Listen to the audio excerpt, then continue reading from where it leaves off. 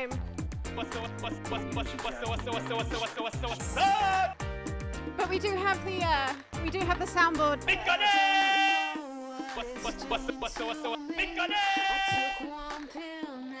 Increase your mic volume a bit.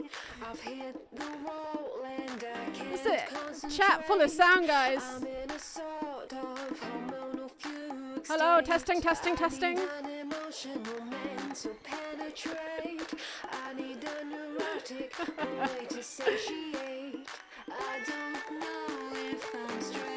Testing, testing, testing, testing, testing, testing, testing, testing.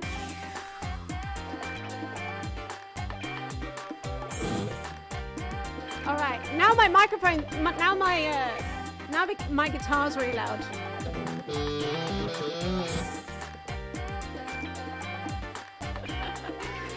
I have to make things so complicated for myself, don't I? I couldn't just do a simple stream on one platform without live guitar, could I? I couldn't just make it easy for myself, could I?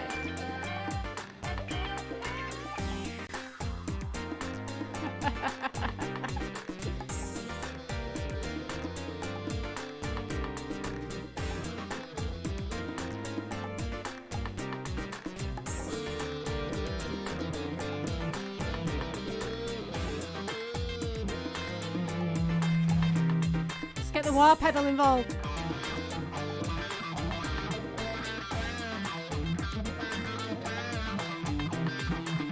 There wasn't gain staging in the savannah. That's true. That's very true. I'm still stuck in cave woman mode. Right, I was meant to do an intro to the stream where I was just jamming along to the track, but we've spent the first 5 minutes sorting out audio levels.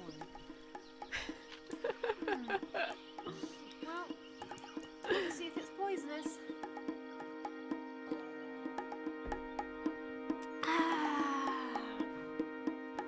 Is Timothy Chalamet in the room with us? Oh yeah, the camera is reversed. I'm not a left-handed guitar player. I am not.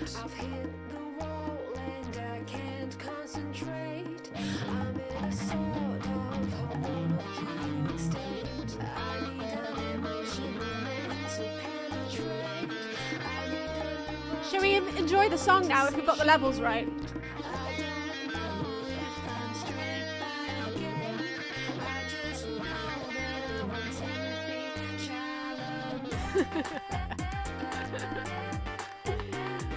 Timothy! Timothy!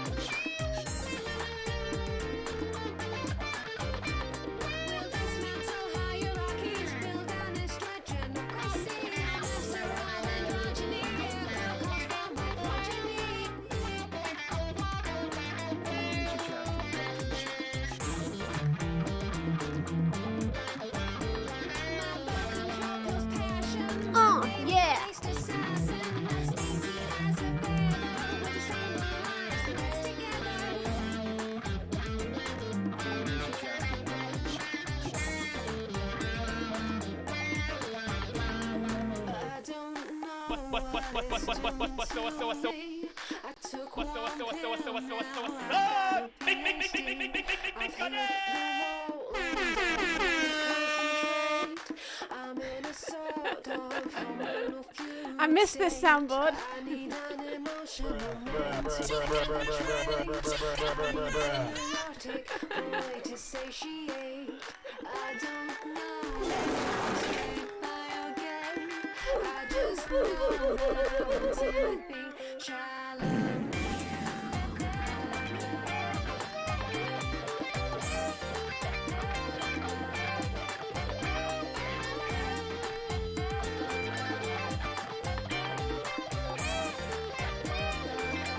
Hey, thank you for the bits.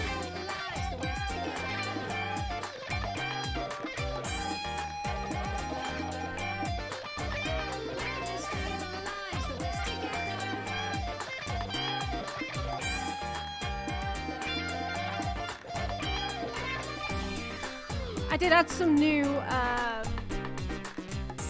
sound bites. My Ableton Push is so full of sound bites at this point. I have to scroll through the pages and pages of sound bites I've got on this thing.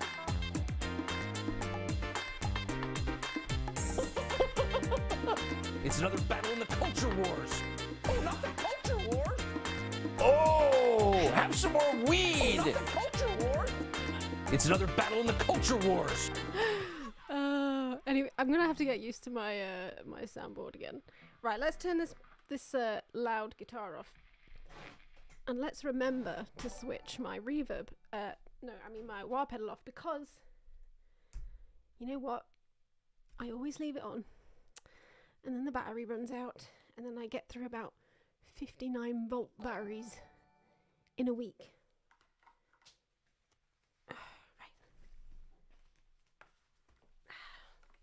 Bear with me a second while I put the guitar down.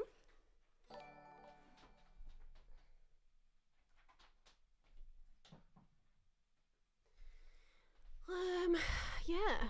How have you all been? Oh, I used to start the stream with a bit of a chat, bit of a chat. I put some new sound bites on my thing, but they're not working. The rat goes like this. I've still got the Jorpy rat though. It's like this for quite a while. The normal rat is like this. That's the normal rat. That's the normal rat. The rats are all like this. Yeah, and you've still got the rat emotes there on Twitch. Oh. Right. Elizabeth Arden cream. My penis was oscillating. Anyone remember that? Matt Berry doing Prince Harry's autobiography. Extremely sensitive. I'm borderline traumatized. I have been trying some home remedies. Elizabeth Arden cream. My mummy used that on her lips. You want me to use that on my... Tadje! Tadje! It works, Harry. Trust me. Oh dear. Anyway. Oh yeah. I was going to start out with a little bit of a... We normally start out with a little bit of chill hop, and just have a little chat. Shall we do it like we did in the good old days when I used to stream like every week? I haven't done a beer pour yet. But I've still got a little bit of this one left.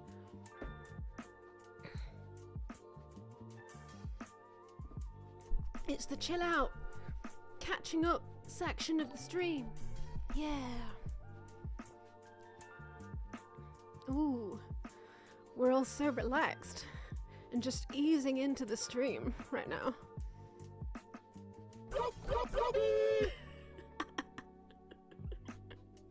Blobby jump scare.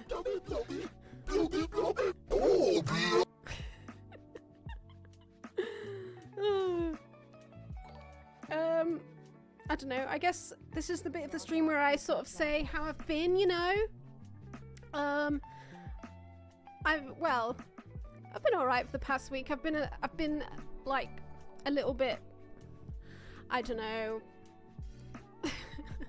in the week after I put a video out, I'm a little bit like, I don't know, anxiety overdrive, and I kind of want to like just sort of cocoon a little bit. But yeah, so I've been hiding away a little bit, but no, I'm feeling a bit more myself now, which is nice. I thought I'd get back into the streaming flow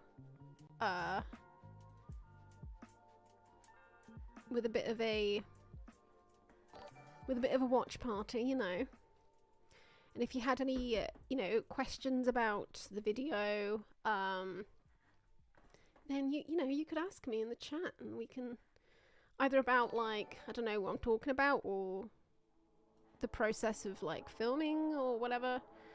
You can sort of like ask me little questions and we can have a little chat, The post-production clarity, yeah. How many seconds are in the video?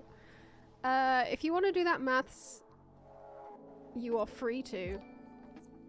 Why is it loading like, why is it buffering like this? See, things are already going wrong. Things are already going wrong.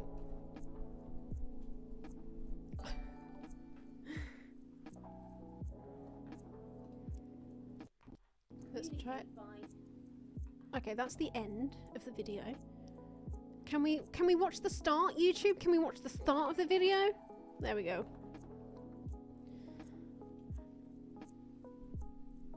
How much beer is in you when you decide what the transitions will be? That is classified information.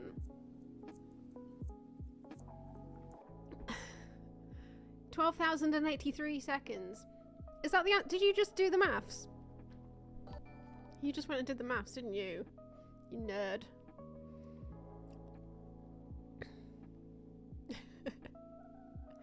Oh, that person says 12,083 seconds. Okay, the scientific consensus seems to be 12,083. Not 12,084.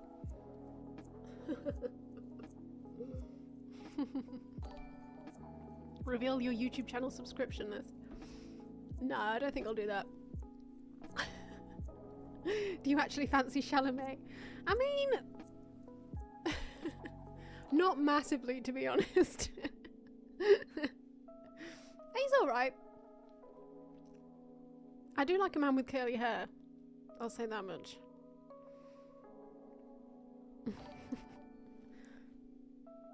Right, I have a beer to pour.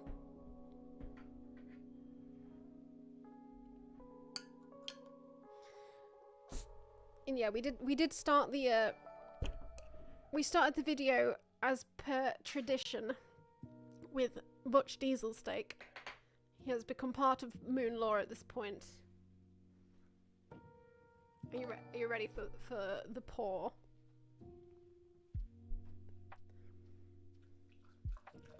Ooh, we've got a Saltaire cassette. I'm not gonna fit all of this in the.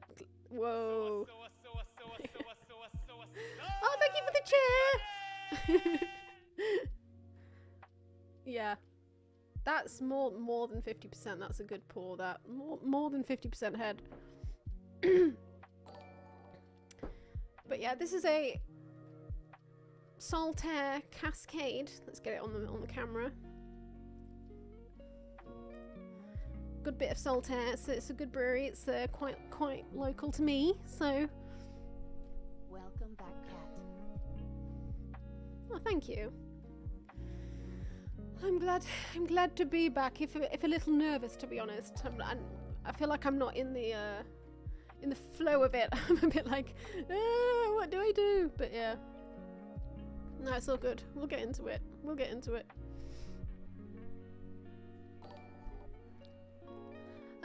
Yeah, I don't know. I don't really have anything else to sort of update with. I've just, well, I could say why I didn't upload for a year.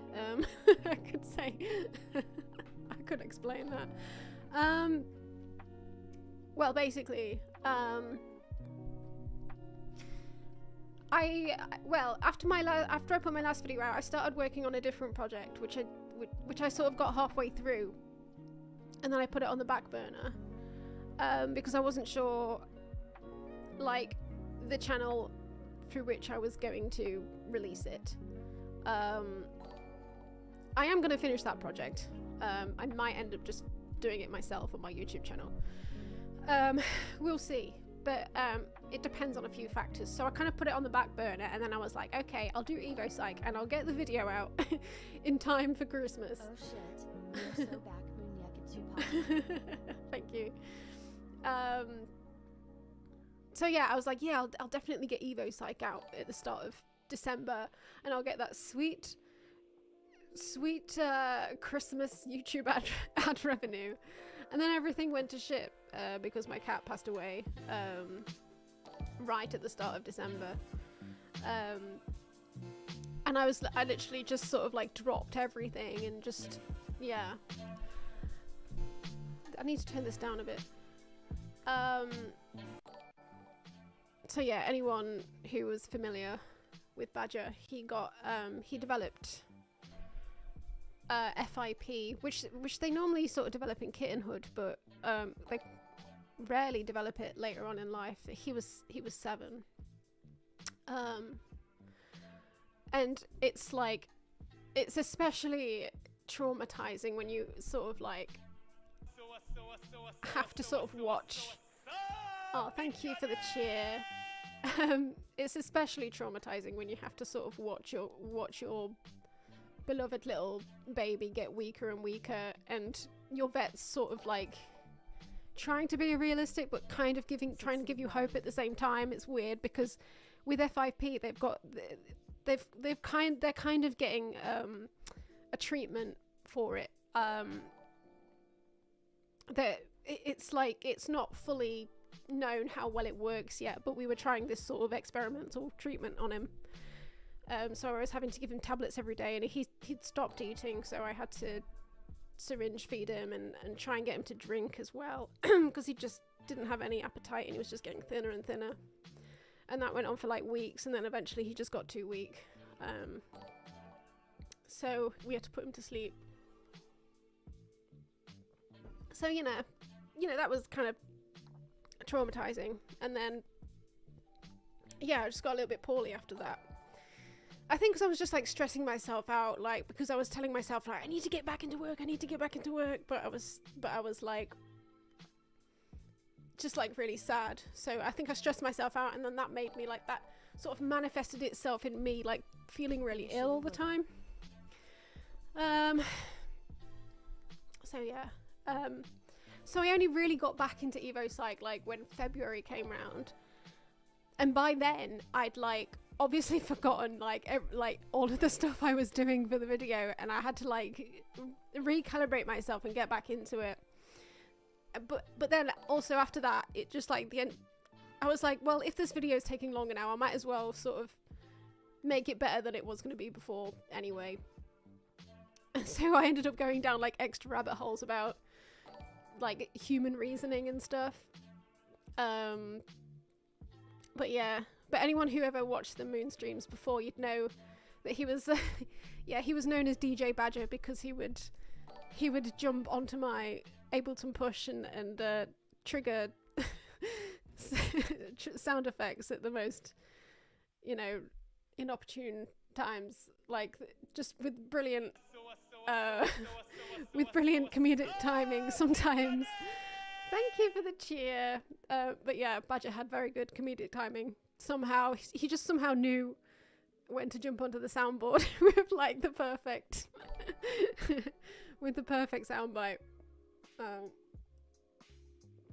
So yeah, cheers to Badger and a wonderful 7 years that he had. He was a rescue boy. So I like to think of it as like, you know, with little rescue kittens, you're giving them a second chance at life, really, aren't you? So I like to think of it like I gave him 7 years that he wouldn't have otherwise had. So yeah.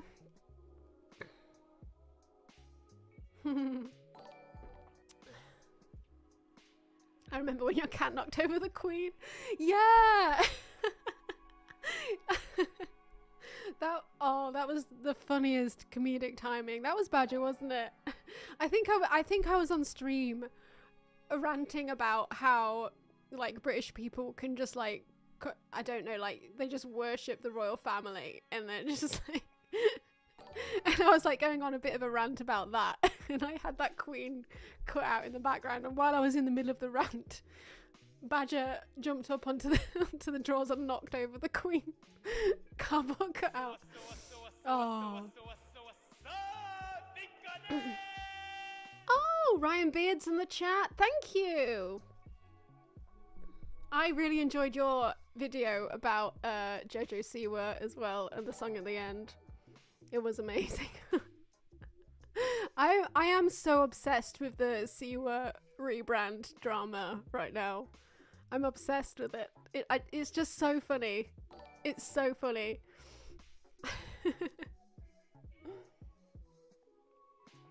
Dumb question, were you British this whole time?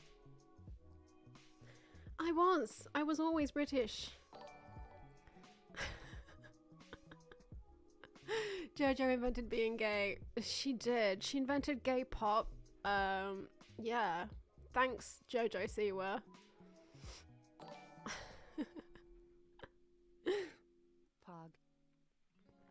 Pog. Anyway, we should get on with the video, otherwise we're literally going to be here all night, but we can chat while we're going through the video. Her new dance move is atrocious. It's hilarious.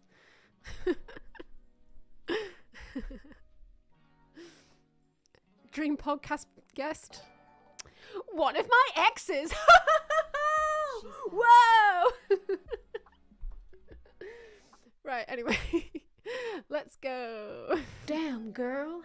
Did it hurt when you fell from the peak of the Gaussian distribution curve of desirable female traits? Your symmetrical features tell me there's a good statistical chance you don't have a tapeworm. When you walked into the room, I could tell you were ovulating by your gait. At this time of the month, my scent receptors are enhanced. I can smell your genetic... I'm going to be dancing to the background tunes. I will say right now, I made all of the music in this apart from like generally the background music. I made all of the music for the title sequences apart from one of them, which I'll point out, but it's the one where I'm like DJing and it's the oh, thanks for the cheer.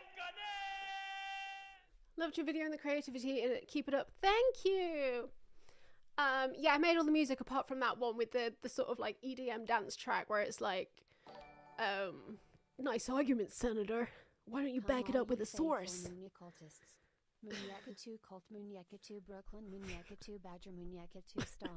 Thanks.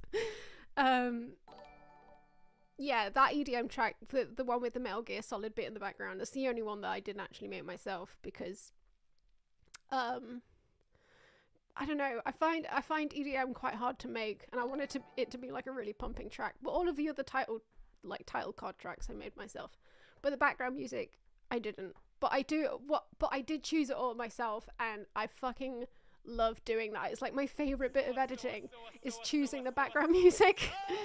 Thank you for the cheer. It's compatible with mine. And your waist to hip ratio is within the range of 0.7 for childbearing, so I know your offspring will likely reach full term, but if we were to do all of the background tunes are from Epidemic Sound. Tonight, what is the statistical probability? Which is a bloody brilliant tool for editors. Like, it's the best library of background music there is out there.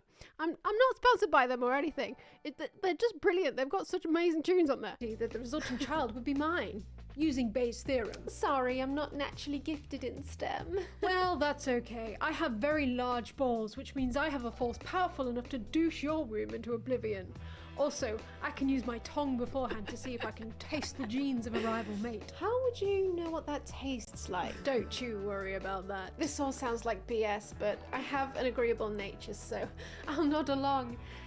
What tax bracket are you in? No, Basic Kevin rate. McLeod. You see, feminism forced me to graduate with a master's. I'm and using now I the wrong earn more door. than you, so I'm gonna go find a mate now with dark triad traits to fuck my problems away, but if you're free to cuckold a child later... God damn it! Any cuckolds in the chat? And I am so nostalgic for the Pleistocene! Those are all real theories of human sexual selection from evolutionary psychology. Welcome to the Mooncat channel, where you follow me down whatever internet rabbit hole I've been falling down recently, and we slowly go insane together. My research process for this video went a little bit like this. This paper is goofy.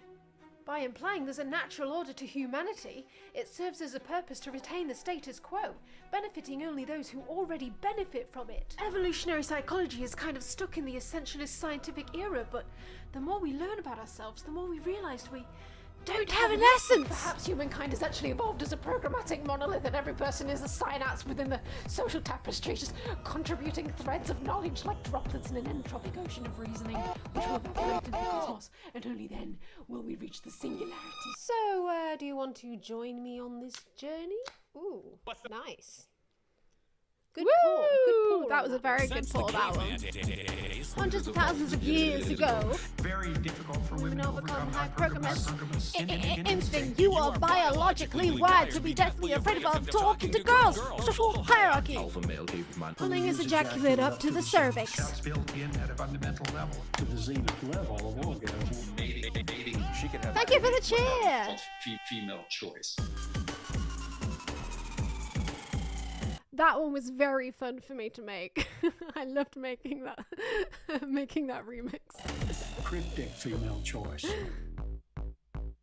We all know a guy who has spent a lot of time online and seems to have biological, scientific backing for all their opinions, all of which happen to be centered around Eurocentric beauty standards, 1950s gender roles, and the economic status quo. And then as soon as you try and challenge them or criticize them, all of a sudden you're stuck in your feelings. You're virtue signaling. You're trying to Stuck be in your politically correct, but feelings. they're just looking at the facts, bro. People seeing culture moving away from a supposed ideal will use varied mechanisms to stop that change. First, they might use the law to restrict I adore the you freedom too, of Philip people Knight. moving away from this sort of norm. But once this technique has been vanquished by the progressives, conservatives Vanquished. may turn to What a word. more psychological Vanquished. manipulation, basically gaslighting the public into believing things have always been this way for a reason. And the final resort of this psychological manipulation is the misleading use of science. Evolutionary psychology is the perfect tool for this. Social hierarchies exist, but it's okay because your rung on the societal ladder was determined by your genes. There's nothing you can. Can you address the allegations you stole the wax statue? Did it actually get stolen? Because the only source of that news that I had was like from, like, you know, that news outlet Pop Crave, but it was called Poo Crave. So I assumed it wasn't real. Did somebody actually steal it? I don't think they did. I think it was fake. can do about it, so accept it. Science itself is in a crisis. Yes, the stream will be here if you decide to go to sleep. Yes, it will be on YouTube forever, probably until the end of time. It's being mistaken for logic and reason, and academics are in a pit of misleading studies, unreplicated studies, publication bias, manipulated data, and outright fraud carried out by their own peers, and they're scrambling around trying to... How long does a video like this take you in total? I'd say in total, this was probably like 5 or 6 months of work in total. Figure out how to fix it, and meanwhile it's being communicated to a public who don't know how to engage with it critically, and this mess is being taken advantage of. Political pundits will use small convenient sections of it as a weapon of truth, and others will use sections of it as a misleading marketing tactic to sell supplements and books. It has never been so lucrative to be a science-backed nutritionist or neuroscientist influencer. Evolutionary psych... Let's look at those thumbnails that I chose. Oh, thank you for the gifted subs! Yeah, this lady, I think she's full of shit. These Zoe people, full of shit. Oh. Distracted by Discord. This guy is one of the quacks that Tony Robbins, he's one of Tony Robbins' favourite quack doctors. He promotes the alkaline diet, I believe. Calories are a total lie. What do you mean by that? Calories, like calories are a thing. They're a thing. They are units of energy in foods and drinks. How, like, what the fuck does that even mean?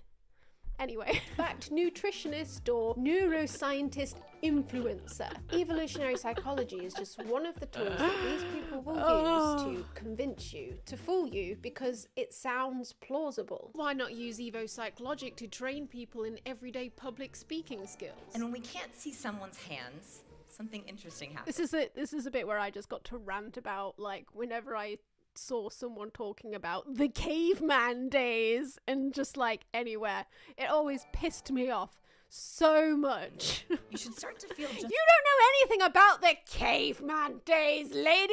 just a little bit uncomfortable. And the reason for that is because when you can't see my hands, you wonder, what is she doing back there? Because if we were approached by a stranger caveman, the first place we looked was the hands Of to see course. if they were carrying Of a rock or a course. spear.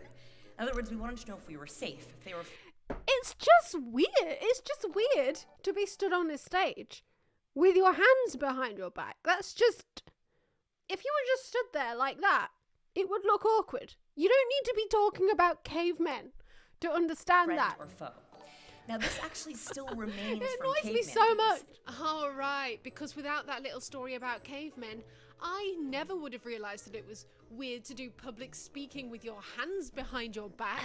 That's what I've been doing wrong the entire time. Wow, thanks, cavemen. Now, this is actually a good thing. As humans, this keeps us safe. Dr. But yeah, this is a TEDx talk. But to be honest, though, I don't think it matters. I don't think it matters whether it's a TED talk or a TEDx talk. I think it's just as likely you're gonna get some fucking person on there that's like talking absolute pseudo-scientific bullshit. To be honest. Now, this is actually a good thing. As humans, this keeps us safe. Dr. Paul Ekman has Oh studied God, something. no, he's haunting me. Ekman! Why not use evolutionary psychology to train your dog? You know, you're a caveman back in the caveman days. You think cavemen were hanging out, worrying about clickers? No, they would just get their dogs down and I mean, where's he getting this knowledge from?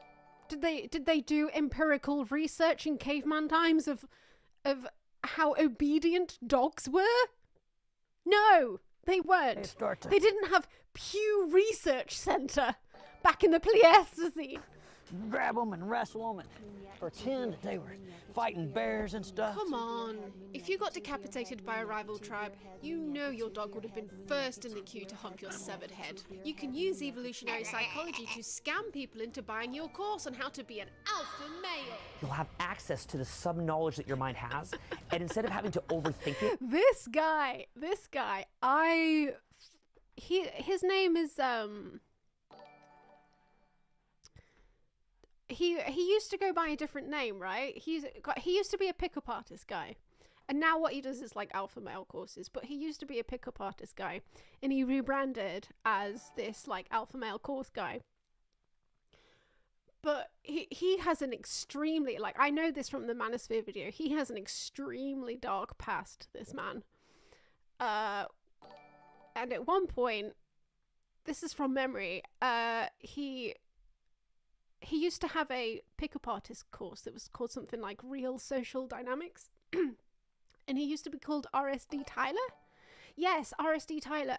And there was literally like this thing where he basically would boast about forcing women into sex. But that was what he would do, and it would like really impress the other guys on his pickup course that he would essentially boast about doing that. So yeah, dark past, dark guy, yeah. And instead of being dragged around by your emotions, you're going to make decisions and speak from presence. Really what we're accessing here, in my opinion, is what a caveman would have accessed when hunting down a fucking woolly mammoth. Yabba dabba fucking do! Or if you've ever cursed your irises with Naked Attraction, a British dating show in which participants do dating but backwards and are subjected to the genitals of their prospective mate, then their torso before... I was wondering in the edit what to like censor this part with, and I just thought the best emoji to censor the vaginas with was tacos. I don't know. Or revealing their personality. Rounds are interspersed with what the latest studies have told us about what humans find attractive, because we can't make up our own minds. Anyone not British in the chat who knows about this wonderful part of British culture? No, science will tell us what we like. Famous curvy figure. Kieran's among the 81% of men who crave a curvy figure. And women with this ideal waist-to-hip ratio are found to have a lower risk of disease, be more likely to conceive, and even bear more intelligent offspring. I don't know, if you're looking to mix genes with a guy that you met on a dating show because he wanted to see your genitals before he saw your face, Perhaps neither of you are giving yourselves the best chances of conceiving a child who will join Mensa. Anthropologist Helen Fisher studies how our bodies and brains have evolved so that... I like to call these little sections my screen wipe sections. They're inspired by Charlie Brooker. Boy meets girl. They find that men react differently to women. Men are turned on visually. For women, the ideal mate is more than just a source of fertile sperm. Oh, really? Well, what if all I want is a source of fertile sperm that I don't ever have to speak to? Ever. Good paw. Never underestimate the wants and desires of a woman in her ape era. She seeks the more intangible characteristics, such as reliability, loyalty, kindness, that suggest a good husband and a good father for her children. I'm not looking for a father. That whole like what's sexy documentary. You might have noticed I got so much just like material out of that one video, the Naked Science What's Sexy documentary. It's just so fucking stupid. It's just so full of pseudoscience the whole way through. How many views does it have? Let's have a look. I don't even know. Naked Science.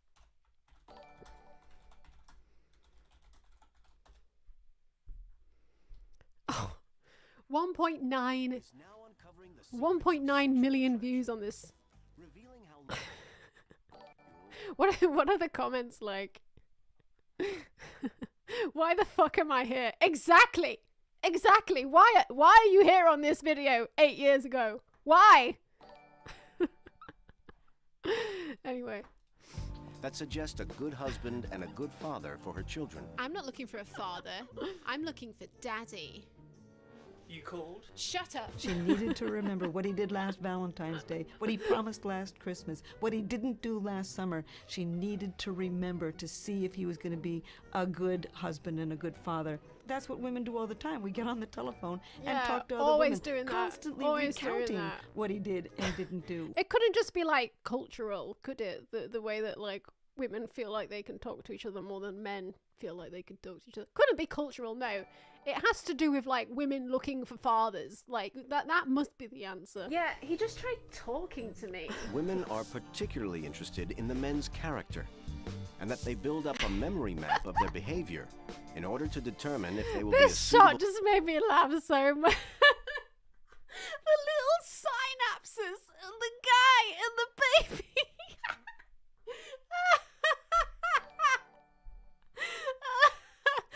And I just had to make my own version of it. Oops, I full screened it. Father to their children. What do you want for dinner? I bought us some pizzas from Sainsbury's earlier, and I got us some beer. I also fed the cat. Yeah.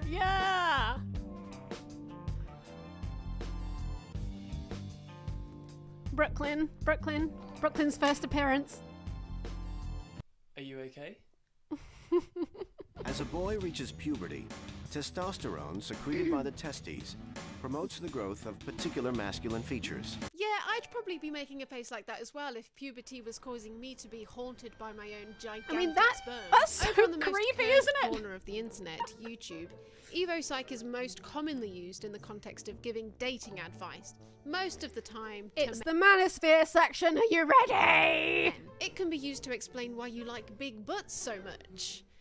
It's because you're thinking about your potentially sexy daughters. Studies show that women with lower waist to hip ratio are more likely to bear daughters. This video is just great. The whole video is like, this whole video is like an hour long, I think.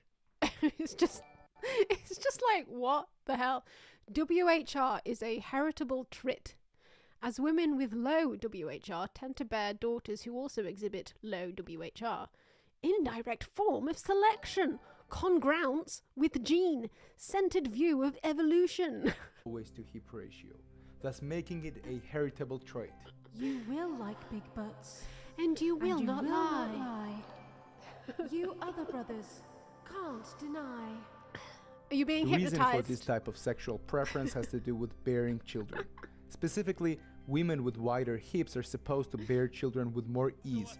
When a girl walks in, thank you for the cheer. Waist and around Gliderino, thank you. Further, females with 45-degree curvature would have had the advantage in foraging during pregnancy. As such, body This type... is like the biggest fucking reach for like big butts. Like, if she had a big butt, it means that in caveman times, she was less likely to suffer from spinal injuries when foraging.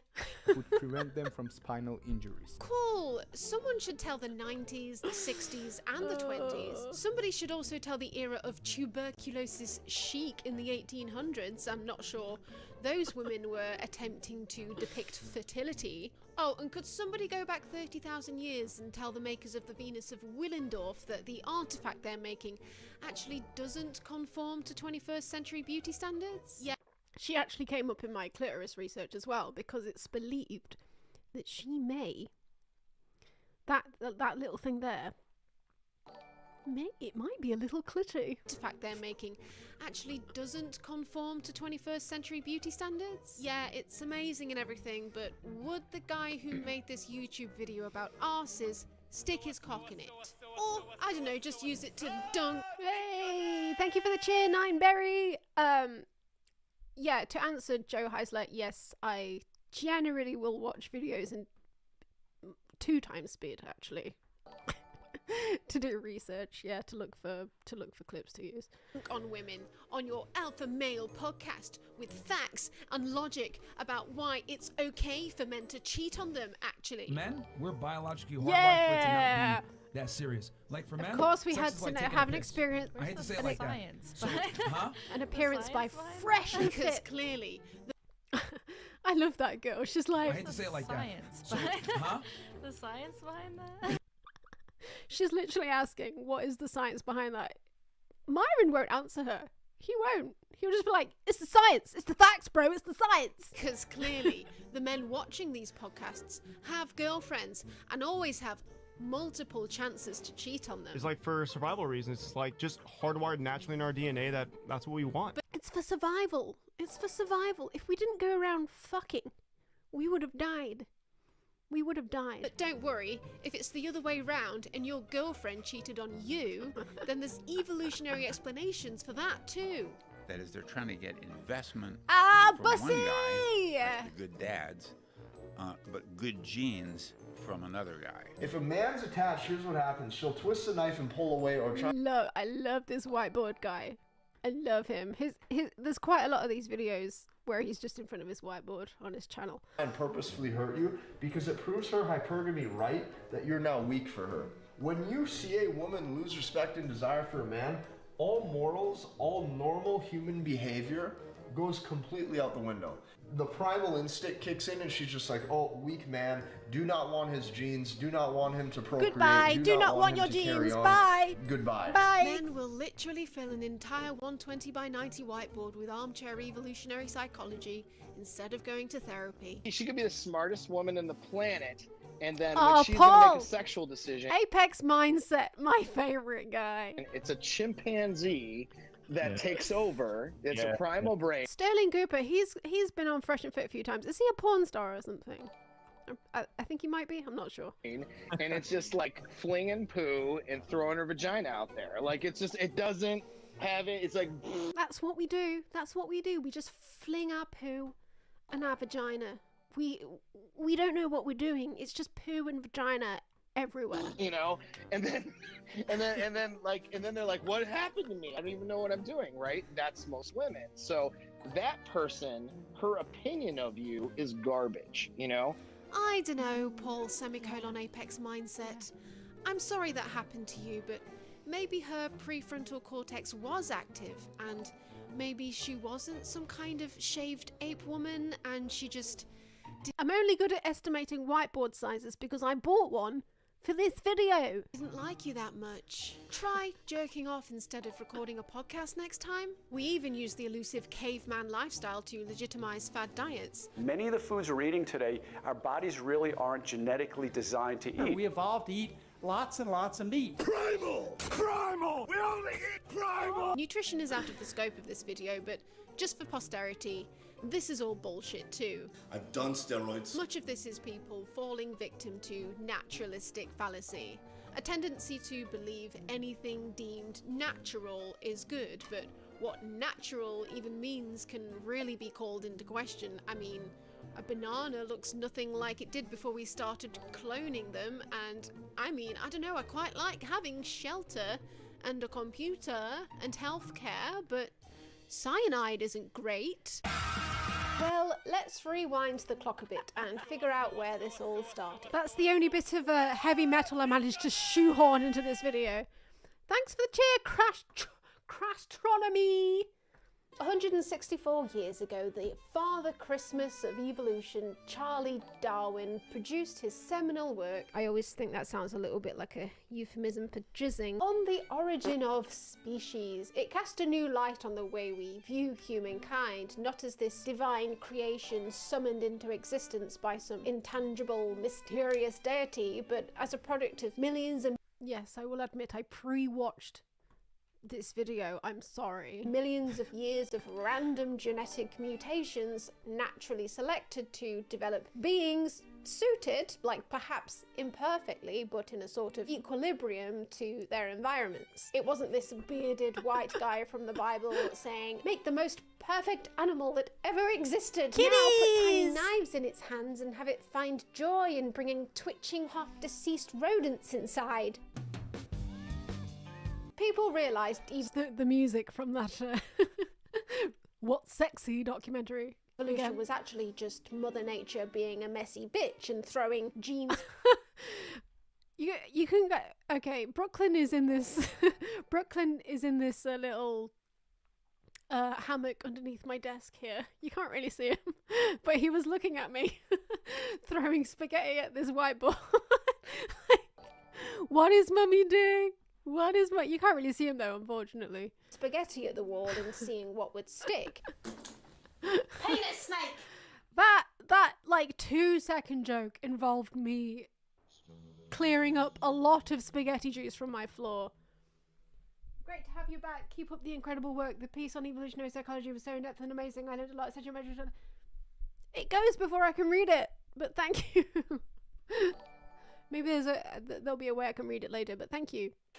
And this was a pretty mind-blowing revelation for a lot of people, especially the ones who really liked the God Dude. They really wanted to believe, for some reason, that the God Dude that they pray to every night was the same guy who thought up this penis snake. But in the world of evolutionary psychology, in a way, the belief in a deity has sort of returned, but not in the form of a god, but rather an almost godlike perspective of Darwinian evolution, which I, in part, blame Richard Dawkins for. That thing in her mind that's always looking for the alpha, it can't ever turn off. It's an evolution. Do you understand what I'm saying? It is primary for her genetics. If you guys ever read The Selfish Gene by Richard Dawkins, it is primary for her genetics, her genes to... That scene has you howling with laughter. What, the spaghetti scene? If it's a spaghetti scene, then that means it was worth it, me having to clean all of that spaghetti juice off of my floor afterwards. Pass themselves along. It's a weird sort of one step up from creationism, this belief that our brains developed alongside the rest of our bodies in this sort of perfect utilitarian manner, which allows us to pass our genes to the next generation for 3 solid minutes way imaginable. Like we're all driverless meatbags programmed by our gonads, and there's this little guy in there at the controls just dictating our every move. Like, don't date that guy, he's low value. How will he support my eggs? Don't date her, her waist to hip ratio is 3 percentage points out. This means she won't be able to cultivate the genes in my spermatozoa to the optimum efficiency. Evolutionary psychology bases its assumptions on the theory that our base traits... I'm glad you all found the spaghetti penis snake bit funny.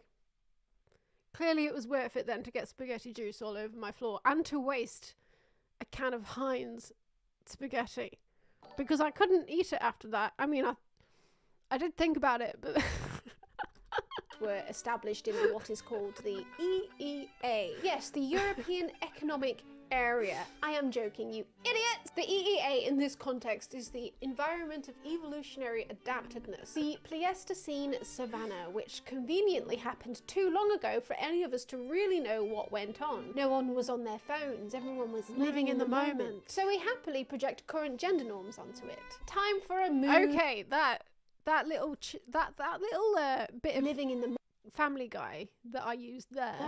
So we happily project current gender norms on. Like the comments on that Family Guy clip that I used are wild. I will show you. Hang on. Family Guy. Caveman. Like the comments on it are like full of just like misogynistic guys just like thinking that this is an actual real thing that happened.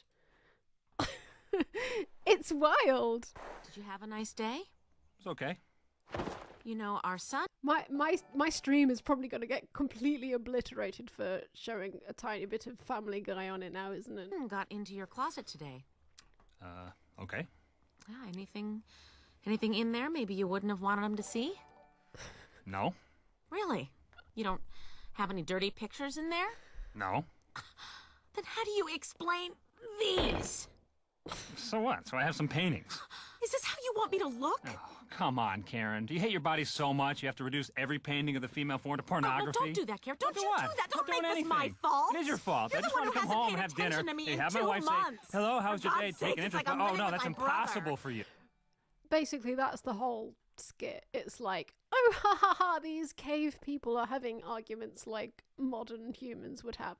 But the comments are like, oh, hi, Zachap. Thanks for the raid. The comments on this video are wild because like it's basically just like full of incels that were like, oh yeah, this is how women act, isn't it? It's insane. Like,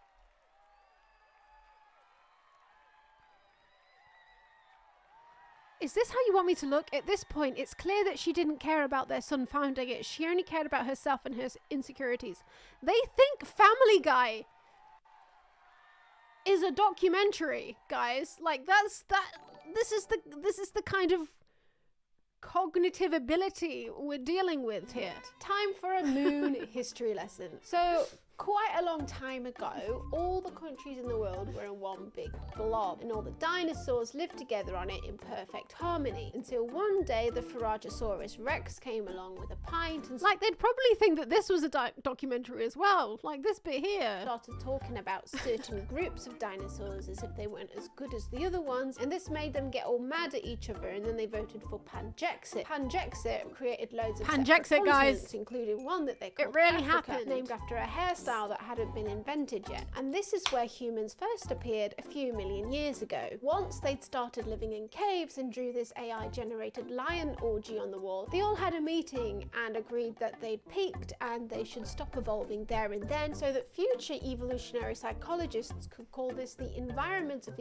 evolutionary adaptedness to make their jobs a lot easier to do. The hypotheses that evolutionary psychologists formulate tend to reveal more about the person look at that. the hypothesizing than about actual humanity. Most evolutionary psychologists hide behind their Google Scholar pages, 70%. racking up citations in a perpetual circle Mario! with other evolutionary psychologists, but some professors just love the spotlight. Me? Oh man, we're about to get into Jeffrey Miller. Okay, but I need to pee.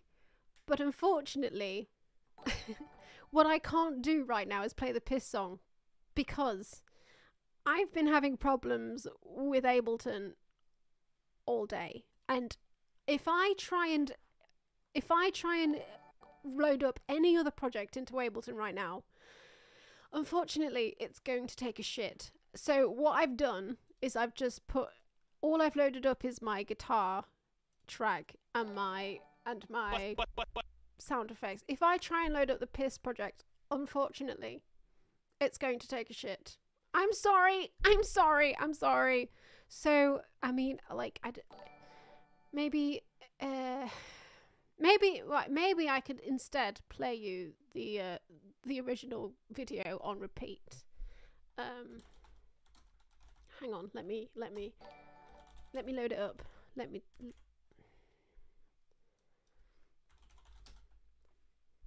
I'll load you up the original video and I'll put it on repeat. Okay. There we go. Loop. There we go. I can't talk right now. I'm making piss.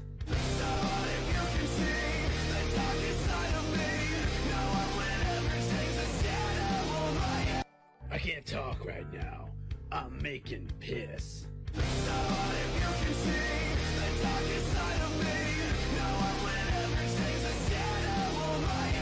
I can't talk right now. I'm making piss.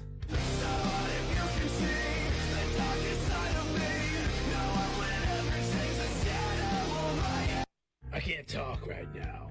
I'm making piss.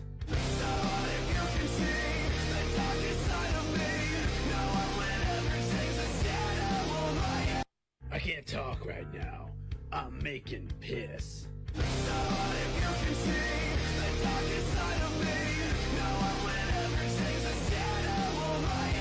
I can't talk right now. I'm making piss.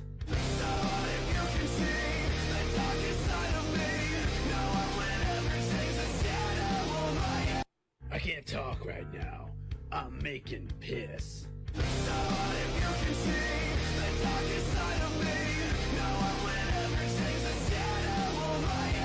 I can't talk right now. I'm making piss.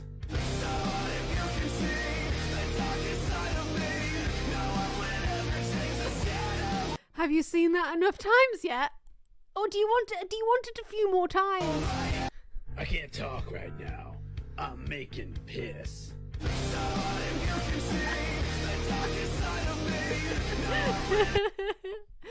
Okay, anyway, let's carry on. It's Jeffrey Miller time, baby! Jeffrey Miller, he'll appear in your documentary leaning up against his F-150, exhibiting his accumulated resources. Right, is that... I wasn't even sure when I made this that was a Ford F-150. Is it actually an F-150? Documentary leaning up against his F-150, exhibiting his accumulated resources for the ladies. Jeffrey appears a relatively meek, soft-spoken man in interviews, which is not what you expect when your first exposure to his viewpoints is via his Twitter feed, on which he goes by the name @PrimalPolly, which just conjures up images of a Neanderthal Zeus surrounded by ovulating cave Primal women Polly, lining up for baby! a drop of his prime genetic material. The funny thing about sexual selection is it's a very powerful evolutionary process, but it's not blind, dumb natural selection. It's driven by our tastes, our pleasure. Hundreds of thousands of years ago, humans started selecting It's a Ford Explorer. Is that an F-150? I don't know. partners who were more intelligent. Explorer is built on the F-150 frame, that model. You know what though?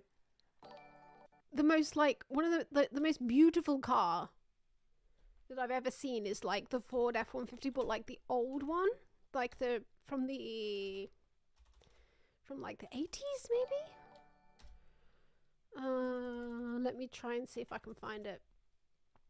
Or is it from the 70s? Like, this is the most beautiful car, in my opinion. In my opinion, is this. I just fucking love that shit. Oh, I would never buy it, but I don't need a pickup truck for anything, but I just think it's very beautiful aesthetically. Anyway. As a result, intelligence began to grow in our species. He spends what seems to be most of his waking hours on Twitter.com just pissing out the hottest takes. He thinks that contraception is the root of all evil and everyone trying to eradicate ableism, eugenics, and I was actually expecting some communication from Jeffrey Miller when I made this video because he's so active on Twitter constantly. But you know what? I have not had a peep. I have not had a peep from Mr. Miller, who I have had quite a few peeps from is Diana, his wife, who we'll get to in a second. I have had quite a few peeps from her, but not a single peep from Jeffrey. And racism from science is a woke ideologue, and he thinks there should be a YouTube channel. Oh, sorry, do you want subtitles on? I'll put subtitles on. That teaches feminine beauty tips to young men, not in the name of diversity and challenging fashion norms, no, but actually, so when a man goes on a date with a woman, he can judge how long she took to get ready for the date. Then he can know whether the look is smart and classy or not. Jeffrey seems to think he's the originator of the Manosphere. Ah, Chrissy! Since he was the one talking about the hypergamous nature of women 20 years ago, and he hated women before it was cool, but says it's since run amok with his ideas. He thinks that the red pill is now in its rebellious teenage years, just tacking on extra beliefs like semen retention and making women the enemy. It was strange to see like second and third hand ideas from like I'm just vibing to this background music. I love this track. My early work getting kind of recycled into Manosphere, like wisdom or good advice or often bad advice, and then get into arguments with Manosphere guys who are like, Miller, you don't understand human sex. Chris Williamson, like, also, he's so fucking close to the camera in like every podcast. Like, why? Why, well, he isn't even that close on this one, but on other ones that I use later on in the video, he's like it's so intense. Sexual dynamics at all. And this is my fucking work. But you see, lovely meek Jeffrey believes that men should follow their natural, evolved desires. Oh, somebody asked what the beer is. It's Beavertown Neck Oil. That will be all I will be drinking for the rest of the night because they had an offer on at Sainsbury's for like a whole box of neck oil for a certain amount, so I didn't get a variety. I got an entire box of neck oil, so it's only going to be neck oil. But in a way that respects women. Aw, thanks, Jeffrey. Getting in touch with your sexuality, your sexual desires, the ways that you view women, trying to make those It is a good beer though. both consistent with your evolved desires, but also kind of find your ethical path. I don't know, Jeffrey, why don't you allow your eyes to live consistency with their evolved desires? I was supposed to say consistently then, and I said consistency by accident, and I'm so annoyed at myself. I fucked up the line, but I was like, fuck it. Why do they have that woke glass over them distort? Thank you for the donation. Can you please turn on subtitles? I did. Do the donations take a while to come through? Because I did a while ago. Well, maybe like 2 minutes ago.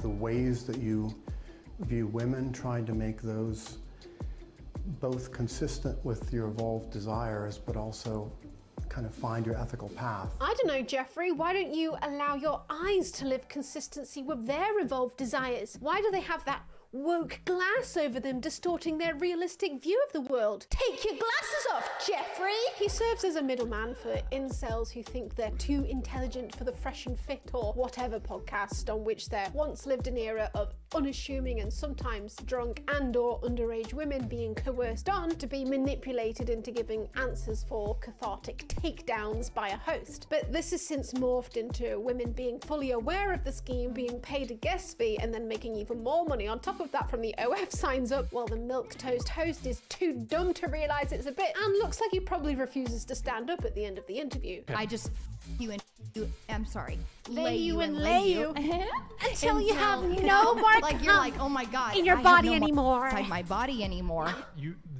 But with Jeffrey, that girl, she's clearly doing a bit. It's quite funny, but like, I think she has another bit where she says that she's like a reformed. I think she says that she's a reformed Christian now or something. Like she says that, like, I don't know. Basically, everything she does is to get attention because it makes her money. Like, you know, you do your thing, girl. I mean, like, if you're only grifting like Manosphere incel idiots, then you go for it, girl. Oh my god, I have no more inside my body anymore.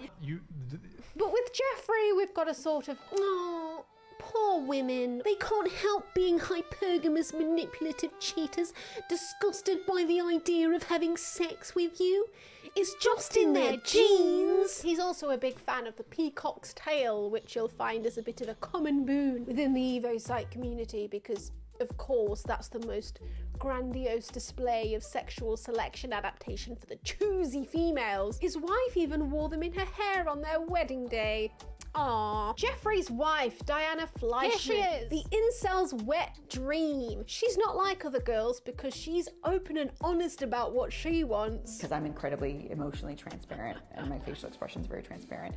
And it doesn't bother me to say exactly what I want. I think many women don't want to say exactly what they want because part of the Q investment that they're looking for is for somebody to use enough cognitive cycles. That's exactly why. That's why women are so mysterious. Thank you for the donation, Zoctol. Can you please turn on the subtitle? You're doing this on purpose now, aren't you? You're doing this on purpose.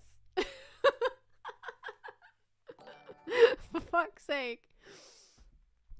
What was I talking about? I can't remember. Yeah, she's saying that women, all they do is they manipulate men into showing cues for them to make sure that they're viable mates, and that's why they don't say what they're thinking, because they want the man to show that he has sufficient cognitive abilities to work out what the woman is doing. So that's why we're manipulative and we don't say what we want. Okay? To guess what they want. She believes Jeffrey is a high-status male and feels that it would be selfish of her to keep him to herself, so she decides to let other women enjoy his high-status fruits. I think Jeffrey is wonderful, so in some sense I would feel... I'm surprised she's even allowed to speak. Well, the thing is, like, I think Jeffrey used to be even more misogynistic than he is now, because I actually have one of his older books, which is called The Mating Mind, which is like a Bible. Like, it's very big and long. I haven't read it all, but... Glad you're back. Thank you. But it's on my coffee table. I've read bits of it, but, like, one of the things that he says in his book, The Mating Mind, is that one of his paradoxes that he can't work out is why women have an equal G factor to men, which, if you don't know what a G factor is, it's basically like this new way of them measuring for intelligence. It's stupid, but but basically, like, within his framework of theory, it doesn't make sense that women are as intelligent as men. So it's a paradox for him to work out why women are as intelligent as men. Like, because within his framework of theory, women should just be dumb because men are the ones who are having to show the women that they're intelligent for mate selection. So in his worldview, women should be stupid, so he can't work out why women have, like, equal G factor as men. But he's since moved on from that theory, and now he realizes why women are intelligent. He now realizes that women are intelligent because men are looking for women who are clever enough to bring up kids, and you can't do that if you don't have intelligence. So that's why. Guilty monopolizing him entirely, and it's actually very much the kind of utilitarian reasons that I think about it, and most people would not think about things that way. I must be towards one of the more extreme ends of the Gaussian distribution when the x-axis is labelled female innate propensity to view Jeffrey Miller as high-value mate, but each to their own. Someone else can have my slice of the Jeffrey pie.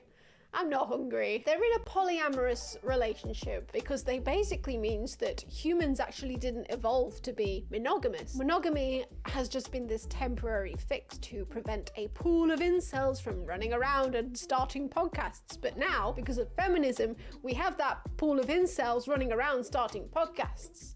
And they talk about this a lot on podcasts. Now, I've got nothing against polyamory between consenting parties, although Jeffrey and Diana seem to be doing it because they want to accelerate human evolution by allowing men, like Jeffrey with his prime genetics to impregnate multiple women. So if polyamory were the norm, this would supposedly reintroduce sexual competition and increase the genes in the pool that are highly desirable for sexual selection, which is the cringiest reason we have to breed a population of Jeffreys to be in a polycule. Like, at least join one because you're running a global crypto Ponzi scheme from a penthouse in the Bahamas and you've got money coming out of your ass, so you're bored. Yeah, you're happy Who could I have been talking about?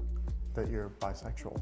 Yeah, it helps a lot that I'm bisexual. They are the literal embodiment of, hey, my wife and I saw you from across the bar and we really dig your vibe. Can we buy you a drink? Would you like to become a data point in our study on the effects of polyamory within a socioeconomic context? Jeffrey's favourite area to discuss is sex differences, a subject on which he has written multiple books, including The Mating Mind, Spent, and Mate, Become the Man Women Want, a book which he wrote with Tucker Max. Remember that guy who made that awful film, I Hope They Serve Beer in Hell? Based on a book of true stories he wrote about his boozed up escapades and having sexual encounters with women that teeter on the edge of... Oh my god. Don't tell me to turn off the subtitles now. Consent. Talking to the turtles.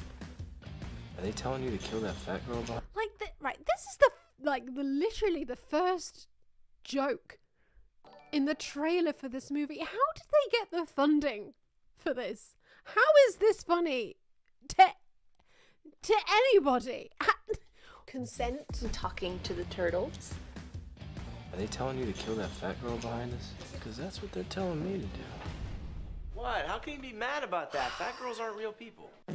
You can credit the founding and legitimization of the entire field of evolutionary psychology to John Tooby and his wife Leda Cosmides. John Tooby passed away last year, passing on the baton to Dr. David Buss, someone I touched on quickly in my Manosphere video. He has written multiple books about what he contends are the ingrained differences between the male and female mind, offering the supposed evolutionary framework backing up every unhinged r/red pill post in existence, something which without fail gets him invited to regular appearances on the 3-hour Brocast Circle. Can you turn on and turn off the subtitles at random? For fuck's sake! Jerk. What I call the mate switching hypothesis. The mate switching hypothesis. The mate switching hypothesis. Mate switching hypothesis. But of course, it's not only sex differences that EvoPsych deals with. It's also sometimes, race differences. Thankfully, this side of evolutionary psychology remains mostly pushed to the fringes of political discourse nowadays. The ones who still believe its claims are at most not openly discussing this in public, and I'd like it to stay that way. So I'm going to be focusing mostly on sexual selection theories and gender differences in psychology, as that's in the mainstream, but the way that I tie this all up in the end is pretty much gonna be blowing it all out of the water. Destroyed! Yeah, this girl's for the streets. I got the receipts. I break in the sheets. I left a print too. I should probably put subtitles on for this little bit here. I quite like my lyrics for this one, but I don't know if they're that audible. All up in the end is pretty much gonna be blowing it all out of the water. Destroyed! Yeah, this girl's for the streets. I got the receipts. A freak in the sheets. I left a print toothpick. She do what she wanna. Savannah Explorer. She hot like a sauna. She hot a megaphona. I didn't want to satisfy my lizard cave woman brain ravenous for confirmation bias and flies, so I started to delve into some articles in defense of evolutionary psychology.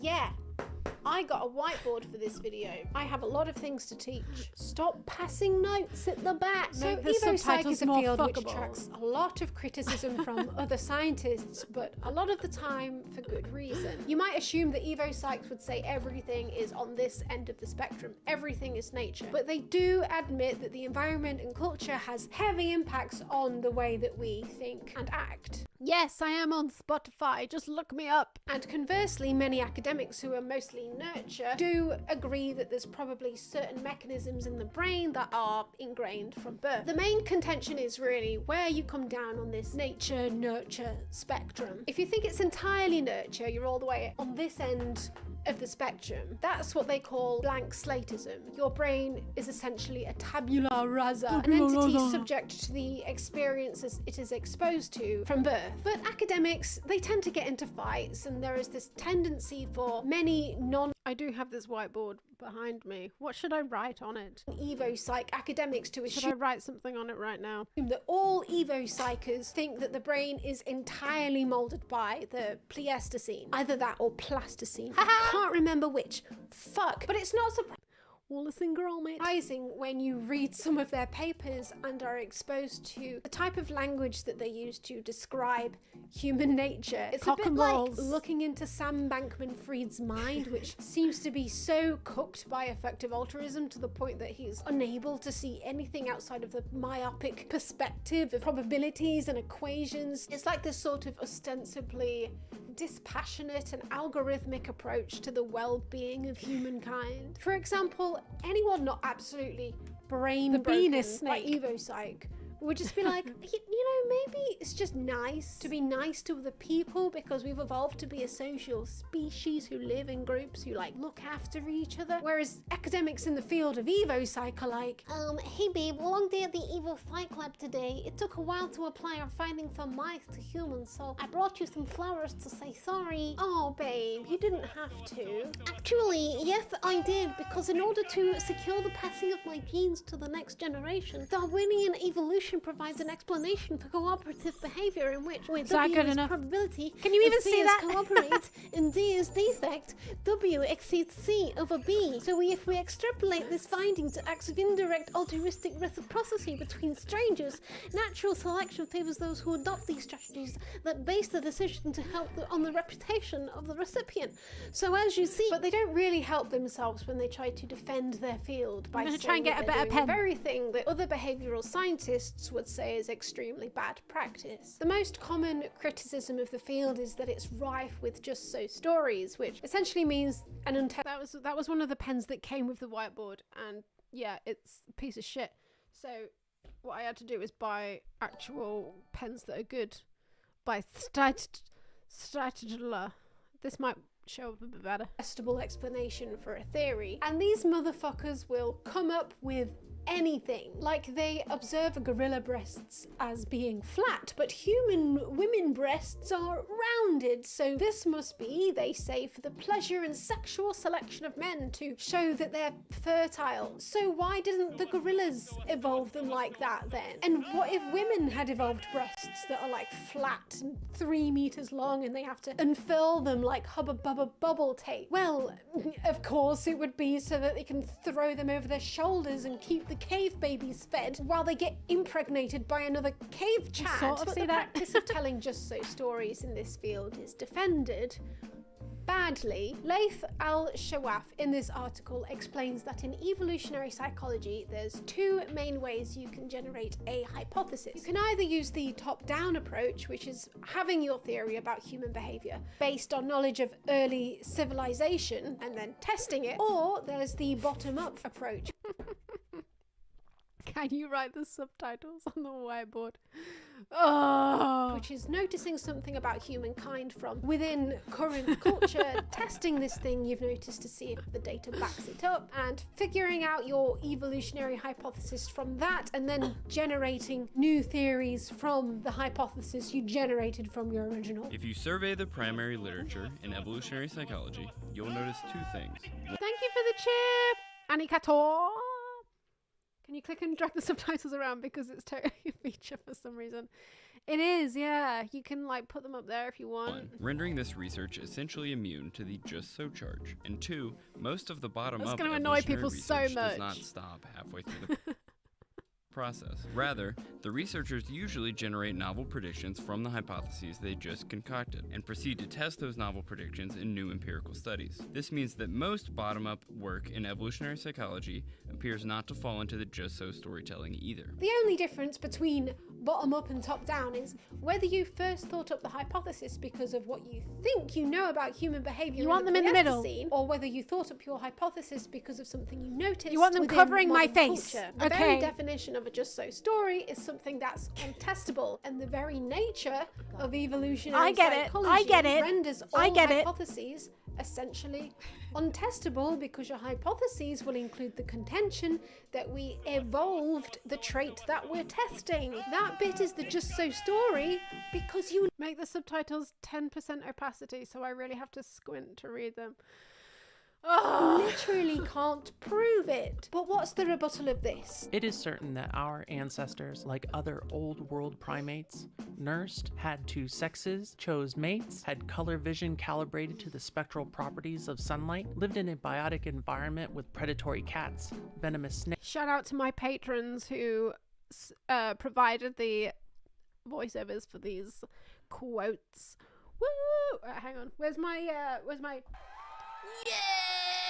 Snakes and spiders were predated on, bled when wounded, were incapacitated from injuries, were vulnerable to a large variety of parasites and pathogens, and had deleterious recessives, rendering them subject to inbreeding depression if they mated with siblings. I mean, this is true, but it's also true of most mammals. It's simply not enough knowledge for us to make the kinds of connections evolutionary psychology makes between its evolutionary predictions and the data it finds. The just so story is when the hypothesis connects the data gathered to something about early humankind that we don't know and will never know, such as how they chose their mates based on behavioral traits or how they actively avoided pathogens, if they even did, because it might just have been pure luck. A large part of evolutionary psychology is focused on discourse, because there is a belief that it actually underlies a lot of our political affiliations and biases, i.e. you're more likely to be conservative if you're more susceptible to disgust and sensitive to potential pathogens, like there is this propensity to avoid foreigners because of the risk of disease. But the science isn't Make even America settled on great that. again. I mean, this study revealed that the feelings of disgust and recognition of others' disgust doesn't start happening until about 5 years of age, meaning it may well be learned. And I mean, have you ever seen a baby piss in its own mouth?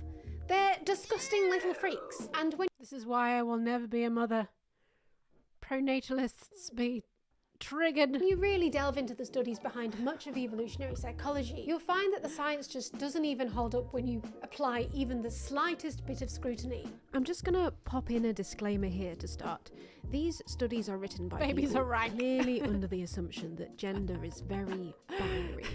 I realise that this is not the case, and I will be talking about that more later in the video. I just didn't want you to think Thank you, throughout the whole thing that NB I think Femfairy. that way.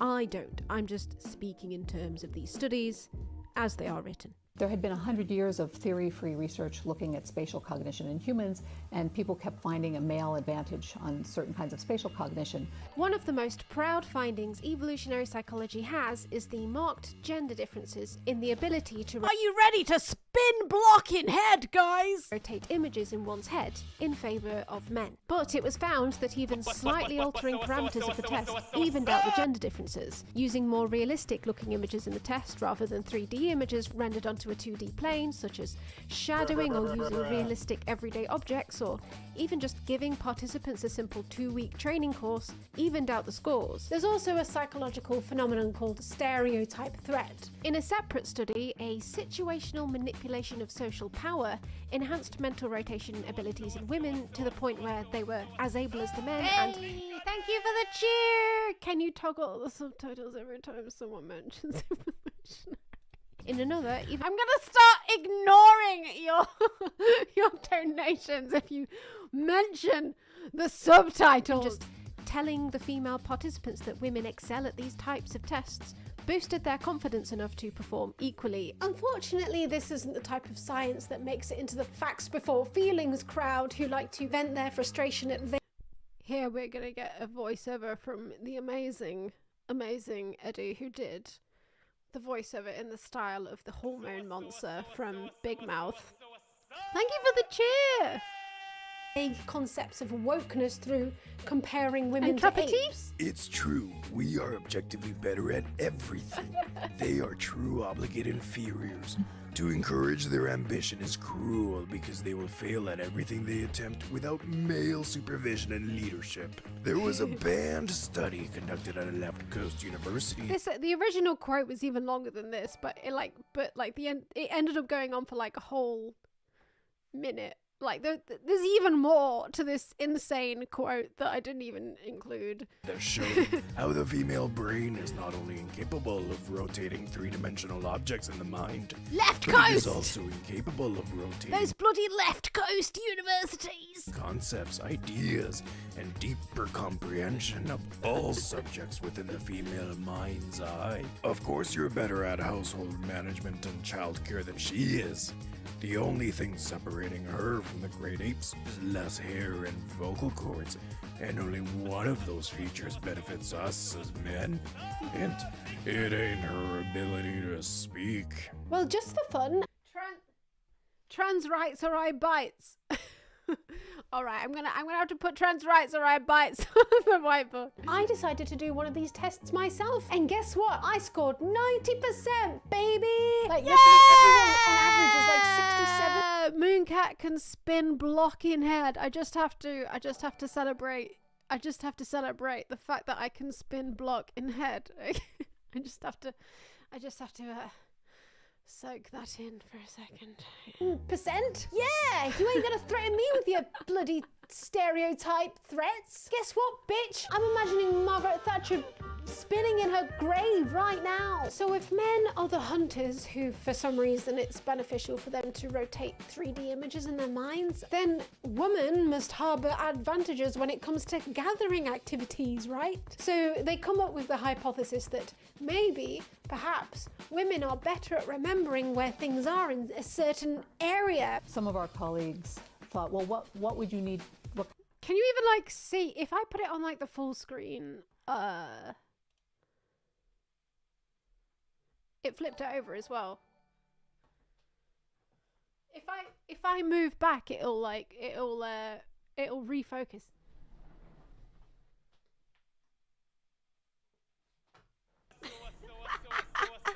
I've also got some old elements on this screen that I need to mute. Wait, how do I hang on a minute. Wait. Yeah, I need to get rid of that. That was from the last screen. That was from the last stream I did where I was drinking wine and then chat somehow convinced me to put the wine into a blender with baked beans. Never again.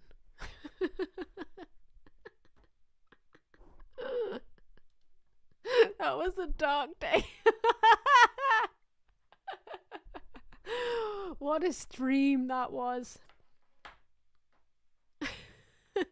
Anyway, let's carry on. What kind of spatial cognition would you need to be a good gatherer? And they said, well, you need to remember where things are in a complex array. You need to be able to, plants don't get up and move around, but they might not be fruiting now, they might be fruiting later, so you want to remember that, you want to be able to go straight to one of those patches and so on.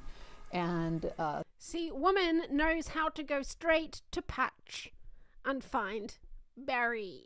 Through a series of experiments, right from the beginning, they found the first female advantage that any psychologist had found in spatial cognition. Gotta remember where those poisonous berries are and tell our mates about it. Remember the meta report? Gatherers have to walk around and figure out where the berries are, where the food is, everything else.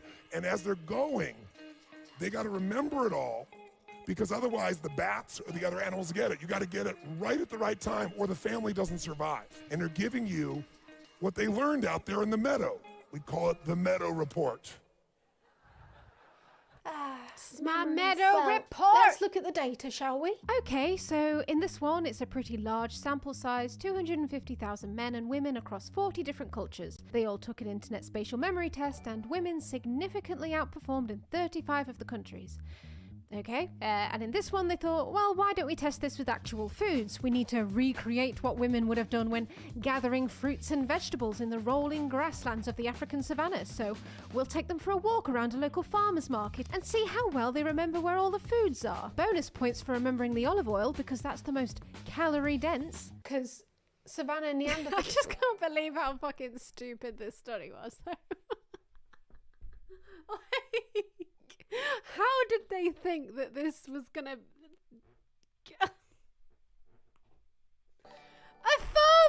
supermarket. And if they remember the olive oil better, that makes sense because they remember the calorie-dense foods more. Those knew how to make olive oil and bottle. Why is science like this? Why are we funding this? Well, they did find that women outperformed on that one. Okay, well, we don't want to look at just these two studies, so we'll look at another.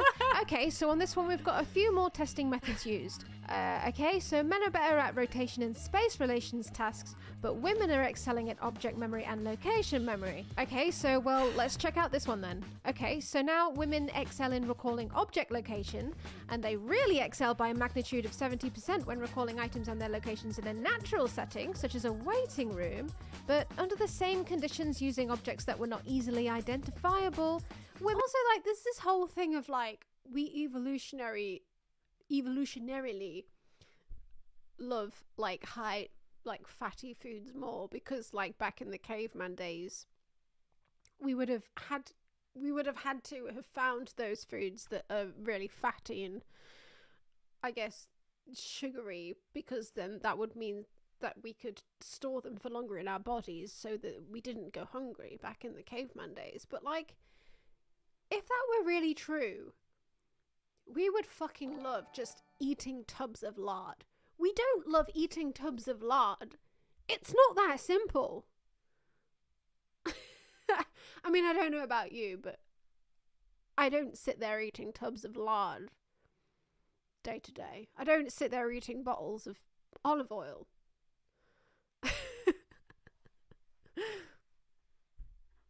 You love lard. Okay, alright, I'm speaking for myself then. Okay. Women only excelled when they were under incidental learning conditions, not directed learning conditions, in which men performed better than women. Okay, so let's look at another. Okay, so it turns out during a series of computer-based tests supposed to recreate the gathering process, men outperform women when it comes to searching gathering skills according to single items, multiple items at once, and recall of items previously found in a video game. So this researcher comes to the conclusion that maybe we were wrong all along, and women are actually no better at gathering tasks. Fun fact, the guy that wrote this study where he comes to the conclusion that women were actually no better at anything and men are better at everything, and women were just burdened with the task of, like, doing all the gathering stuff because they weren't good enough to hunt. He's the same guy. The guy that wrote this study is the same guy who later on did the study with David Geary, the guy who supposedly found proof that women in STEM just don't want to pursue careers in STEM because they're not wired to. Like, basically he's committed his entire career into, like, finding data for misogyny, basically. Stowett and Geary. And very sadly, it was done at the Institute of Psychological Sciences at Leeds University. My hometown birthed this wonderful study. Recall of items previously found in a video game. So this researcher comes to the conclusion that maybe we were wrong all along, and women are actually no better at gathering tasks. They just ended up doing it because the all-round superior men were too busy hunting. Okay, what? Thank you for the cheer. I have run out of beer and I have to go and get some from my fridge. What should I play you in the meantime? A song about beer? Shall I just type into YouTube, I'm getting beer, and then just loop whatever comes up?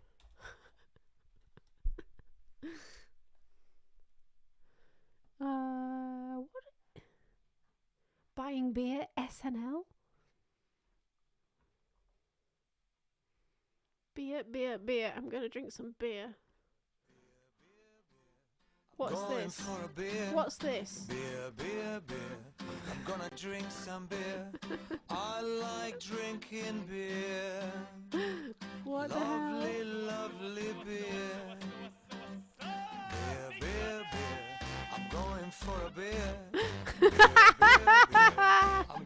What is this? It's not. There's nothing in here that's gonna get me banned off Twitch or YouTube, is there? I don't think so. I think it's just a drunk guy stumbling around. Lovely, lovely beer. All right, I'm gonna get some beer. You can watch this in the meantime. I'm gonna drink some beer. I like drinking beer. Lovely, lovely beer. Beer, beer, beer. I'm going for a beer. Beer, beer, beer. I'm gonna drink some beer. I like drinking beer. Lovely, lovely beer. Beer, beer, beer. I'm going for a beer. Beer, beer, beer. I'm gonna drink some beer. I like drinking beer. Lovely, lovely beer.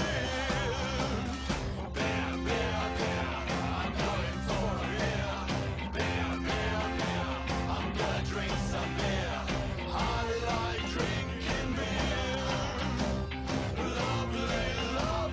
going for a beer. Beer, beer, beer. I'm gonna drink some beer. I like drinking beer. Lovely, lovely beer. Beer, beer, beer. I'm going for a beer. Beer, beer, beer. I'm gonna drink some beer. I like drinking beer. Lovely, lovely beer. Beer, beer, beer. I'm going for a beer. Beer, beer, beer. I'm gonna drink some beer. I like drinking beer. Lovely, lovely beer. Beer, beer, beer. I'm going for a beer. Beer, beer, beer. I'm gonna drink some beer.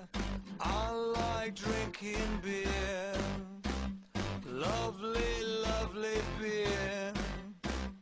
Beer, beer, beer. I'm going for a beer. Beer, beer, beer. I'm gonna drink some beer. I like drinking beer. Spatial reasoning in action. Absolutely, you've got. That's male spatial reasoning in action. Absolutely. All right, let's go. So the meta-analyses say men are better at all of the visual spatial tests apart from location memory, but the male advantages are not significant enough to account fully for sex differences in spatial abilities. Okay, well, what about this meta-analysis? Well, they thought that the differences might lie in a comparison between small-scale and large-scale spatial abilities, and these guys even used fMRI imaging. Woo! The results? Men outperform in everything, especially large-scale spatial abilities. Why? Women's susceptibility to their emotions is messing with one of their brain wrinkles. I love this meta-analysis that I found. A brain wrinkle is making women emotional. Science is in! Women's emotions make them smooth-brained! The bats ate all of the berries and the children are hungry. A moon cat meta... This is especially a song that I love that's on Epidemic Sound. A lot of YouTubers use this song. It's like do do do do do do do do do do do do do do do do do do do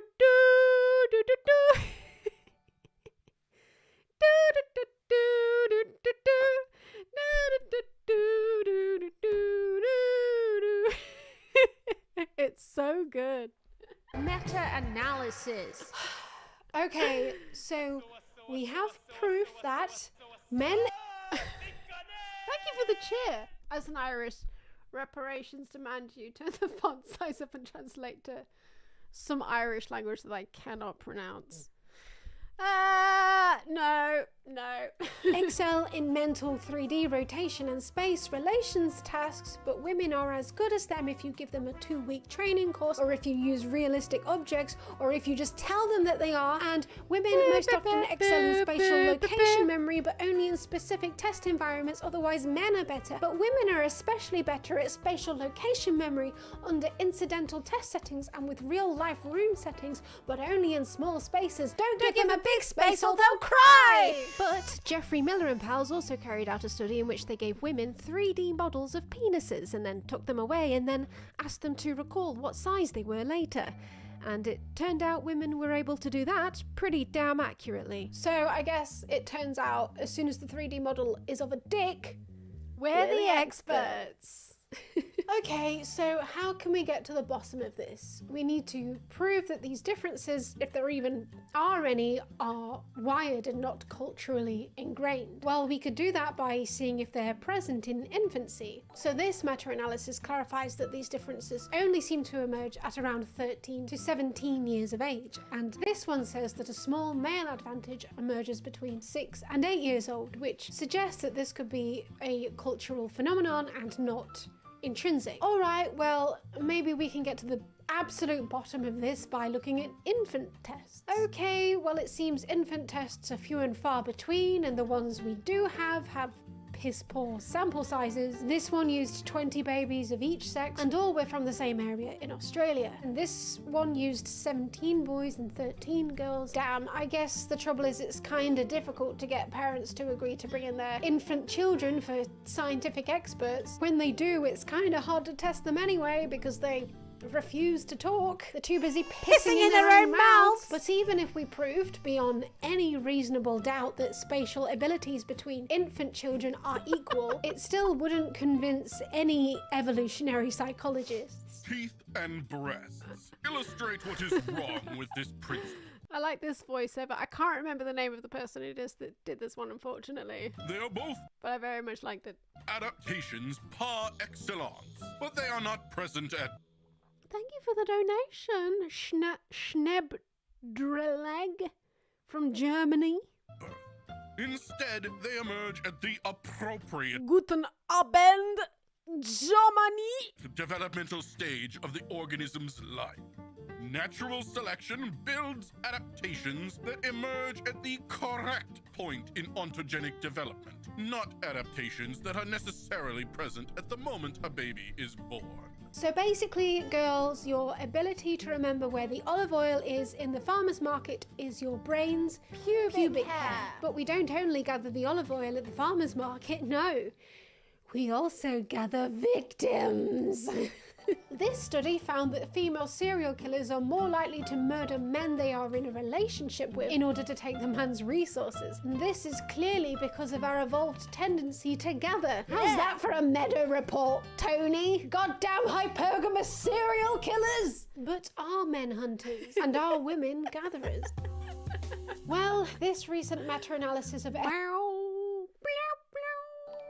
ethnographic studies found that in 80% of hunter-gatherer societies, women are reported to engage in hunting, and in a third of those, women hunt big game. So the entire theoretical framework that these studies are being based on isn't even settled in itself. And even in the case of this meta-analysis, you have to consider the societies being witnessed are current-day foraging societies, some of which are living in very close proximity to their Western neighbours. It's also a meta-analysis of studies carried out mostly by men from dates as early as 1888 by people. Another thing about epidemic sound is they let I'm just going to talk about the music the whole time. Is they let you download the stems of the track. That you don't have to just download the whole track, you can download the stems of the track.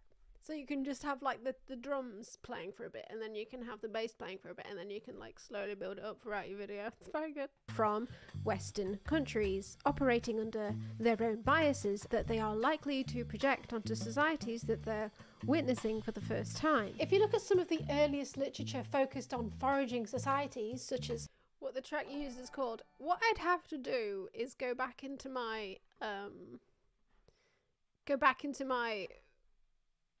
Adobe project, my Premiere project, and like physically look at every track I used.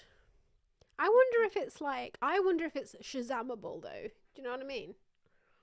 I wonder if they put them all in Shazam. Man the Hunter from the 60s. You have enlightening quotes such as this. Human hunting, if done by males, is based on a division. A few people recognize this voice.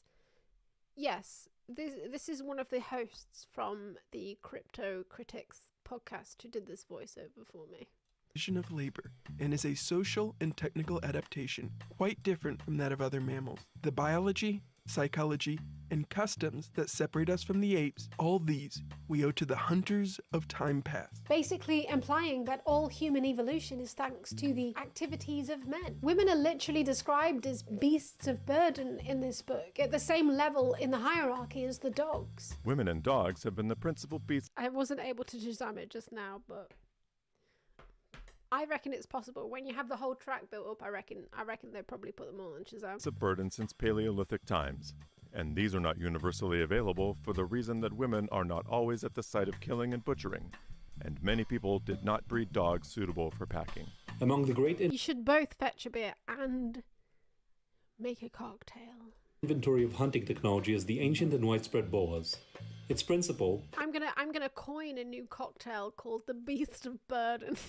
common to the bull roar sling and centrifuge alike, is simple enough for women and children to manipulate and helps explain some of their substantial contributions to the hunting economy. Aw, thanks boys for letting us swing your balls with our pathetic little weak arms. Much of what is said in Man the Hunter is simply based on the assumption that men hunt and women gather, despite the fact that in the memoirs of expeditions that they reference,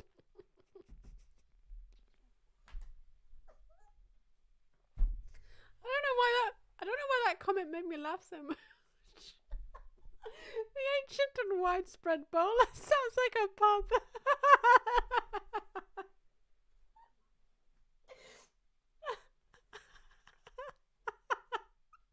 I'm off down. I'm off down to the ancient and widespread bowler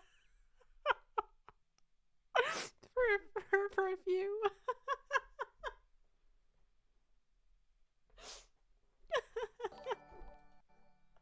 women are often documented as actively taking part in hunts, but the language they use to describe women's activities is draped in the stereotypes of modern Western nuclear family norms, like, for instance, describing male members of the tribe by name and describing women as a homogenous group, just accompanying male activities.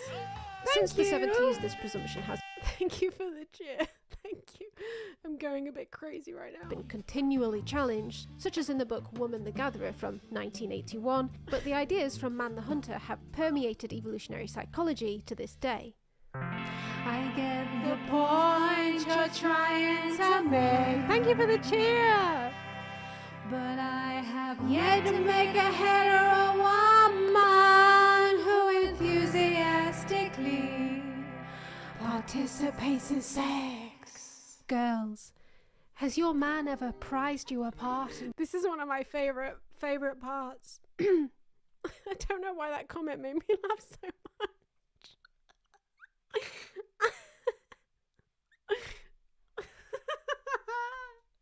Eating you out like he's trying to tongue the last of the flavouring from the crevices of a bag of Monster Munch, and you've looked down to the top of his cute little head and thought, why are you doing this? No, me neither. But evolutionary psychology has the answer. Apparently, even though they admit a possible explanation could be that men would like to Sexually satiate women, it's probably actually because they're trying to detect other men. Like, taste other men. Their supporting evidence? A cited study which concluded that you taste like Greg. Men at greater recurrent risk of sperm competition perform deeper and more vigorous copulatory thrusts during sex with their partner. Thank you for the cheer, Grinmanier Broken Half. According to both men's reports and women's reports. What possible universal comparison scale could they have been using here? So on a scale from threading wet spaghetti through the eye of a donut to pneumatic jackhammer, how hard would you say your boyfriend fucked you last night? But according to Jeffrey, the only reasons these papers get criticised by people on Twitter is because their limbic brains think oral sex is icky and gross. Okay, Jeffrey. David Buss hypothesizes the reasons for... Oh yes, it's bussy time, baby. Wait, where's my what am I looking for? Oh yeah. Bussy time, baby! Gender differences in sexual jealousy based on just so evolutionary theories. And so the sexes seem to differ in which aspects of the infidelity, with women more attuned to, more upset by the emotional infidelity, men more by the sexual infidelity. Jealousy is an evolved emotion that serves several adaptive functions, okay? One of which you mentioned is a paternity certainty function. If culture had been constructed around the ideals of women being sex-crazed and men as emotional wallflowers, then perhaps we'd be hypothesizing that women are more worried about the sexual infidelity of men because they'd be more likely to impregnate other women, leading to them having to split their time between multiple baby mamas. And we might be hypothesizing that men would be more upset about the emotional infidelity of women because that would mean that they wouldn't care as much about the children with his genes. Yeah, that's right, I just hypothetically just sewed the fuck out of my woke feminist agenda. Destroyed! So the only question is, why in current culture is this emotional / sexual infidelity phenomenon happening? Perhaps you could entirely blame it on the patriarchy. Women are understood to be faithful and emotional, so perhaps if I were a dude, it would be upsetting. I would assume the emotional investment in the other person was quite strong and quite serious, and men are understood to be hypersexual, unable to resist the urges. I was literally told at school when I was a child that men think about sex every 7 seconds, and I believe... Did anybody else hear that? Oh, thank you for the chair. But see, he's a Steve Martin if he was an unfunny TED talker. I don't know who's Steve Martin. Believed it.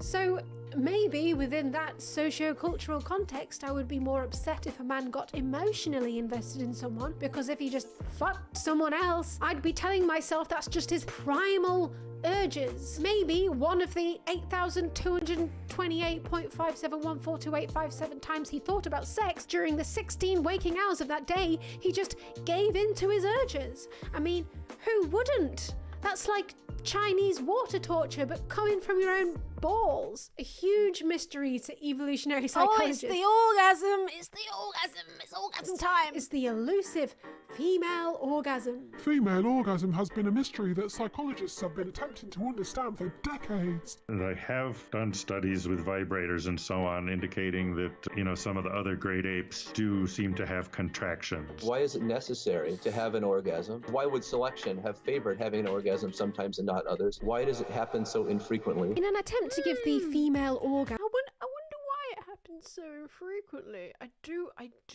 wonder. This part of my research actually crossed over with a lot of what I was researching for my clitoris video, actually.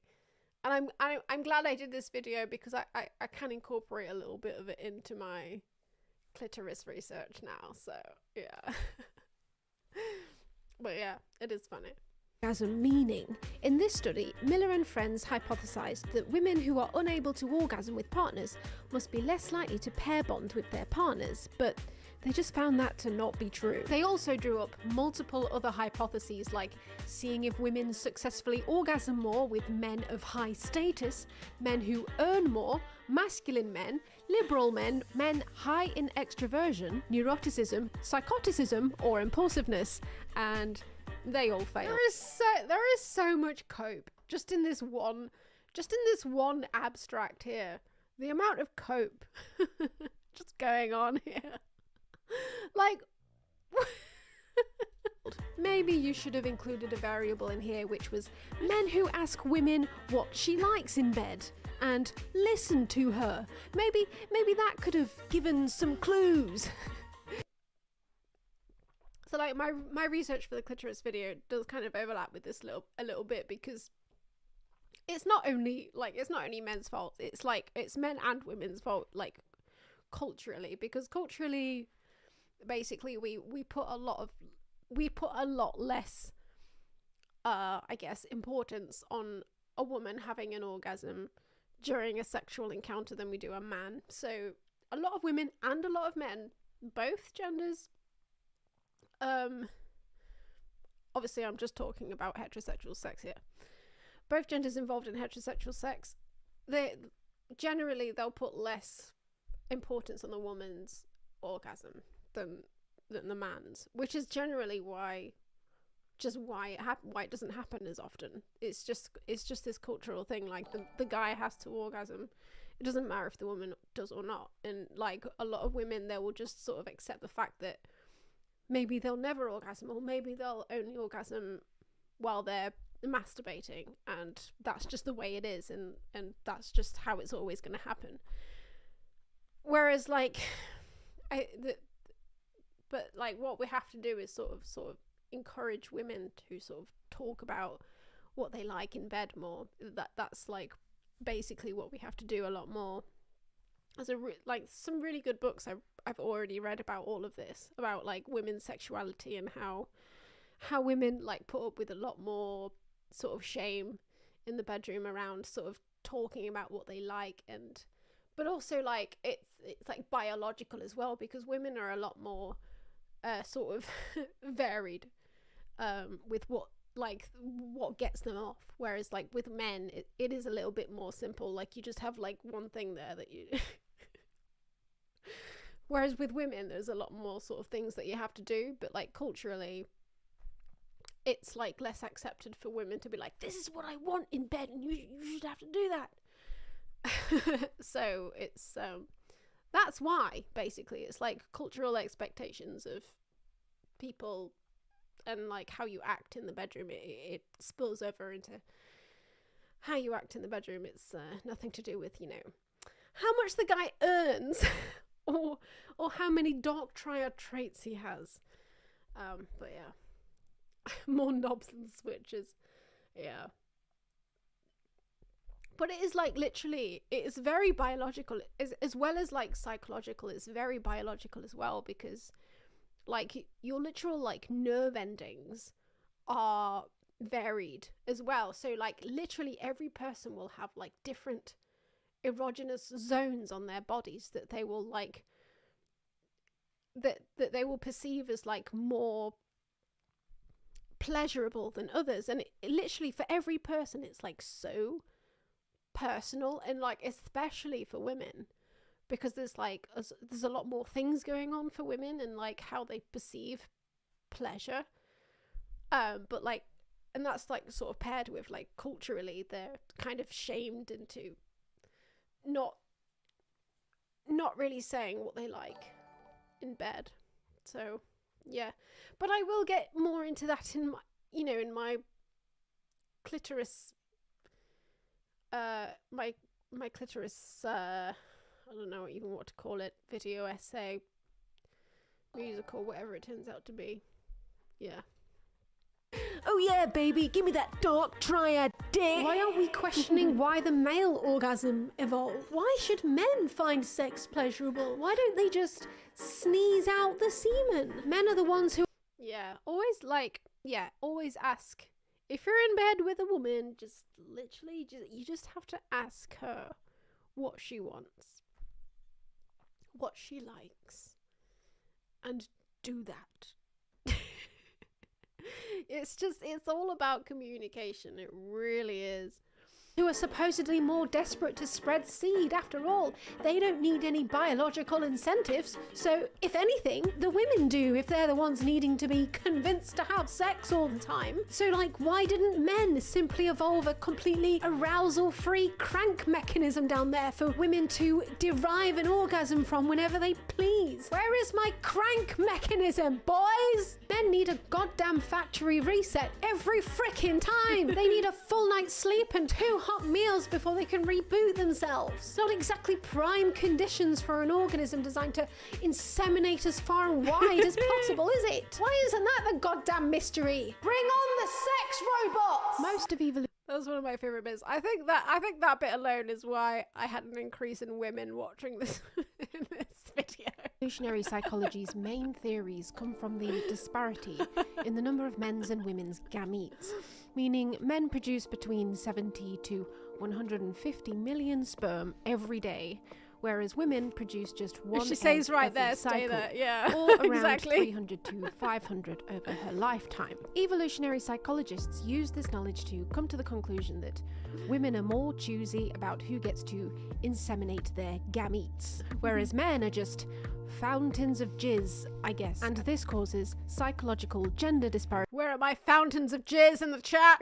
In mating habits. If evolutionary psychologists come across any hard evidence that this assertion is in fact untrue, well, they've evolved to be remarkably resilient. They'll science their way out of anything. Gametes, bro! Case in point. Here we have a TED talk from Dr. Bussy. Oh, I'm sorry, a TEDx talk. It's Bussy time, baby! It's a 17-minute presentation of everything wrong with the field of evolutionary psychology and why people don't care. So I'd like you to imagine someone of the opposite sex walking up to you on the street and say, "Hi, I've been noticing you around lately. I find you very attractive." And they ask you one of three questions.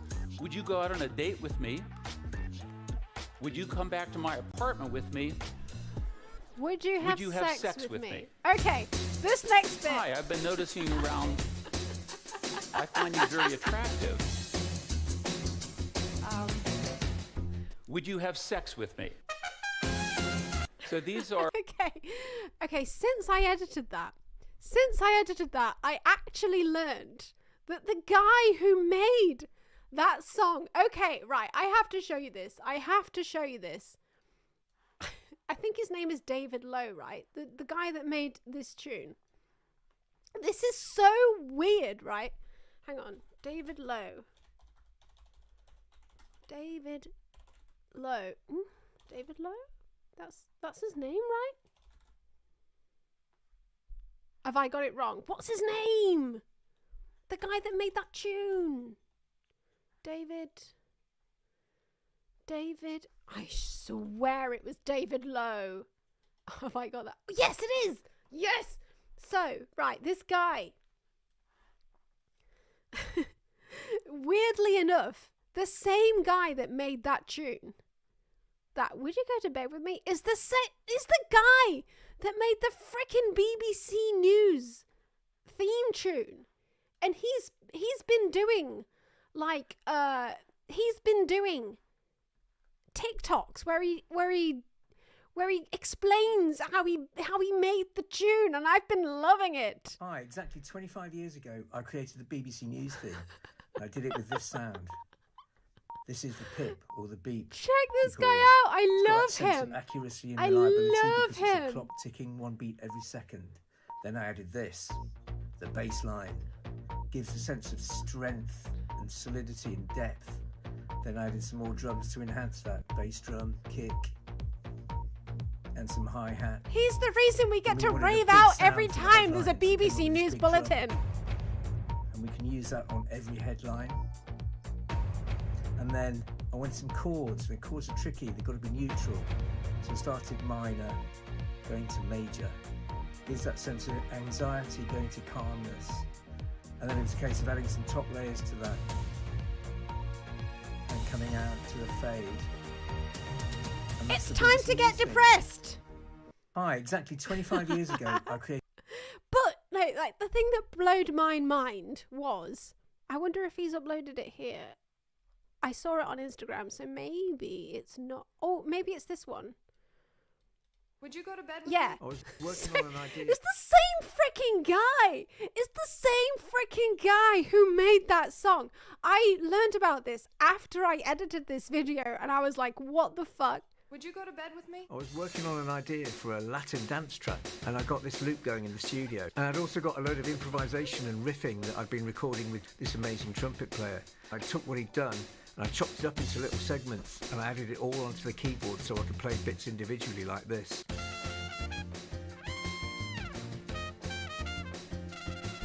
And then after a while, I came up with this riff.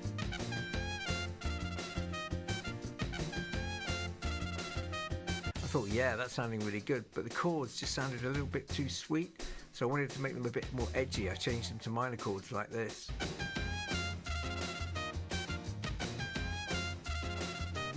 So I was thinking this track could be like a flirty dance track, and I was thinking about little sample bits of vocal that might be able to go in there, and I'd worked... Now, listen to this, though. Listen to this. It's on this TV show about the science of sex, and I remembered it. I went Look at that screenshot.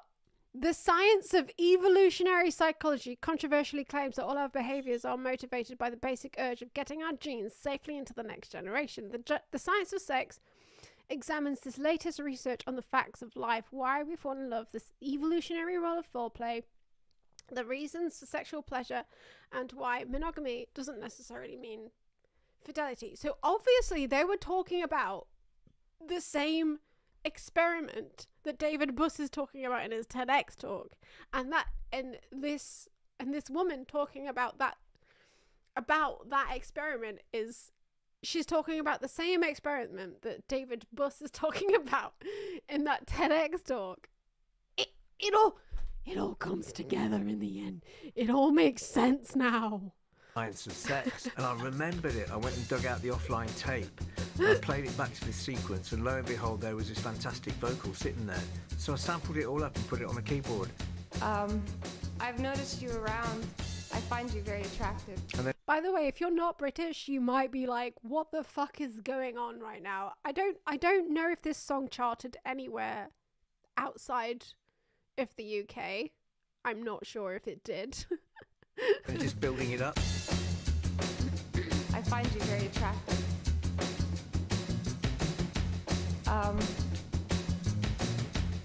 Would you go to bed with me?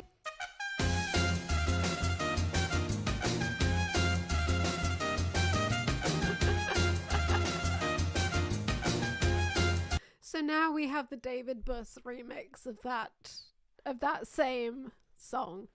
Point. Here we have a 10-minute don't care. So I'd like you to imagine someone of the opposite sex walking up to you on the street and say, hi, I've been noticing you around lately. I find you very attractive. And they ask you one of three questions. Would you go out on a... Did you hear it in the US? Like, I'm seeing people from like Europe saying that they heard it, but no one from America.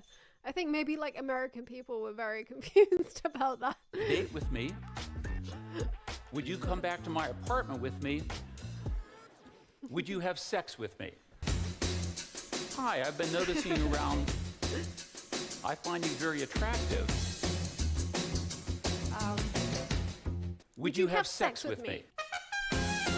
So these are actual empirical studies. These are the results of... I bet David Buss doesn't know about that song. that study. Of the women approached by the male, 56% agreed to go out on the date with the guy, 6% agreed to go back to his apartment, 0% agreed to have sex with him. Of the men approached by the female of the experimenter team, about 50% agreed to go out on a date with her, 69% agreed to go back to her apartment, and 75% agreed to have sex with her. Unsurprisingly, the outcome is different for men and women. Not to mention of cultural shame, risk of violence, risk of pregnancy mentioned as contributing factors. No, simply a male desire for sexual variety and female sexual pickiness. Keep in I'm seeing from the chat that generally people in the US did not know about that song. Well, now you do, and it's a fucking banger, so you should go and stream it. Let's make it chart again. Mind, this study was published 34 years ago, but is based on when the experiments were actually done in 1978 and 1982. So 42 and 46 years ago, when cultural expectations surrounding sexual activity, the study calls it genital union, were even stronger than they are now. This same phenomenon is apparently why women get more upset when men lie about being in love with them for sex, rather than this being the other way around. So the audience reactions to this TEDx talk are an entire video in themselves. if you want to upset a woman, declare that you love her. I really love you. I have deep feelings for you. Now let's have sex. And you have sex, and then after the sex, after he has an orgasm, unionize my genitals. He says, actually, I was just kidding. I don't love you at all. Goodbye. Well, women in our studies extremely upset by that. On a 7-point scale, ideal number of sex partners, women said on average they would like to have 7/10 of a sex partner over the next month, gradually escalating to a full sex partner at 6 months and leveling off at about 4 to 5 in the lifespan. Men thought 2 in the next month would be about right. 8 8 in the next couple of years, and 18 in the lifespan. This was after eliminating 3 men in our sample who said they would like 1,000. Of course, now we've got this sexual variety. But shout out to the guys who said they wanted 1,000 sex partners. Versus sexual picking definitely weren't trolling. This theory proven with 2 experiments from 40 years ago and 2 of his own student surveys. Absolutely bulletproof. But we've got to find more evidence. So Buss hypothesized that men's genitals are going on strike. Shit! And would have more affairs than women. Sexual variety. But then he hit a hurdle. Women are starting to have affairs more and more. Fuck. Studies point to about 40 to 50% of married men have an affair at some point during the course of their marriage, and it's about 20 to 30% of women. Women are actually catching up with men. I'll let you into a secret.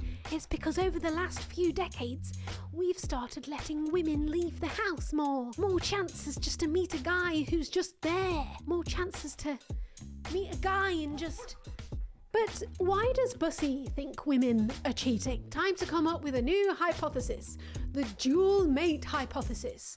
My evolutionary colleagues, other scientists who study this, have advanced what's called the dual mating strategy hypothesis, or the good genes hypothesis, where they basically propose that women can get the best of both worlds by getting investment and resources from one man and good genes, like genes for good health, from another man. Women are clearly looking to mate with alphas with superior genes and using the beta cook men for stability to raise the kids. You might remember that one from the Manosphere too. It's got various names. One being alpha seed beta needs. Ah, shit, Bussy's hit another hurdle. Oh no! There's reason to be skeptical about this. One of the... Oh no! Hard evidence! Shit! Oh no! What are we gonna do about the hard DNA evidence? Reasons is that we know from DNA fingerprinting technology that only 2 to 3% of offspring are actually fathered by men who are other than the person believed to be the father, the husband. Shit! So what now? Well, we're gonna have to find a way to bring this back to survey data because that's easier to manipulate. So here we have Buss's final hypothesis.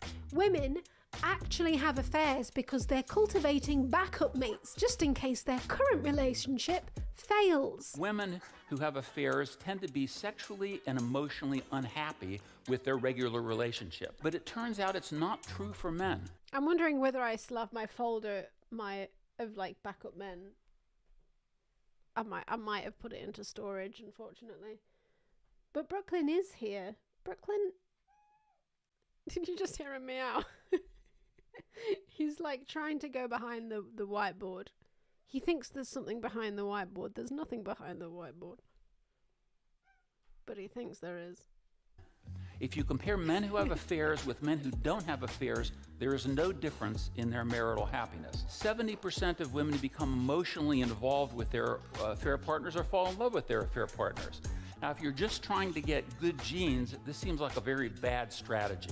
Why get emotionally involved or fall in love? The qualities desired in an affair partner turn out to be more or less identical to the qualities desired in a long-term mate.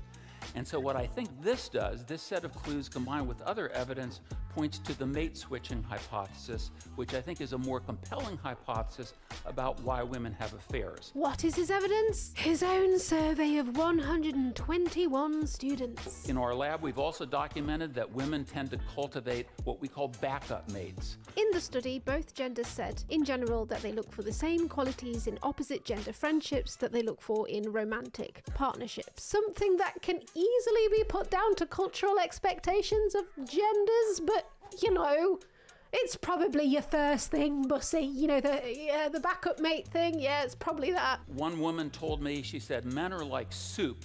You always want to have some on the back burner, okay?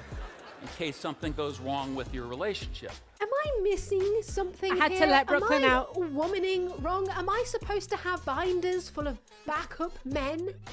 The logistics sounds like a fucking nightmare. I'm not Andrew Huberman. And the way in which Bussy finally... Little Andrew Huberman's shade bolsters his point home is to throw in some tasty anecdotal evidence. a female colleague of mine who was complaining to During my research of this video, though, I was looking into Andrew Huberman a bit, but he doesn't really like delve into evolutionary psychology that much, so I ended up not talking about him that much because he doesn't talk about evolutionary stuff that much. But everything that I sort of like, whenever Huberman talks about, oh, thank you. But whenever Huberman talks about like a study, you can look up whatever he's talking about. You can look up the study, whatever he's talking about, and you will find that he's like completely warping the conclusion of whatever study he's talking about. Huberman's full of shit. He is. He's full of fucking shit.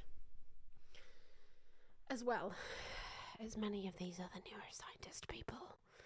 to me one day. She said, "David, why is it that all the guys that I'm interested in don't seem to show any interest in me?" His last name isn't actually Bussy.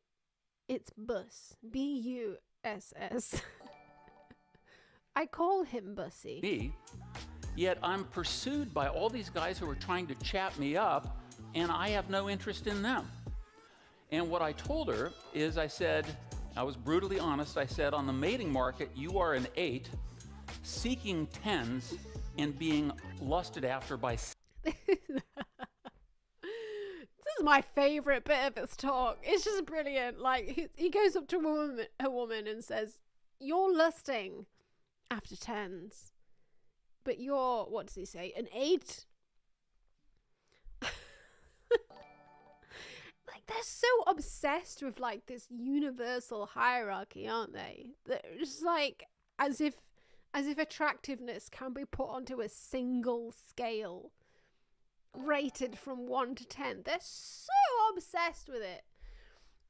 It's like, it's very similar to like all of the Manosphere that I came across, like the whole wheat waffle stuff, and like the way that they need to like sort of make mathematical equations of the face, and like they need to look at the angle of a jaw, or like, I don't know, how far apart your eyes are. It's like, and then they give you a score based on that. It's like, guys, we've done phrenology. We did it. We've moved past it, guys. Phrenology is done. Like, why are you so obsessed with like this? I don't know. I guess it's like gamer mentality of just like needing to have like I don't know, like a numerical score of like A, how good looking you are, and B, how much money you make. Like, they're so obsessed with hierarchy that's like very much tangible. Do you know what I mean? Whereas like actual humanity doesn't work like that. And obviously Bussy's playing into this. He's put this woman, this supposed real woman that he's talking about, onto this sort of hierarchy of how attractive she is, and all of a sudden he knows how attractive all of the men that she's attracted to are on this hierarchical scale, because obviously he's done the maths and he's worked out, you know, the mandibular angle that they all have, and they all scored higher than her, and she needs to be, you know, lusting after men that don't have that mandibular angle. It's just like it already is coming back to sort of like eugenics, isn't it? Like eugenicist, like Nazis and measuring skulls and things like that. It's very troubling. It's very troubling. But yes. Anyway. 6s.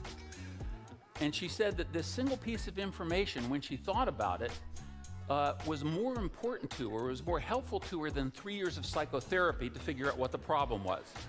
So you see, we wouldn't be... I mean, clearly she was going after guys with hunter eyes, right? And she needed to be going after guys with prey eyes. that angle there, then all of her problems will be solved. Wasting all of our time and money on the pointless field of psychotherapy if women would just date uglier men. But anyway, evolutionary reasoning accepted, the audience laughs along and people leave comments praising Dr. Buss for doing real science. Pragmatic/realistic psychology is my favourite type of psychology. Fedora It time! invalidates most ideological views over the subject in a heartbeat. Someone give this guy a beer! Someone give this man a medal! The poor fella in the brown blazer at 1738 looks like he just had his whole world demolished by that fact. LOL! P.S. David Buss is a smoking hot man. Damn, he be Buss. I was surprised at how many of these comments were like, yeah, David Buss is like clearly on the top of the hierarchical scale of attractiveness for alpha males. Like, it's clearly so subjective.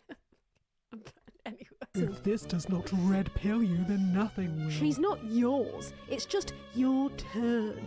Motel! I didn't know Gary Busey was this smart. And this isn't just his TEDx talk or podcast appearances. He'll do this in his books rather consistently. Women's desire for status shows up in everyday life. A colleague overheard a conversation among 4 women at a restaurant. They were all complaining that there were no eligible men around, yet these women were surrounded by... I do that all my time with my girlfriends. Every time I go to a restaurant, I'm like, oh, where are all the eligible men? Where are they all? By male waiters, none of whom was wearing a wedding ring. Waiters, who do not have a high-status occupation, were apparently not even considered by these women. What the women really meant... What is MGTOW? It stands for men going their own way. Google it, and you will fall down a terrible rabbit hole. It was not that there were no eligible men, but that there were no eligible men of acceptable social status. Cool story, bro. And he sometimes seems to even confuse himself as to what is an anecdote that he's just pulled out of his ass and what is empirical evidence, even if it is his own heavily biased evidence. Wives often complain about receiving insufficient support from their husbands. Indeed, lack of sufficient economic provisioning is the most frequently cited this quote here is such amazing bullshit. divorce complaint of women. The most common divorce complaint for women is unreasonable behaviour. According to survey data, this is most likely to be men not pulling their weight with the housework. And thank God for the self-sufficient economic provisioning women now have access to. Otherwise, there'd be no way to escape unreasonable behaviour. That doesn't work either. In an attempt to Crowd a jump scare!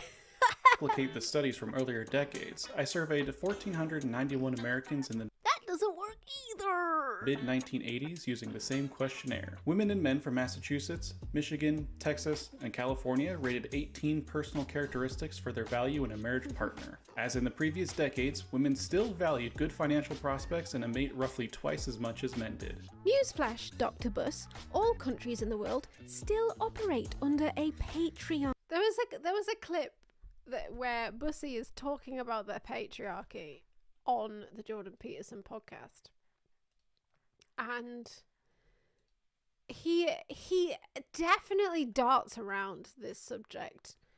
Let me see if I can find it. Jordan Peterson, and his response to this question is just so analytically it's just so fucking stupid. You can identify different components. So is it the case that men worldwide tend to have more resources? Like, there's a bit where he talks about the patriarchy and he's like, oh, well, they don't even know what the patriarchy is. They can't even talk about what the patriarchy is. I wonder if I can find it. So if I go to show transcript, right, this is a new feature on YouTube. You can look up the transcript and you can search it, which you know what, if it worked it would be really useful, but half of the time it doesn't. Patriarchy. Let's see if it brings it up. It's not gonna do it. It's not gonna do it. Come on. Sometimes, right, it's quicker just to do a Control F when you have the transcript open. If you can spell patriarchy, it works. Oh, look what I've done! I crashed the entire YouTube website by trying to use one of their own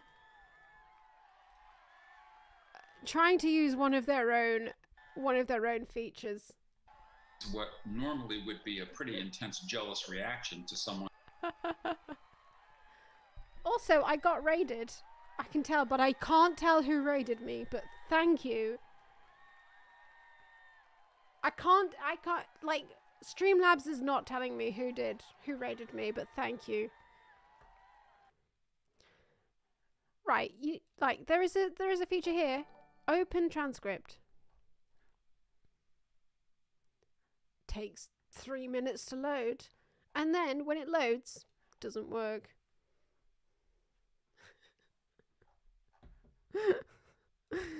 I'm going to scream because this is literally the shit that I had to put up with while editing this video. Why does it not work? Why does it not work?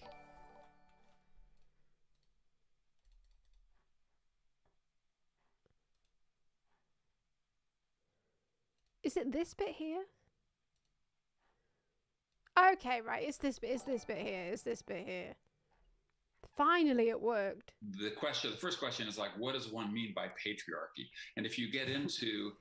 This is the bit where, David Buss completely dances around the entire concept of the patriarchy. If you get into it, and I've asked people who invoke those sort of explanations, well, what do you mean by patriarchy? And usually that causes them to stumble and mumble around. Well, and they just know, well, patriarchy, as though it's self-explanatory. Well, it's not self-explanatory because they're... Yeah.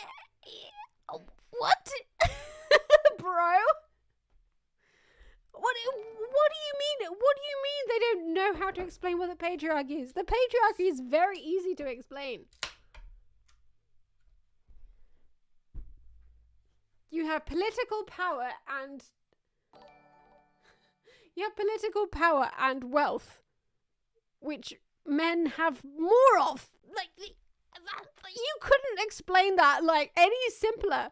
They don't know how to explain the patriarchy.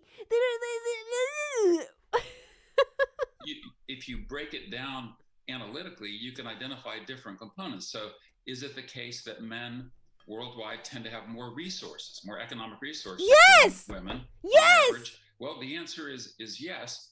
But then even if you take that component of what's called patriarchy, you can ask the question, well, how did it come to pass that across all cultures or nearly all cultures, men on average have more resources? Well, as one biological... His explanation for this. Anthropologist, I think this was Irv DeVore at Harvard, he said men are one long breeding experiment run by women. And basically one of the things that one of my first studies, the 37 cultures... Women are doing eugenics on men. That is the reason why there's a patriarchy, is because women are doing eugenics on men, and they are selecting for men who earn more. That is why the patriarchy exists. Not because throughout history they've been burdened with being pregnant all the time and having kids all the time, and now they don't have to be because of birth control and access to fertility control. No, it's actually because throughout history women have been doing eugenics on men. The cope is wild. It's absolutely wild. Anyway, there are things called wealth distribution and political power. This could possibly be why there is a trend of women still needing to marry up in order to live a comfortable life and support children. What Bussy Boy fails to mention is that it has been reducing as women earn more. Here's another example of Evo-Psych going back on its original hypothesis when new evidence comes. It's ephebophilia time comes to light. Does nubility indicate more than high reproductive value? Nubile primiparous pregnancy outcomes in evolutionary perspective. Basically, they're trying to find excuses for old dudes being creepy with teenage women. They originally hypothesized that men are attracted to low BMI and high WHR, waist to hip ratios, because this was a cue of health and fertility in a woman. But they realized that this is true for women between 16 and 20 more often than women in their early 20s, and women between 16 and 20 have lower fertility and are more prone to infection, so this doesn't make sense. Shit! Why are men attracted to women between 16 and 20? Well, now it's because they have high reproductive value, meaning they're less likely to die in childbirth because they have smaller newborns. We can all collectively... I've missed my chance to have a smaller newborn, so I am less attractive now because the newborn that I have is more likely to be larger, and therefore I am more likely to die in childbirth, and so is my child, so I am less attractive. We breathe a sigh of relief now because we've given ephebophiles an evolutionary get out of jail free card. Homosexual people, the gays. The gays! You have been dubbed by evolutionary psychologists the Darwinian paradox. There just has to be an explanation for you, and they've racked their brains trying to explain you, and they've come up with some of the most interesting failed hypotheses in Evo-Psych to date. Top 10 failed evolutionary explanations for gay people! Number 10. A displayed lack of interest in the other sex makes you appear choosy and hard to get, and therefore of high status. Number 9. There aren't enough members of the opposite sex available in the population, so you resort to someone of the same sex. You're all desperate! Number 8. The birth control pill is turning women gay. Number 7. Gay people are more intelligent, so we didn't need them for the babies, we needed them for their brain. Next time I do a pub quiz, I'm getting as many gay people rounded up as possible. Number 6. Male homosexual behaviour helps negotiate alliances that extend trade networks. Number 5. Female homosexual behaviour strengthens economic security within polygynous marriages. Number 4. Gay people are kinder to kin and help with siblings' offspring. Number 3. Men find female homosexual behaviour hot, so if he can get 2 gay ladies in bed, he can get them both pregnant at the same time. Cheeky. Number 2. Your genetic makeup as a man can make you extra popular with the ladies, but when these genes are taken too far, you end up gay! And number 1, take a deep breath for this one. Your parents... My favourite one. It's just like the amount of fucking mental gymnastics that they do. Subconsciously judge your reproductive value and manipulate you into being gay if they're worried about the ability of your siblings to care about their grandchildren. So if they encourage you to be gay, you'll help out with the other kids and grandkids instead of having your own kids, because they've calculated that the value of you having your own kids is less than the value of you helping out your siblings' kids. Subconsciously. And sorry guys, unfortunately none of these hypotheses have been backed up by actual data, so you're still the Darwinian paradox. Nice argument set. Are we ready? Are we ready for the flashing images? Senator, why don't you back it up with a source? My source is that I made it the far.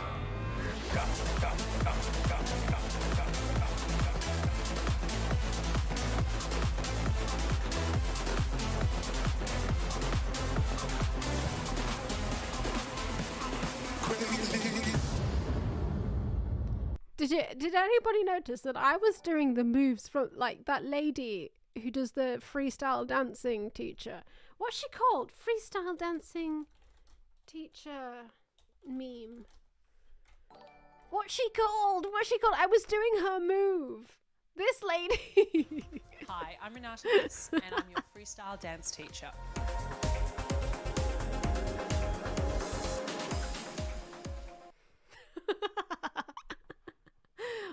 This clip's only 9 seconds long. Boo. Hi, I'm Renata Bliss, and I'm your freestyle dance teacher.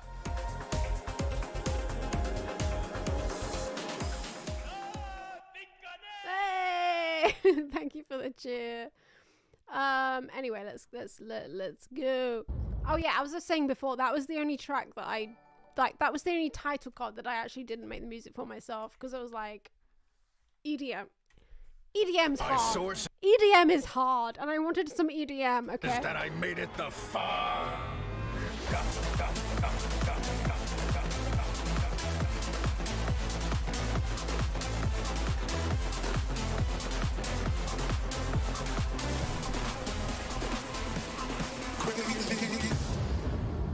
But that is a track that I found on Epidemic Sound. The scientific process allows you to do research within a framework of theory that you choose, but it also allows you to disregard other growing sections of the scientific literature which may be telling a competing story. I did not make it, Dawkins unfortunately. makes the case in The Selfish Gene that all evolutionary selection exists purely for the purposes of the gene. The gene wants to be carried on to the next generation, and everything else happens around this one motivation. So anything that's going on outside of that purpose is some sort of paradox to be explained away, and you write your study according to this freestyle assumption. dance instructor. Old women, gay people, or any mental traits that don't make a person attractive to the opposite sex. This tunnel-visioned view of only sexual selection and gendered personality traits based on outdated hunter and gatherer labour divisions permeates their papers, but they can safely do so while only citing... I did not realise how much of a raging idiot Dawkins is before I made this video. Their academic mates, or cherry-picking papers written by others who assume the same set of supposed evolutionary rules to carry out their research. For instance, here's a paper with David Buss as an author, which was published in 2015. It has a citation from a paper written in 1973. Who's it by? Paul Ekman. My body language video extensively explains his dodgy research practices and notorious debunkings by subsequent lie detection researchers, all of which happened years before 2015. Body language science has moved on from Ekman, but evolutionary psychologists don't seem to want to acknowledge this. They'll consistently cite studies written 50 years ago which are clearly rife with the overt misogynistic and racist attitudes of their time. The amount of times I've looked up a citation of an evolutionary psychology paper. And the recent stuff that Dawkins has been saying as well, like the stuff about Christianity, how he was like he would prefer that like there's churches in England, like I can't remember what he said exactly. He said something like I much prefer that there's churches in England over like mosques, and saying stuff like that. It was like, oh yeah, it's so much more like British and good to have like churches in the UK, and like mosques aren't very British. He basically said something like that, didn't he? I can't remember exactly, but I remember him saying something like that.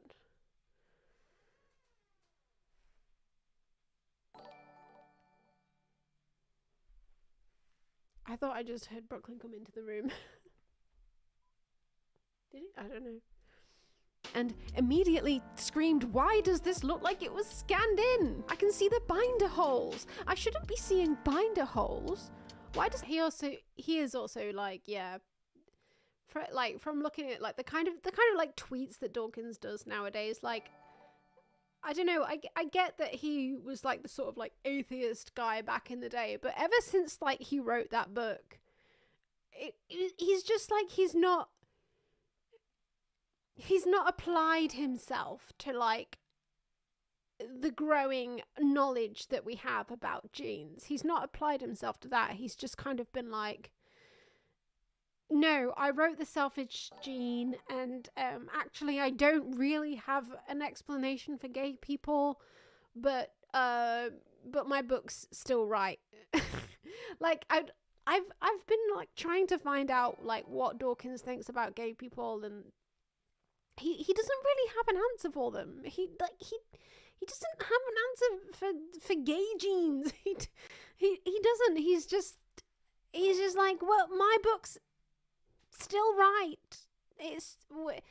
But maybe gay people exist because, I don't know, because of this or that, and he's not really sure.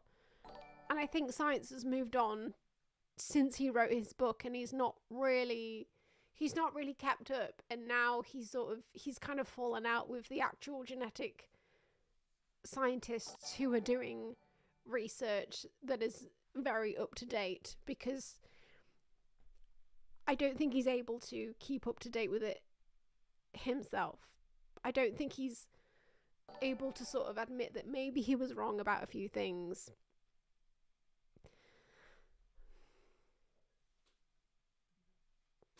Dawkins has been going progressively downhill over time.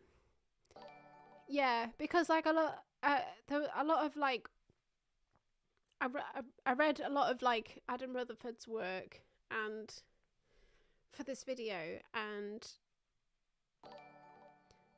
I was curious about like how Rutherford and Dawkins interacted with each other and how they view each other's work. And like there is a video like which is 10 years old on YouTube of like Rutherford actually interviewing Dawkins. But like ever since that video, like all of the interaction I've seen between the two of them ever since then has been like I don't know, Dawkins and Rutherford like being very against each other on Twitter and yeah, just like Dawkins calling people like Rutherford, you know, like woke, like the people who are actually sort of looking at how genes actually work. Dawkins is like, oh no, it doesn't track with what I originally wrote in my original book, so therefore it's woke. It's just woke. It's generally like what their interactions are nowadays. So yeah. But like a couple of days after I put my video out, Adam Rutherford he did follow me on Twitter, and he did secret information. He sent me a couple of DMs, and he said my video was very good. So he said my video was what was the word he used? I think fabulous. Yeah. Does this PDF look like it was downloaded from the Titanic? This should be an artifact in a psychology museum, not a citation. When I clicked on this one, I thought I'd developed a cataract. In the study I mentioned earlier about the optimal fertility of nubile women, there's a paper that's 10 years old cited next to one that's 40 years old, and sandwiched in between them is a reference to I mean, that word in itself is just like awful, isn't it? Nubile women are more fertile. Mysterious study about births that occurred between the 18th and 19th century, you know, a cool 200 to 300 years ago. They literally describe a David Buss paper from 1989 as recent. I mean, I guess you could call it recent in the context of the entire history of mankind, but in the terms of psychological science, that paper's basically gone through the menopause. It's useless. Here's a rule you might understand. Don't cite a paper if it's too old for you to consider it sexually attractive! Most evolutionary psychology... Yeah, baby! Surveys of people living in a world of gender and sexuality. Bias. Even Gen Z, the woke generation, are still subject to heavy bias of gender norms. Even the one... Oh yeah, the subtitles are fucked up, aren't they? Why has that happened? Shall I put the automatic... Why has that happened? Ones who would describe themselves as politically active and progressive are consistently coming out with... That's so annoying. Oh, I'm gonna get so many fucking complaints now that the subtitles aren't working properly. I could put the auto-generated ones on. Alright, are you happy now? Are you happy now? Stupid TikTok trends about boy math and girl math, because apparently women do still be shopping, and haha, we're really fucking dumb and bad with money. I uploaded like a proper subtitles file for this, and it's really annoying me that it's not working properly. I'm gonna have a look at that tomorrow. Anything under $5 is one's identity, they're more likely effing. What? Oh, what's going on?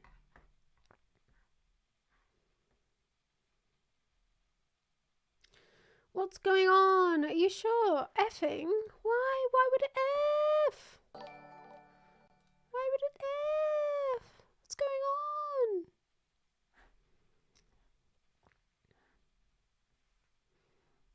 Are we back? Are we back? Stream captain. Is it back? Are we back? Did Bussy shadow ban me?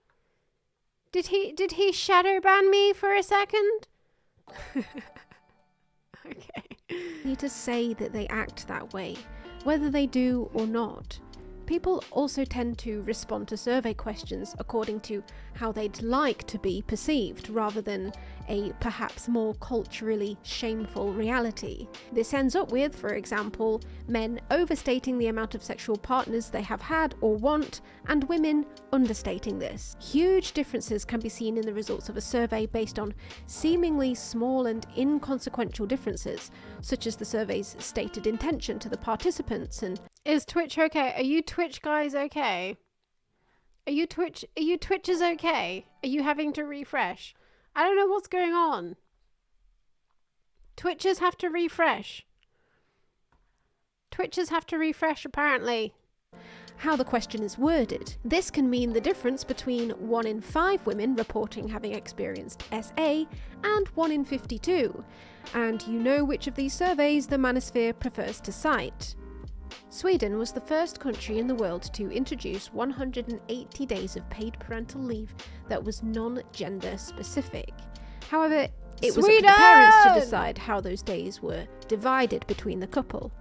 Women in Sweden... Who was it who won Eurovision? Was it, It was Switzerland who won Eurovision, wasn't it? Brooklyn's making noises in the room. Still take more time off, causing them to be held back in their careers more, be paid Switzerland, less, yeah. and still do more housework than men. But gradually, men in Sweden became one of the leading demographics in the world of fathers taking the most time off to spend time with their children. Cultural beliefs around parental caregiving take longer to shift than a simple change in the law. But it's a start, and it works. But we hold ourselves back from this progress by making seemingly harmless jokes like the hot crazy matrix, and then researchers will come along and try to prove the supposed evolutionary underpinnings of a stupid meme. So now we apparently have empirical proof that women will put up with uglier men if they're rich, and men will put up with crazier women if they're hot. All this science is doing is absorbing cultural stereotypes, transforming them into graphs and numbers, and spitting them back out at the public in an attempt to further ingrain them. It's no evidence of anything innate. It's fucking stupid. Next, we'll have government-funded research on whether my boyfriend will still love me if I were a worm. Oh my... Yay! It's my worm joke! God. Just kidding. I made that one. I didn't inspect element. Let's look at what I did. Love me if I were a worm. Oh my... Would he still love me if I were a worm? An evolutionary perspective on the continued romantic investment of males in post-transmutation terrestrial invertebrate female partners by Sex E No Spine, Jim Earthworm, and I Am Slimy. Wait. Ah. Amazing. Okay. My God. Just kidding. I made that one up. A compounding factor in all of this is the tendency for researchers to cook their numbers a little bit. Say I wanted to do some research on how many views a video gets based on the amount of beers drunk within that video, because maybe I wanted to justify my own degenerate actions or something. I don't know. But the research process would be totally unbiased and fair. So I took data from loads of different videos and loads of different creators. Maybe I got AI to watch them all, but there wasn't much of a correlation. So I was kind of bummed. I've got this flipping Excel spreadsheet now, and I've paid that cock-end Sam Altman to use his API. Sam Altman, you cock-end! Good now. So let's have a look at some other parameters. Maybe I've cast my net too wide with my data collection. Maybe I should reduce this down to only video essays. Now my pool of data is significantly smaller. And with a smaller pool of data, statistical significance is much more easy to find. In fact, my own videos are probably my largest source of my data, but there is a correlation there. Now, it could be the amount of time I've spent making YouTube videos and the increasing complexity and scope of the topics I choose and my tendency to tell myself I'm not good enough and that I don't deserve anything. Could be turning me to drink more and more as time goes on, but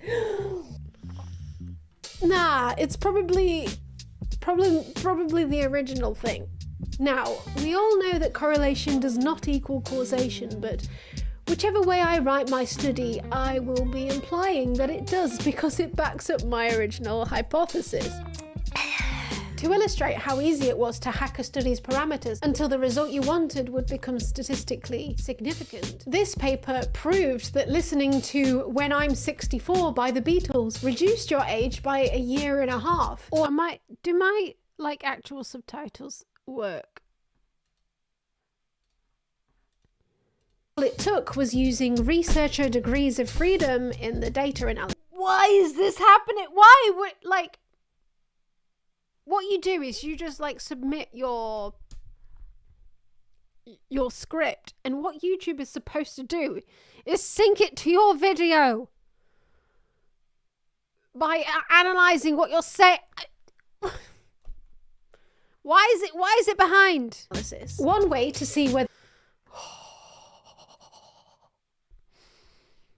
I'm gonna have to look at this tomorrow. I'm very, very annoyed. Very annoyed. Okay, auto-generated subtitles. Let's go. Whether a study really holds up to scrutiny is to get a different researcher to carry it out and see if they get the same result, replication. Unfortunately, it's not an exciting and sexy part of science to just try and copy what somebody else is doing. So it doesn't get done enough. But evidence of psychology studies that were being replicated were consistently showing that they just didn't show the same effect as the original papers stated. The reproducibility project was started in 2015 to really try and round up some numbers on how many psychology papers were unable to be replicated. They reran 100 papers and only 36% of the papers returned significant results, in line with the original study. And of these significant results, they were far less significant than the original study. Another replication project was started in 2018, in which 62% of the papers were able to reproduce, but again, the effect sizes were only half of the original papers. And then another study about unreplicable studies found that the less replicable a study is, the more likely it is to be cited by other papers as supporting evidence. There have been pretty prominent... Science is fucked, but this is such a funky tune. This is such a funky tune for science to be fucked too. Cases quite recently of behavioural scientists just literally changing data in their Excel spreadsheets in order to make their effect sizes seem way more significant. The recent exposés of Francesca Gino and Dan Ariely's behavioural science fraud, alleged fraud, have brought these to light. And these are professors at Harvard and Duke. This is happening at the top of the I will shout out another creator right now who has been talking about this quite a lot. What's his name? Pete Judo. Pete Judo. That's his name, right? Yeah, Pete Judo. Pete Judo talks about this a lot. This guy is himself a behavioral scientist, but he has been becoming just very fed up with his very own field quite a lot, and he talks about this a lot on his channel, and that's where I learned about a lot of behavioral science fraud. A lot of his videos are very interesting, but he talks a lot about Francesca Gino and her fraud, her behavioral science fraud. And the craziest thing is that, like, the thing that she's doing fraud on, it's fucking, like, honesty. Like, she says that she did a study on honesty, which is basically, like, the study that she supposedly did supposedly proved that if you sign a form at the top saying that you're going to be honest rather than at the bottom, that makes you more honest if you sign it at the top than if you sign it at the bottom. And I believe that she did this in collaboration with Dan Ariely. Correct me if I'm wrong, but she did this whole test, she did this whole study, and it basically turned out that they couldn't replicate it, and then they basically realized that she just basically faked all of the data that she had on her study, and she'd basically been forging a career out of this fake study, and she'd been doing TED Talks and corporate consultation based on this fake thing that, like, basically you're more honest if you sign a form at the top saying that you're going to be honest rather than signing it at the bottom.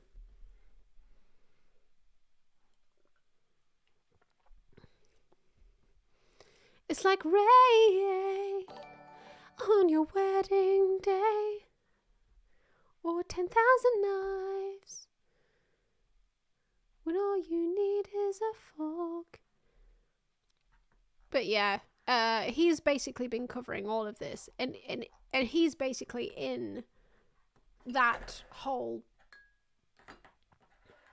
like, I believe what Pete Judo did as his PhD was behavioral science, and even he himself is like, I don't want to make. He did a whole video that was like, I don't want to even talk about behavioral science anymore, because basically what I'm finding is all of it is just bullshit. It's just bullshit. All of it. Like, you can't replicate any of it. So, yeah. I can't imagine what it must be like for someone in that field of research right now, because, like, it's literally a dumpster fire of just fraud. Because, like, this specific area of research, like behavioral science, is like, it's, on the one hand, it's like you're trying to look for a human behavior which is universal, which from what I've learned is literally no human behavior is universal. No human behavior is universal. But saying that you've found a certain human behavior that's universal is so profitable. So profitable. And that's where, like, most of the conflict comes from. Oh, it's Ellen from now on. Hello, Ellen. Thanks for the raid. But yeah. That's where most of the conflict comes from. It's the fact that, like, you're, like, basically behavioral scientists, what they're trying to do is find a human behavior which is absolutely universal, which is, like, intrinsic to all of humankind, or to a certain demographic of humankind, which is, like, all men or all women. But from the more research we do, we're actually finding that no human behavior is actually universal, because we're so incredibly varied due to our genes. That's what we're actually finding, and that's what science is actually telling us right now, is that we're so incredibly varied.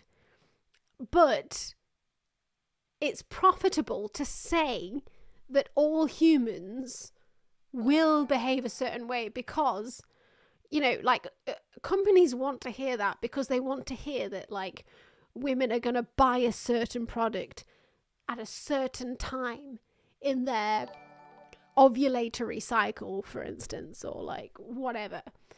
That's so profitable. So like that's where this massive sort of like friction comes from, is like it's so profitable to say that you found a thing, but at the same time what we're finding scientifically is it's impossible to say that you found the thing, if that makes sense. But Pete Judo like covers a lot of like the actual fraud that's going on in that area, but it's fascinating. But yeah, Dan Ariely, who I'm like showing here, the blog Data Colada, they actually looked into like his actual data. So what he tried to show with this study here was that I think it was that people would lie about certain data about like how many miles that their car had done when filling out forms to do with car insurance, I think it was. And like basically Dan Ariely was trying to say that people lied about certain statistics, but what he did to like make his findings more significant was he actually basically he went into his Excel spreadsheet and he changed some numbers to try and make his findings more significant and more universal, whereas realistically, psychologically, people are just varied and everybody does something different. Some people are going to be honest about that kind of thing and some people aren't, and you literally can't predict anything, I believe, is the reality of it. But it's very profitable to, you know, go up to sort of car insurance companies and say this demographic is going to lie about the mileage on their car, and this demographic is not going to lie about the mileage of their car. And that's saying that is very profitable. But thank you. But in reality, no, everyone's on a spectrum. It's all very dependent on situation. It's dependent on how much money you have. It's dependent on your experience and your own biases. And you literally can't just fucking do a study and then be like, yeah, this is how all of humankind acts. You can't do that. But it's very profitable to say that you can. That's basically the point I'm trying to make. And the scientists who do this, for as long as they get away with it, will use these significant findings to do TED Talks, TEDx Talks, write books, do corporate consultation. Selling scientific evidence on the supposed intrinsic nature of human psychology is incredibly lucrative. But in some cases, it's not just for the career advancement of the researcher. Scientific fraud can be used to advance political agendas, such as these studies on the supposed innate nature of human prejudice and its evolutionary underpinnings, and another in which skin colour was supposedly linked to aggression, which was then readily used by white supremacists. The former was retracted by the journal for huge flaws in the data, and the latter was retracted by the journal because it decided to cherry-pick citations from studies conducted by denounced academics, including self-professed scientific race. This Medium article here was written by someone who I've been following on Twitter for a while, Evo Psych Google, but unfortunately he doesn't really tweet anymore, probably because Twitter's gone to shit. Evo, yeah. He hasn't, like, this guy has not tweeted, like, since August 2023. Rip Twitter, but he used to be a very entertaining person to follow on Twitter because he would just post, like, the stupidest shit from the world of Evo Psych and just write, like, really funny tweets. And yeah, he would often tweet about Jeffrey Miller. Jeffrey Miller. Yeah, but he doesn't tweet anymore, probably because Twitter's shit, which I completely sympathize with. But yeah. Rip Evo Psych Googling whoever you are, whoever you were, rip. conducted by denounced academics, including self-professed scientific racist Richard Lynn, and then presented that information as if it were representative of the state of the literature at the time. It was a bit like writing a paper on the link between vaccines and autism and only citing Andrew Wakefield. And on top of that, paper mill. Yes, I am on Threads. My username is probably the same as my Instagram one, isn't it? Threads. Is it still threads.net? They didn't get threads.com. They couldn't have got threads.com. Threads.net. Threads.net. Activity. Okay, yeah, this. Okay. Yes, this is my Threads profile. Yes. I did a thread about Ableton, about some random conversation I had about Ableton with a guy years ago. And I don't know why, but it's got 762 likes. Like, for Threads, that's a lot of likes for Threads. I don't know why. I don't understand Threads. Sometimes, like, your thread will get like loads of engagement, and sometimes it won't. I don't know. It's weird, isn't it? Are a huge issue in scientific literature. They work by making up plausible papers and then submitting them to journals and seeing who will accept them. Once one is accepted, they'll just auction off author credits to the academic willing to bid the highest for it. Academics accumulate prestige by publishing as many papers as possible and racking up as many citations. I need to pee again, guys. I need to pee again. What shall I play? What shall I play this time? What shall I play?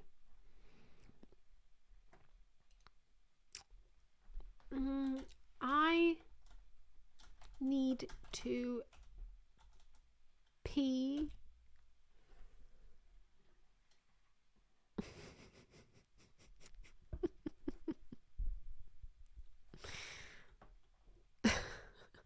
I don't think I can play any of the videos that just came up on stream.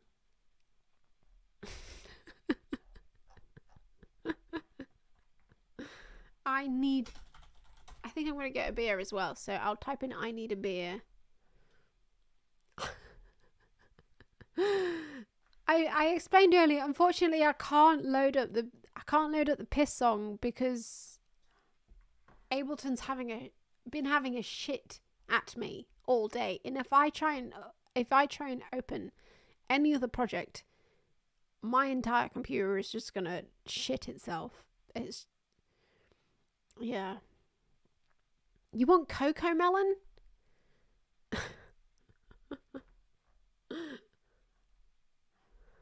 What's this? Drink a Beer by Luke Bryan. Who's this guy? It's got 14 million views, whatever it is. Okay,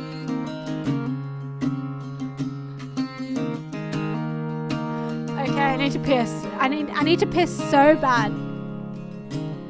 When I got the news today, I didn't know what to say, so I just hung up the phone. I took a walk to clear my head, and this is where the walk-in led. Can't believe you're really gone. Don't feel like going home, so I'm gonna sit right here on the edge of this pier and watch the sunset disappear.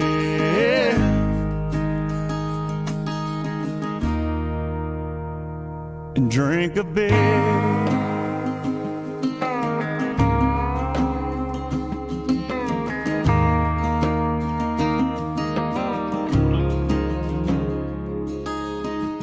Funny how the good ones go too soon, but the good Lord knows the reasons why, I guess. Sometimes a greater plan, it's kind of hard to understand. Right now it don't make sense. I can't make it all make sense. So I'm gonna sit right here on the edge of this pier and watch the sunset disappear.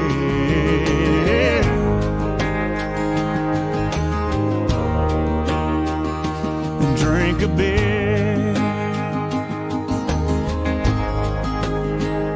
So long, my friend, until we meet again. I'll remember you and all the times that we used to sit right here on the edge of this pier and watch the sunset disappear.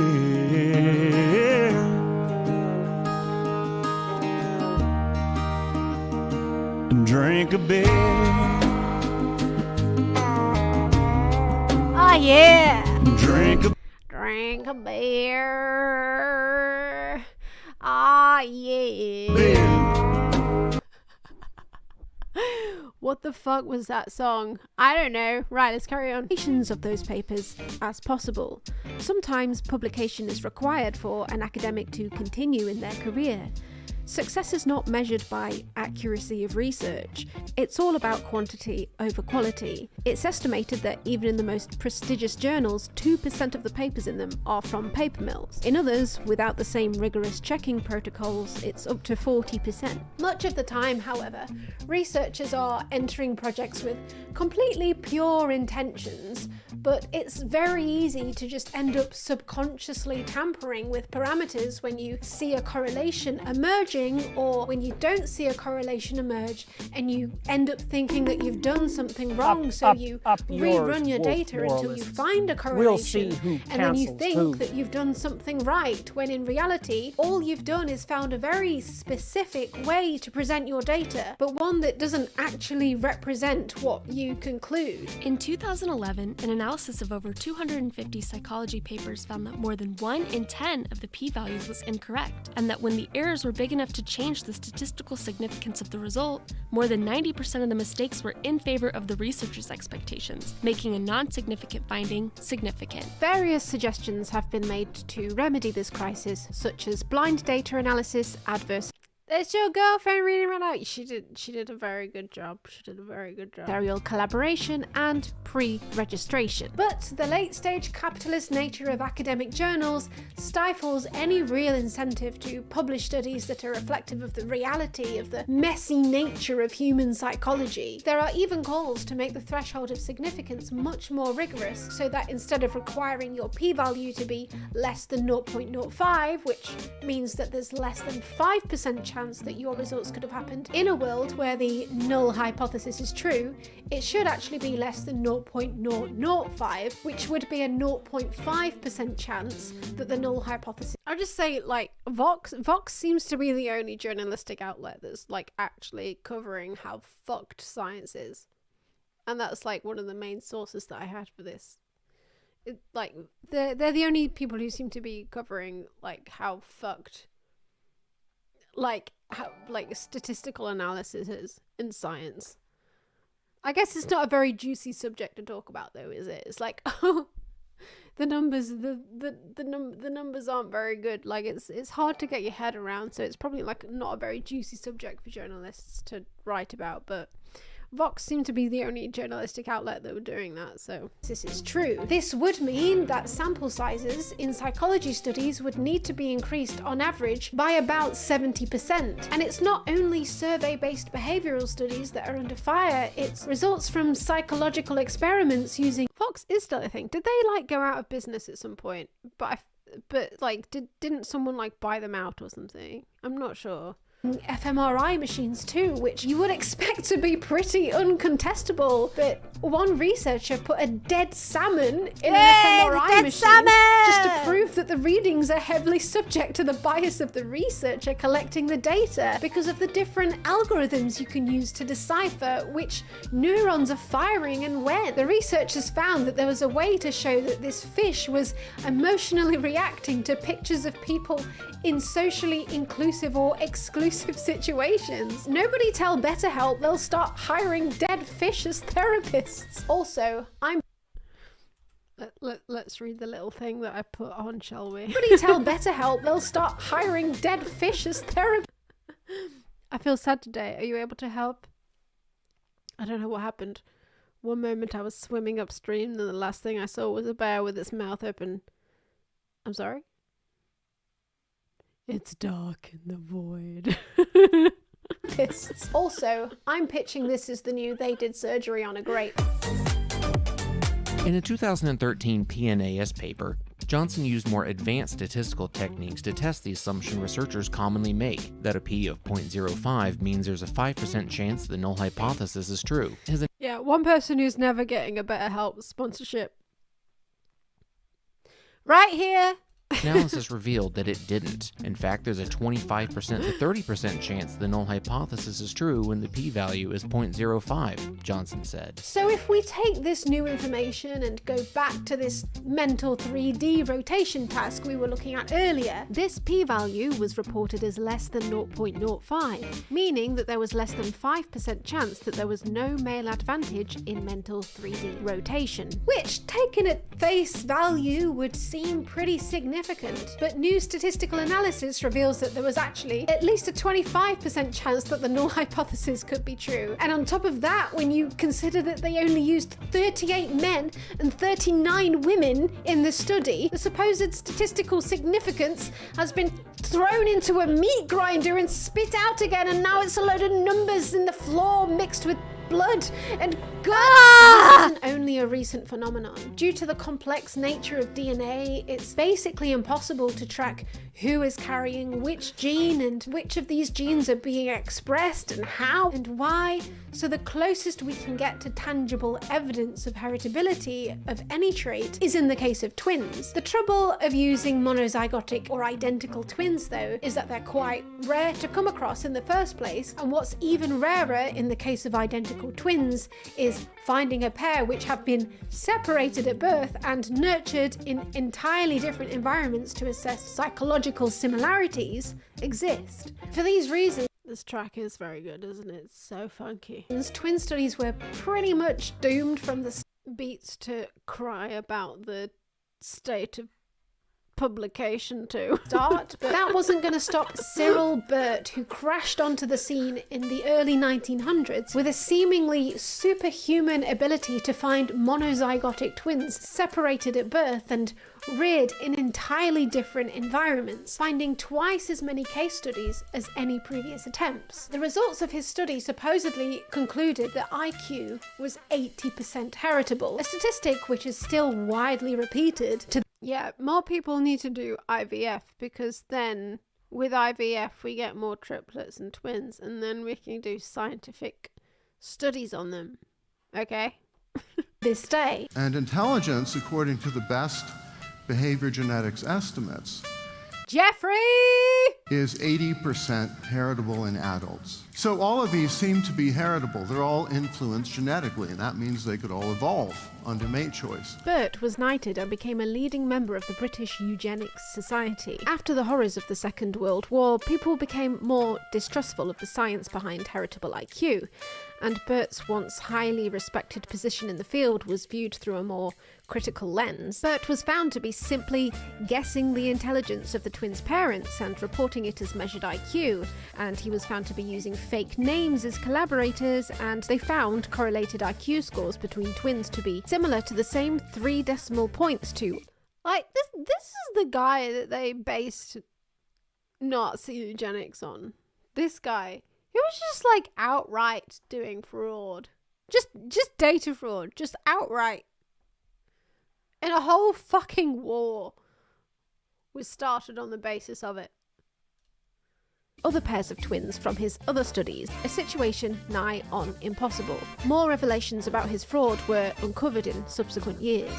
And since Cyril Burt, there's only been 6 subsequent studies published involving twins, all of which been found to be seriously flawed. The supposed separated twins were often separated between 2 and 6 years old, were adopted by members of the same family, were reared in extremely similar environments, and sometimes were reunited for years at a time or had intermittent visitations. A quote from one of these studies reads, "The twins were reunited most of the time from 5 to 15. Like, you'd probably learn more doing an IQ study on Jedward, for fuck's sake. Somebody needs to figure out what's going on there. Did they inherit this from their parents? Or do they perpetually inherit this from each other in a sort of horrific vortical genetic feedback loop? Science has to tell us!" That's another joke that I feel like maybe people who are not from the UK wouldn't understand. Do people not from the UK know who Jedward are? I don't know. Hey baby, I love your life for you. I push that If you don't know who Jedward are, maybe keep it that way.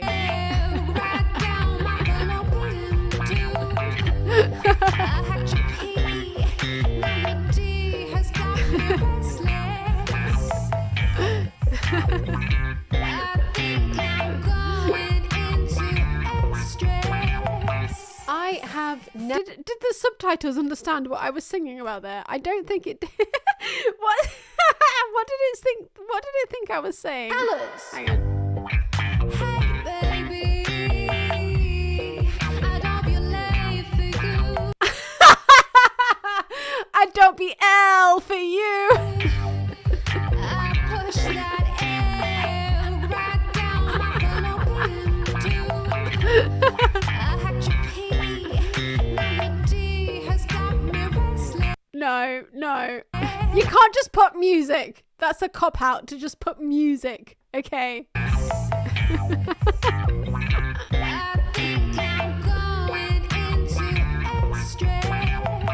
I have never witnessed an obsession like the one between evolutionary psychologists and... Here is the day 2 of recording, guys. Day 2 of recording.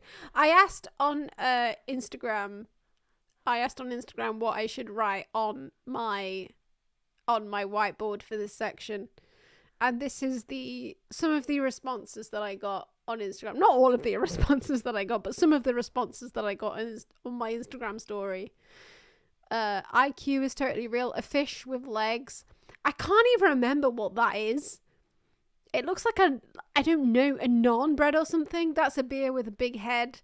That's a dick, but I put NSFW over it. There's a cat, there's a moon. I can't remember what any of the rest of it is, to be honest, but this is what the people on Instagram told me to do. Oh, this was this little shape here was somebody saying draw the shape of Japan from memory. And I got it like completely the wrong way round. But anyway, the sneaky, concealed menstrual cycles of women. They look at the animal kingdom, females face down, ass up, ready to take in the prime genetic material of the most viable mate and shake their fists at the sky with rage at the realization that human females will not reward them with the same display. To see whether estrus was really lost during human evolution, as researchers often claim. Geoffrey Miller obtained a sample size of, wait for it, 18 sex workers who anonymously recorded their position on the ovulatory cycle for him, along with that night's earnings for a total of 60 days. Just gonna do the girl maths for you. That's a total of 2 periods per woman. 2 periods. Women, it was revealed, earned $35 more than menstruating women and $20 more than women elsewhere in their cycles. Women on the pill had no estrus earning peak. It was such a breakthrough that it got published in the New York Times. The study also states participants only logged onto the website on about half of the days when they worked, or 27% of the 60 requested days. So the sex workers could barely even be bothered with this bullshit. Our results give clear economic evidence that human estrus actually does exist. The findings that estrus impacts earnings could have implications for women selling cars or giving big presentations as CEOs, Miller says. Should women schedule big job interviews during certain weeks of the month? We don't know. But maybe. So we've ended this article with the implication that women are only useful as car salespeople or CEOs during ovulation. And during those times, you're probably only useful if men find you sexually attractive. And if you're on the pill or post-menopause, just give up. Give up? Indeed. The standard argument for women's extended sexuality... I'm not ovulating right now, so why are you watching this stream? Why are you watching it? Why? I'm not ovulating, so what's the point? Sexual receptivity outside the fertile estrus phase is that it evolved to help women extract material resources from males. So the only reason men aren't repulsed by women when they're not fertile is because women are manipulatively seducing them for resource extraction. But that's not where ovulation science ends. Oh no! Remember the TEDx talk in which David Bussyboy mentions the dual mate hypothesis? Come on, haven't you been taking... Viewer count plummets the moment I mention I'm not ovulating. What? Taking notes. So women look for alpha chads to sleep with while fertile, and beta books to settle down with and spawn resources off once they're inseminated by chad genes. So that must be why they conceal their ovulation. Because we're sneaky like that. But it got debunked by DNA data disproving it because there isn't a load of cuckolding dads everywhere. Well, this theory, based on a now disproven hypothesis, inspired an entire subsection of evolutionary psychology. And you'll be amazed at the amount of studies they managed to squeeze out of this one. So supposedly, facial symmetry is evolutionarily attractive because it means that the person is parasite free. So if you see someone with a lopsided face, you're this bit where I mirrored my face made me laugh so much when I was editing. Conscious cave brain is going, he's got a tapeworm. I mean, if anything, I like a man with a pet. It shows responsibility. I mean, if it popped out and started watching you while you were doing her from behind, I mean, it would be kind of off-putting. Oh my so god. Ovulation science, based on the debunked dual mate hypothesis, would dictate that when we are fertile, we should find symmetrical men extremely sexy. And guess what? They found that we prefer the smell of symmetrical men when ovulating. More symmetric men smell better to women, specifically. Here's that same fucking documentary again. What's sexy? Particularly to women who are at the fertile phase of the menstrual cycle. And we even become more symmetrical. I love his name as well. Randy Thornhill is just perfect. His name is great, but also I love his accent. It's just great. Pulling his ejaculate up to the cervix. I can't do it. I can't. Who are at the fertile phase of the menstrual cycle. And we even become more symmetrical ourselves. Symmetry appears so important that the female body even performs its own tricks to appear more symmetrical. In a simple experiment at the University of Liverpool, England, biologists measure the hands and ears of women. Fucking Liverpool. Liverpool, you guys. Liverpool, England contributed to this. Before, during, and after ovulation. They discover that 24 hours before ovulation, the women's hands and ears alter shape to become more symmetrical. Come get your tapeworm-free sex, boys! This is cursed. This is a cursed image right here.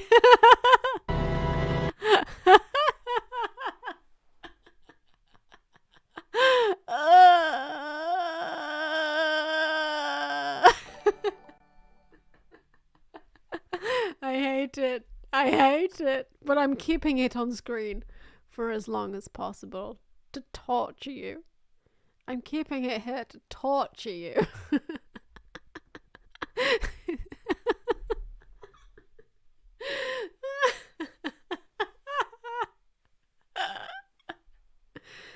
This is what I look like without tapeworms, okay? With tapeworms, I look like this, but without tapeworms, I look like that, okay? This is more attractive, okay? Supposedly, during ovulation, we women dress sexier. Men like us when we wear red, but not menopausal women. We're more likely to wear red. We're more assertive. We prefer variety in men, and therefore products. If our current partner is asymmetrical, we fantasize about other symmetrical, tapeworm-free men. We try and lose weight. We prefer the faces of more masculine men. We prefer the bodies of masculine men. We prefer the voices of masculine men. We prefer masculine behavioral displays. We prefer tall men. We emit pheromones. We can tell who's gay. We're more likely to vote for Barack Obama. And they got a little carried away with themselves, and they thought that they could find evidence for women. Barack Obama only won because statistically, most women were ovulating at the time of the election. And walking sexier when ovulating, but they found a negative correlation. So apparently we walk less sexy when we're ovulating. That wasn't going to stop them from publishing though. The researchers concluded that the women must have been walking less sexy because they're trying to ward off undesirable men. I don't know how that's supposed to track with the other studies that supposedly make us more attractive to men, but so if the hypothesis is derived by working back from the data that they've collected which had proved the opposite of the original hypothesis, then what's that categorized as? A top-down hypothesis? A bottom-up hypothesis? A fucking face-down, ass-up, give me a reach-around hypothesis? Well, ovulation science did not escape the replication crisis. In fact, we don't dress sexier. We don't like bad boys more. We don't like low voices more. We don't like masculine bodies more. In fact, these meta-analyses of ovulation science found that there was no overall effect in women's mate preferences across the ovulation All women want is a symmetrical president, and it makes me sick. Cycle, and one mentions that the previous correlations were probably found due to research artifacts, publication bias, everything is Obama's fault, and the use of imprecise definitions of the fertile phase. So, researcher degrees of freedom. The study about women's preference for lower voices, for instance, used the first day of a woman's period to decipher where she was in her cycle, which can yield results very different to when you're actively measuring someone's hormonal levels. In fact, it was found that the more precise the researchers were in recording ovulatory cycles, the less likely they were to yield a result supporting their hypothesis. A replication of the male and female response to people wearing red also found no effect, and it turns out the original study that women wear red when fertile had some very creatively cooked numbers in it thanks to the very small sample size. I will say there is one way to tell where a woman is on her menstrual cycle from what she wears. So if she's wearing white, specifically on the bottom half, it means it's probably not day 1 to 5. This larger study, am I right, girls? If there's any girls in the chat, he found no preference for masculine features during ovulation, and this study made use of a very large sample size of 1,043 women using 26,000 of their diary entries. They found an increase in general sexual desire during ovulation, but absolutely, yeah, I'm getting backed up by the girls in chat. I am. I'm getting backed up by the menstruators in chat. No change in the type of man women were attracted to. It seems the larger a study is, the less likely you are to find a statistically. Yeah, if she's wearing white on days 1 to 5, she's absolutely living dangerously. A significant result because it's a lot harder to find a way to manipulate data when you have a large sample size. Yet the public are constantly led to believe that studies with very small sample sizes are a completely normal part of science and give trusted empirical findings. Two of the most prominent original researchers in this area of population science are Randy Thornhill and Stephen Gangestad. They even wrote an entire book together in 2008 based on the research around women's dual sexuality. Stephen Gangestad has since taken a different path. In a recent interview with Slate magazine, he admitted, "When we wrote the book, we were drawing on a broad literature, but some of what we wrote was just garbage because we trusted all that work, including our own. In terms of overall effects, I don't think there is anything." However, his collaborator, Randy Thornhill, seems to continue to stand by his original Randy continues to be Randy literature and is happy to repeat it on various podcasts. I know that there's been a lot of discussion about the hypothetical evolutionary purpose of It's podcast time, baby! female orgasm. There's no evidence that females that orgasm very infrequently have fewer babies. So I don't think it's fundamentally that. So when a female has an orgasm, she has uterine contraction, of course. It works like a suction, and she's pulling the male's ejaculate up to the... Guys, it works like a suction. She's pulling the ejaculate up to the cervix. And it works as like a cryptic female choice. If she's pulling your ejaculate up to the cervix, it means she wants to have your she wants your Chad genes. Okay. She wants your Chad genes inside her. the cervix to conceive. Imagine a female who has two mating partners. She orgasms with one, pulling his ejaculate up to the cervix. So she, in effect, is mated with both, but she's doing something more subtle, and that's a component of cryptic female choice. Oh yeah, podcasts. Don't you dare debate me on anthropology. I've been listening to podcasts. There's a new lucrative sales funnel in town. If you want to sell a book, supplements, or a political ideology, there's no better way of doing it than hiding it in the format of a self-help podcast, reeling in clicks from innocent people just trying to improve their lives. These podcasts are, in my opinion, no better than clicking on a spam ad on a porn site that says you must find out this one weird trick to lose belly fat and doctors hate her. The point is to invite an academic or expert of some kind on and not engage with them critically in any way, just let them speak. Let them plug their bullshit book or their bullshit supplements, smile and nod, pretend you're taking notes, even if they're completely contradicting what another guest told you on your same podcast. Caffeine, it is the original cognitive enhancer. We see consistently people perform better. You see a reduction in all-cause mortality that correlates to coffee consumption. Is it good for cognitive decline? Yes. I am actually an advocate of drinking coffee. It allows us to function better.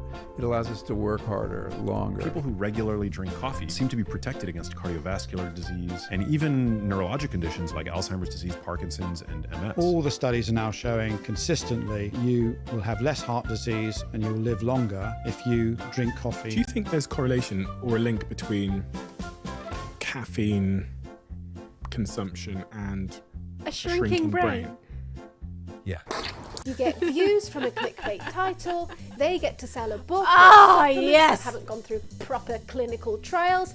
Everybody wins. Well, apart from your listeners. If you want to be the grifter, take a load of well-established, mind-numbing, obvious health and lifestyle tips. Sleep well, eat healthily, etc. Boring! But then, add one secret tip that the doctors won't tell you. In fact, perhaps doctors hate you for this one weird tip. Maybe they're lying to you. Be aware that a lot of people won't stick around for the whole podcast, so maybe start with your one weird trick, but then fill the rest of the runtime with just normal life and health advice that any fucking chump on the street could give you, so that your one weird trip sounds pretty fucking plausible, actually. I mean, the rest of this is plausible, so like, why wouldn't their one weird tip be plausible as well? Like your fucking sugar spike tablets. Hey, perhaps there's more of these weird tips on this person's own podcast or in their book, or maybe the weird tip is their supplements. I know so much about grifting at this point.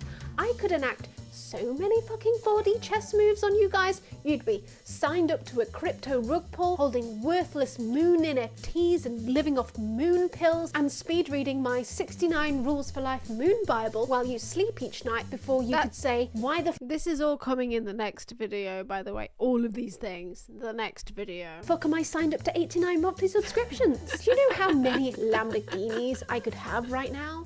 Yeah, that's how I flex.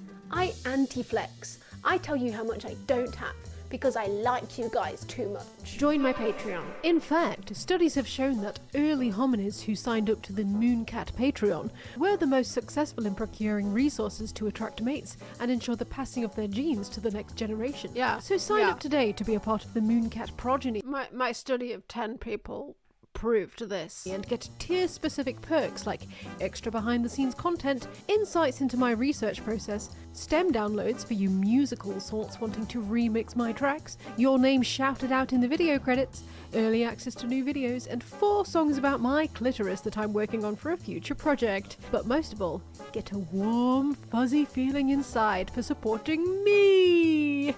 Link in the description.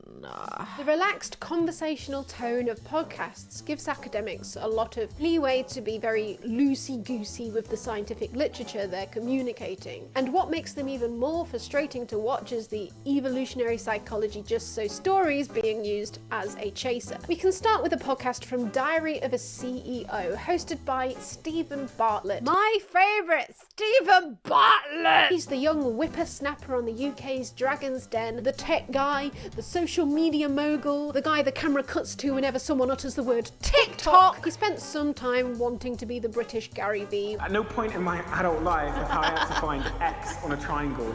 Real life isn't about. I had to go on Internet Archive. Like he's taken down all of his videos on this original Stephen Bartlett YouTube channel. I had to go on Internet Archive to find his old videos. But like I knew that he like originally what he wanted to do was be basically the British Gary Vee, where he just like uploads videos of like generic, you know, inspirational content for young guys wanting to get into business. But like to do that you literally have to be as insane and as batshit crazy as Gary Vee, and he's not that insane. He's just not. I don't dislike Stephen Bartlett as much as I dislike Gary Vee. I think he's just jumped onto like the latest business thing that is obviously making people a lot of money, and I dislike him for that. But I don't think he's as manipulative as Gary Vee. But I don't like him. About finding X on a triangle. But when he found out that he wasn't batshit insane enough to tell people to imagine their family members being shot directly in the face, he hop skip jumped onto the podcast train.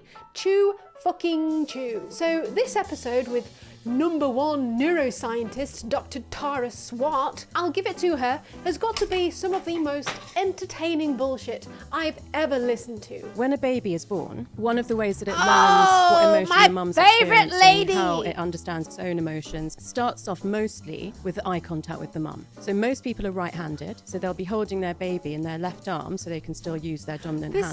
This entire podcast, the entire thing, I just literally throughout the whole thing, just face palming, crying into my hands, just everything.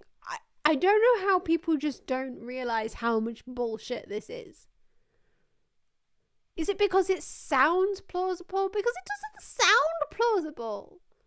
It's entertaining, but it's not plausible. Stuff. And that means that when you gaze at your baby, your right eye is looking into their left eye, and then that interaction that from the optic nerve is going around the brain It's impacting the amygdala, where emotions come from, and it's creating this emotional resonance loop that's part of how the mother and the baby bond. So that right eye to left eye.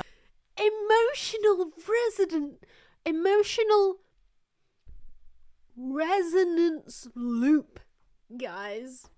Eye contact is the most bonding eye contact that you can have with someone. She doesn't even cite any research to back this up. I looked and I didn't find a study on this. She's literally just making this up. Like, I would say, sounds plausible, doesn't it? But like, no! This doesn't even sound plausible! So one group lifted finger or elbow weights. I think this was a 2-week study, and they showed, I think it was about... She even admits this is just a 2-week study, but she doesn't mention how piss poor the fucking sample size was. 40% increase in muscle mass of the targeted muscle group for those weights. Their counterparts only imagined lifting weights for 2 weeks, and they had a 13% increase in muscle mass. It's in the book. It's in the book, guys. This study, which she deemed valuable enough to put in her book, reported 8 people increased their arm strength 13% in relation to a control group. 8 people! And I think this is probably the best evolutionary psychology just so story I have ever heard. Women who interact with each other physically closely, they synchronize their menstrual cycles. Here we whenever go. I The want to menstrual synchronization pseudoscience. explain something that's complex, or I don't actually know the current neuroscience, I always take it back to what happened in ancient times. So when we were living in the cave, the men hunted and gathered and lived quite When we were living in the cave. nomadically. So sometimes they would go away for months at a time. If they went far enough away and were closer to another cave of the same kind, they would actually just stay there and never return to the original cave. When I first listened to this podcast, like, if only you could have seen my visceral reaction when I first watched this podcast. I just shriveled up for a few days. I couldn't face the outside world. Mostly they would leave for weeks or months and then return to the original cave. So if he was going to be away for months and he couldn't, there weren't men there to defend the women from predators, maybe there was going to be a spell of the Ice Age and they would all freeze to death, or they wouldn't have Of food. course, he needs just a spell of the Ice Age. You know, like they had back in the caveman days. They just had like sort of little spells of the Ice Age. Just little spells to make sure that at least, like it was like I don't know, a British winter where we had just like, a bit of snow and rain, and like maybe the babies wouldn't have survived. just 5 women were impregnated with his sperm at the same time. At least 1 out of 5 would survive. So to be able to do that, they had to be fertile at the same time. So that's why that mechanism exists. Yeah. Okay, so women don't even sync their periods. That doesn't even happen. I will say, like even like a lot of the women that like I've interacted with throughout my life, they do genuinely think that women sync periods, but it's literally just a psychological phenomenon. Like we will absolutely try and find patterns wherever we can. There is no pattern there, but we will actually try and find patterns wherever we can. Like if we're living together and we start our period like within a few days of each other, it's like, oh my god, guys, we're syncing. We're not. It's just a fun thing to say, to like laugh about, but we're not syncing. There's no evidence for it. This has 11 million views. This woman is a senior lecturer at King's College London. What is happening? What are we doing? Why is she saying all this? I'm the Chief Science Officer at Heights. We created the world's first... It is very much like astrology. It's on the same plane of like belief is astrology. Like it's fun, and it's like pretty to look at planets and stars and be like, oh, this is aligned with my personality traits. Aesthetically, it's great. Realistically, your brain is looking for patterns that aren't really there. Smarter supplement and a really clever double capsule to deliver all your brain's key nutrient needs. Oh, right. Yes, the podcast circle has successfully revived ovulation science. Even Diana Fleischman has dipped her little toes in. We found that ovulating women showed, increased aversion to men who were Black or Latino or mixed race compared to other white men. And those are the kinds of interactions, that have a deep evolutionary impact. Throughout most of our evolutionary history, I would have not encountered anybody who looked different than me unless it was probably a very aggressive interaction. Although there was some trade and things like that, I don't think women generally women never got involved in trade. We don't know how to do that. We don't know how to deal with money and stuff like that. Numbers. Involved in that. Oh, that's nice. So now women are more racist when they're fertile. That must have been really conflicting for the ovulating women in the ballot box preparing to vote for Barack Obama. We just cannot catch a break, can we? Let's look into this one, shall we?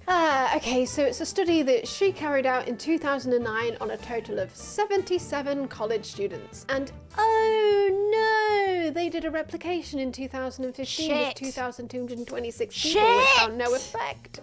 Oof! You're referencing a paper you did in 2009. Goddamn replication crisis! Fine. It's your job to know about this stuff, Diana. Are you sure you didn't know about that? Dr. Sarah Hill likes to hop around on these podcasts, but her main thing is, I'm totally a feminist and all, but perhaps women on hormonal birth control are in a constant dissociative fugue state that's causing the mating crisis, and therefore, downfall of the West? When women are ovulating, they tend to show more skin, and research even finds that they're more likely to wear the color red. Vocal, facial, and behavioral masculinity. I think I know what you mean when you say that's your brain looking for patterns. Is that not a finding from psychological science? I come into that. I go into that later in the video. Burping, but that comes into bias. We are all definitely susceptible to bias, and we all look for patterns. I absolutely agree with that. I absolutely agree with the fact that we all look for patterns, but the patterns we look for are subject to our bias, and we all have different biases, which is what I go into later in the video. Masculinity are things that women are really zeroing in on right near high fertility in the cycle. They smell sexier, they move sexier, their voices are sexier. Strippers get more tips. Strippers get more tips. There's been a lot of research indicating that they tend to exhibit a heightened preference for cues to, in particular, masculinity. That's the one that seems to be the most replicable. I think that what the birth control pill essentially does by flattening our, cyclically... You just get, throughout the video, Chris Williamson is just getting closer and closer to the camera. Changing hormones and sort of minimizing the role of estrogen in terms of our partner choice and partner preferences and the types of qualities that we're attuned to when we're choosing mates. I think that it sort of downplays the importance of sexiness in women's partner choice. You tend to go after the tangibles, right? Like, okay, is this person going to be a good provider? Is this person, stable? And there's some evidence that's consistent with this. And there's been some research even showing that if women chose their partners when they're on hormonal birth control and then discontinue it, that this can lead to changes in how they perceive and how attracted they are to their partner. The women who are in their most fertile periods prefer the wider-jawed men. Yes. That's... No, we don't. We like femboys as well. We do. We like femboys. There is absolutely no pattern that has been found, apart from the fact that generally we get more horny. We get more horny when we're ovulating. But that's it. Probably a problem because we have a lot of tension between women and men in our society, and we have no idea how much that's driven by the fact that the pill is transforming the manner in which females perceive the most masculine Females? men. mean, it's terrifying if that's the case. For this claim, I can only assume she's referencing this study based on 200 women, which has since been debunked by a study of 6,482 women showing no change in preference of masculinity when using the pill. And also, you can see the online test they used for this study. I love and this. The choices included a monkey, never underestimate. Fucking monkey. Are you more attracted to a masculine monkey or a feminine monkey? We will incorporate that into our findings. A woman in her ape era. Research has been showing now for about 20 years that when women are in the point in the cycle when estrogen is high, that's return to monk associated with an increased preference for testosterone cues. Sarah, I'm really struggling to give you the benefit of the doubt here. You've made it your life's mission to scare women out of using hormonal contraception, so surely you must know about these huge failed replications. You have to be intentionally ignoring them. But she doesn't stop at the implication that it's making women attracted to betas, though. No, she goes further. We're all gay too! Based on no evidence at all that it's turning women gay. I've heard from a lot of bisexual women who get nudged one way or the other depending on where they are in the cycle. I've heard from women who thought that they were bisexual and then went on or off the birth control pill and then had that change where they were either completely straight or thought that they were completely lesbian. She's pretty vague about this one because she actually has zero evidence to back it up. Just that she's heard a lot of stories. Did you manage to find a significant swing in one way or the other? You know, it's really he's getting closer and closer to the camera. really interesting because for most, the thing I've heard the most, but I've heard it all. But the thing she's heard it all, guys. She's heard it all. The thing I've heard most frequently is that they become a little more straight when they're off the pill. Sure. Warning, warning, anecdotal evidence is approaching. A story of a girl friend of mine who is a mostly lesbian bisexual. But then she said, one other thing that I noticed when I came off the pill was that for 1 week out of every month, yes, I was straight again. And I guess I can guess which week of the month it was. Oops. Have you ever come Like, that's also another thing, though, with the pill where you supposedly don't take it 1 week throughout the month. That's a myth in itself. I just burped. That's a myth in itself. You don't actually have to stop taking it one week of every month to have a period. That was only introduced as a rule to like appease the Catholic Church. You don't even have to do that. You don't have to have a period every month. Like you don't. You can just like literally. So they introduced a separate type of pill where you can just take it every single day and never have a period, which is the one that I was on for quite a long time. But like even with the one that you supposedly take a week off every month, you don't need to do that. You can just take it and not have a period if you don't want to. You don't have to have a period.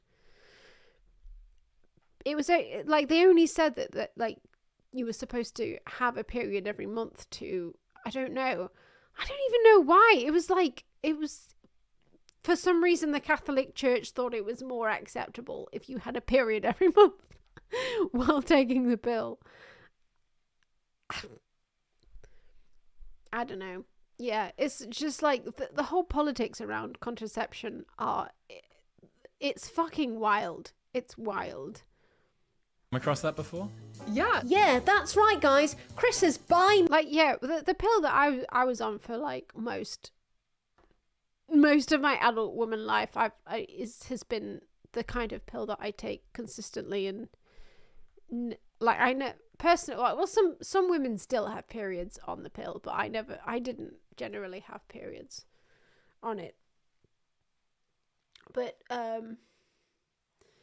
ironically, while I was making this video, I was having some problems with the contraception that I was using, and I came off the pill like while I was doing this video, and I decided to go on to the IUD instead, like, which is like the coil that you have implanted into your womb. instead of taking a pill every day, because there's a lot less hormones involved in the IUD than there are in the pill. In the pill, there are a hell of a lot of hormones, but generally it's just so varied as to how a contraception will affect you. It's just so personal to you, and literally every single woman will have just symptoms that are so personal to her. Like, there's this entire website that's been set up. I can't remember the name of it, but like literally women will go on this website, they'll log in and they'll say what contraception they're taking, and they'll say what symptoms they're having. And the website exists to basically be a source of advice for women who are thinking of going on that specific contraception method. But like going through all of the reviews, like, you kind of realize that every single woman responds to every single contraception method in very much a different way. And that's what makes it so difficult, because it's just so personal to you, and you have to work out what works for you. And there is an element of truth in the fact that, yes, like, some hormones are going to make you feel depressed. They're going to make you feel like you've completely lost your libido.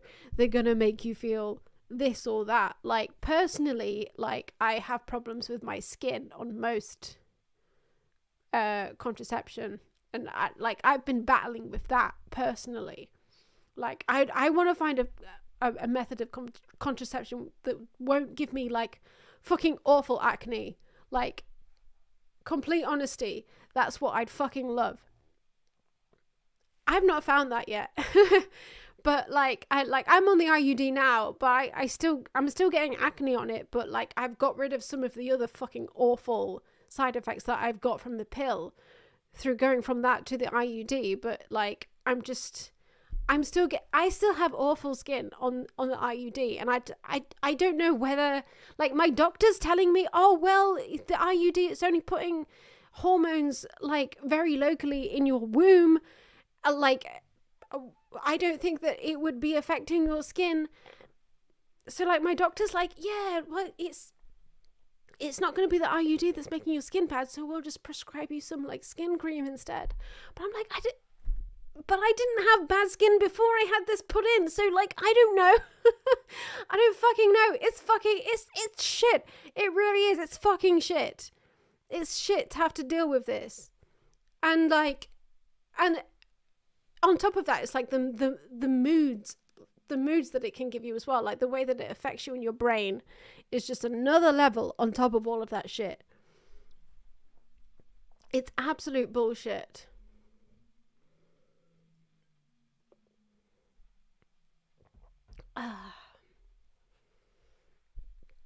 Bring on the fucking normalization of male contraception, please. Please. But the only male contraception we have really at the minute is like snipping tubes, and that's basically, you can only really do it once. You can't really like, you can't just do it for a certain amount of time and then just, you can't really unsnip the tubes. You can only really snip the tubes, and that's it forever. With contraception for people with, you know, female sexual organs, it's like, that's the only sort of options we have right now, and it's fucking shit, guys. It's fucking shit. Snip, snap, snip, snap, snip, snap. Yeah, it's like The Office. It's like The Office. When Michael, has to get a vasectomy and then has to get unvasectomied.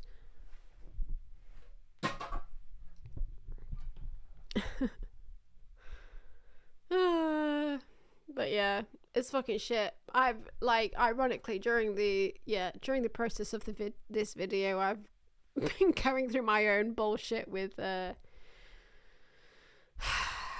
contraception. But I guess the people who I'm talking about would be like, well, you know what you should do? You should just have a baby.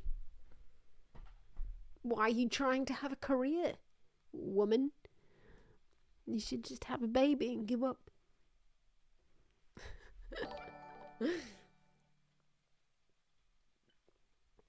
I would like to be able to have sex and also have a career. Unfortunately.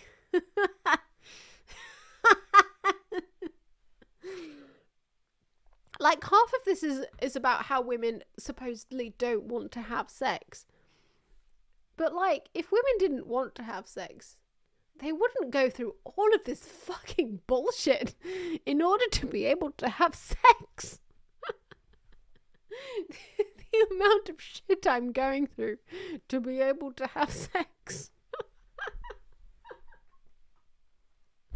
Like, if you take that into account, the amount of bullshit that women go through contraception-wise to be able to have sex, you would put them on the same plane as how much men want to supposedly have sex, right? The amount of hormonal bullshit I'm putting myself through to be able to have sex.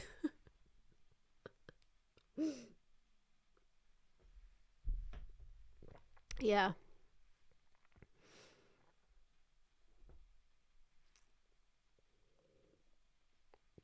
But hey, no woman wants to have sex, apparently. That's why no woman is putting her body through copious amounts of bullshit to be able to not get pregnant. Yeah. Mate went straight during the 1 week of the month she took a break from taking her pill. But do you think the Daily Mail cares about scientific consensus? But apparently all of these gay zombie women are affecting men's testosterone too. We have so many women on hormonal birth control, so much ovulation being suppressed, meaning that there are so few cues to estrogen, like sort of in the air, that could it be that men's lack of achievement motivation is in part driven by the fact that their testosterone... That also sort of like plays into why women generally... they generally prefer... I do believe that women generally prefer having an ongoing relationship with one man. But I don't think that that's because they're sort of subconsciously thinking, oh, he has father genes.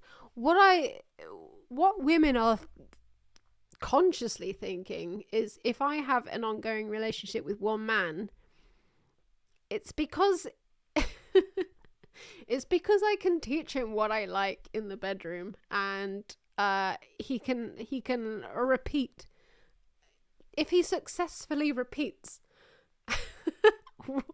what I tell him that I like in the bedroom, then that's good. That means I'm going to be sexually satisfied. I think that's why a lot of women like sort of ongoing monogamous sexual relationships a lot of the time, whereas with men it doesn't matter as much, because obviously you're gonna sort of, on average, you're gonna get your end away and you're gonna sort of like have an orgasm either way. Whereas if you're a woman, it's not always guaranteed that the guy is gonna be able to be like that the guy is gonna sort of like listen to what you want personally and like do that thing. And with women, that thing can be a lot more personal and a lot more individual to you. So I guess like with women, more often they're going to be like, well, it would be easier if I could find a guy who I could tell that I like a thing, and he's going to listen to me and repeat that thing because like that's the thing that I like in the bedroom. That's another reason for all of this shit that's going on. None of it is to do with genes. It's to do with like sexual gratification and culture, in my opinion. Testosterone is in the toilet because of the lack of sort of ovulating women to inspire those higher levels of T. For whom the birth control pill makes masculine men particularly undesirable. Right. Now imagine that transforms itself into political motivation, because it might. We don't know anything about the relationship between hormonal transformation and political activism. But the probability that there's no relationship is zero. So now we're gay, bisexual zombies, and due to our complete lack of agency, we're horny for betas, and we're gonna vote for the Democratic Party. Ha ha ha ha! Take your lip pills, ladies! But no, we're not gonna stop there. We're pissing out our synthetic hormones, and the boys are gonna drink them! Then they'll vote for Biden too! Ha ha ha! Think about the fact that women who Biden are on pills. birth control that then urinate into the toilet, which then gets into the water supply, which then increases the amount of estrogen that's supposed to be consumed by men. They're gonna get our cuties. We know there's a lot of xenoestrogens in the, in the water, and that might be messing with their hormones. And men are heavier than they used to be, and fat aromatizes testosterone and turns it into estrogen, which also lowers men's testosterone levels. That's right. The xenoestrogen cuties in your drinking water will make you grow bitch tits. They've done studies where they videotape women when they're walking at high and low fertility, and then they just show their silhouettes to outside evaluators, and they walk sexier. No, Sarah, we walk less sexier. She didn't even get the face down, ass up hypothesis right. See, they've done studies where men watch women's silhouettes walking, and the women who are currently during their 7-day you can get me pregnant period. I just fucking during the 7-day you can get me pregnant period. They're the ones that they're most attracted to. The fucking silhouette of the way they walk displays their high current... heels replicate that. Guys, we're witness. Louise Perry is just another person who I haven't really gone into, but like her whole thing is kind of similar to Sarah Hill, where she's like, oh, I'm such a feminist, but like maybe the entire sexual revolution was a really bad thing. But she doesn't have any solution to like what women should do post sexual revolution, other than just like if you start dating a guy, maybe hold off sex for a few months. Like that's literally her whole thing. That's just it. Like what? that doesn't even like make any sense.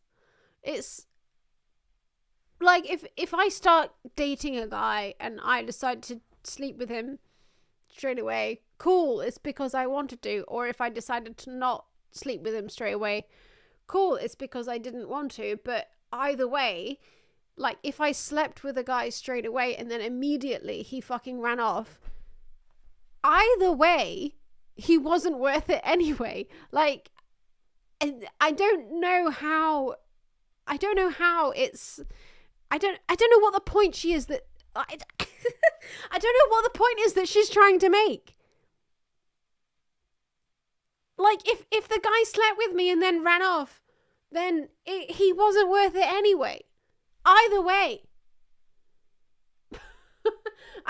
What is the point in trying to like hold off sex? Is that all of a sudden gonna make him not a fuckboy? No, it's not. No, it's not. He's gonna fuck off or not fuck off. And that's entirely dependent on whether he's a fuckboy or not. That's nothing to do with me and how I act. He probably just wasn't that symmetrical. Oh man. Anyway.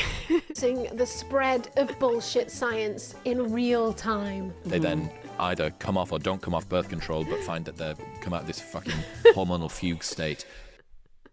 Guys, did anybody notice the tune that I used here? I'm entering a fugue state. Where's my cute little twink? Did anybody notice that it was actually a tune called Fugue State? No, nobody did they? Right, Fugue State. Who's it by? Fucking yeah, Nero. Yeah, some of you know. Okay.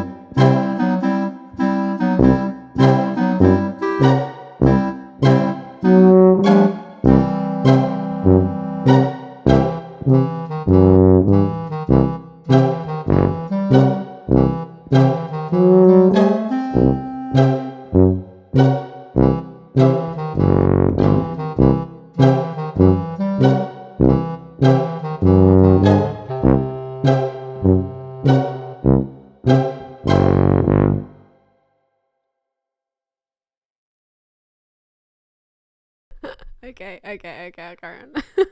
Boy! Right, so based on a load of debunked ovulation science and unreplicated studies of women's sexual preferences when on contraception, birth control is now the sole reason for why women won't dress sexy for you anymore. It's making them only want to date beta providers. It's why men aren't men anymore, but they are Timothée Chalamet. It's why women are gay, depressed and neurotic. It's why men are fat and unmotivated to get jobs and don't want to sleep with women because they can't smell when they're fertile anymore. And it's turning the frickin' frogs gay. And it's why Tucker Carlson doesn't want to fuck the green M&M anymore. The green M&M, you will notice, is no longer wearing sexy boots. You went on the pill, didn't you, you slut? Call me by your name, Timothy! I'm assuming you don't know the backstory of Chris Williamson, and if you do, why? He started out as a club promoter who then went on to star in the first series of Love Island. And according to this BBC interview, he didn't enjoy his stint on the show because the producers wouldn't let him discuss the evolutionary underpinnings of male aggression for hours on end with the other contestants. So now Chris hosts his own podcast in which he invites on whatever academic he can get his clammy little hands on to report on the latest updates from the world of misogyny science. It's by far the worst one for peddling misinformation via some of the worst small-scale gender personality studies I've ever seen, backed up with evolutionary just-so chases and a healthy sprinkling of anecdotes. Here are some examples. Among over 11,600 US... This is my favourite bit for editing. When I was editing this bit, I'd been editing for like days on end, and I don't know, I was just like at the point where I was just going crazy, and I think that came out in the way that I that I edited this section. As employees, women were less satisfied with their jobs when they reported to a female boss, whereas men showed no difference in job satisfaction based on their supervisor's gender. Why do you think that is? Our male ancestors were more often involved in coalitionary contexts, so they were forming larger groups, both for the context of hunting, but also, I think, more consequentially for the context of warfare. Because you see, when the men went out hunting, they needed to do it in groups where there was a clear hierarchy. Yes. Otherwise, it wouldn't work. In these contexts, what helps is a strong hierarchy. And the women, you see, back in the cave, they needed to all be friends and they needed to stay on the same status, so then they could look after all the kids together. They preferred contexts where they were of equal power and equal resources. And that's why they gossip about each other. Data suggests that gossip is useful because it lowers people's social appeal. Oh, did I mention that girls have no idea how to do sports because they're too dumb to realise that you can play in opposition to someone and then not be in opposition to them when not playing the game? You're not that good as a guy. You take yourself... Guys, science has confirmed that women don't know how to sport. ...off and sit on the bench so that you guys can win the championship. Whereas I think, and it's been said by many of my colleagues, in some ways, women and girls would rather lose the game and have everybody play than win. If you're a girl or a woman, when somebody's done you wrong on the field...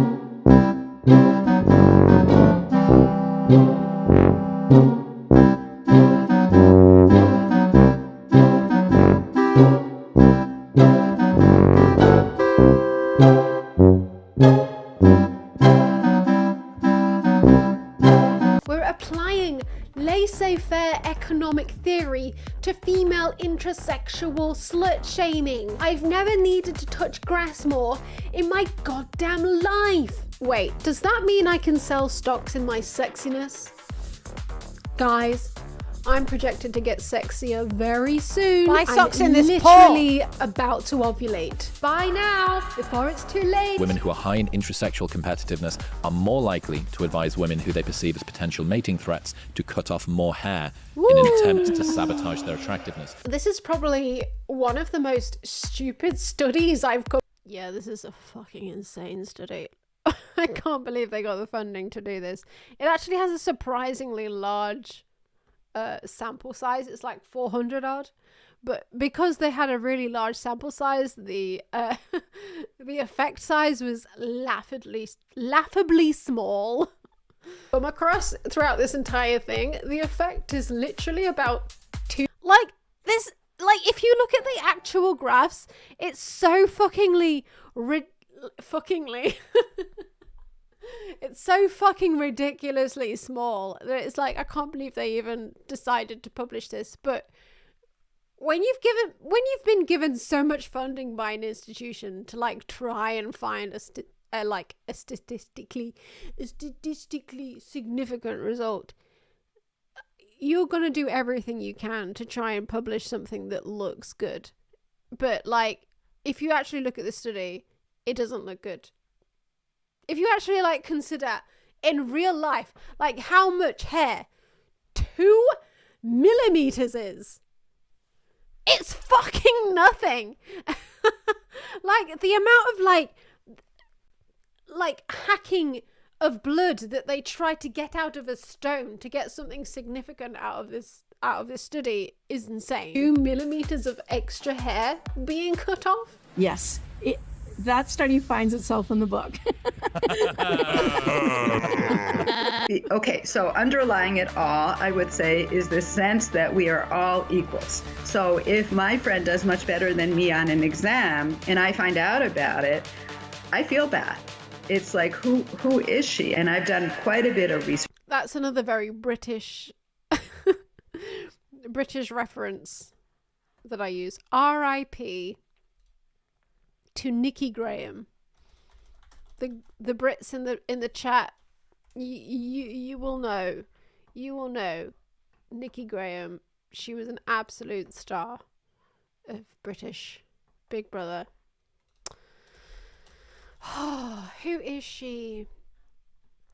I wonder if she would come up if I typed her into. I don't know. Like, I honestly don't know how I found that.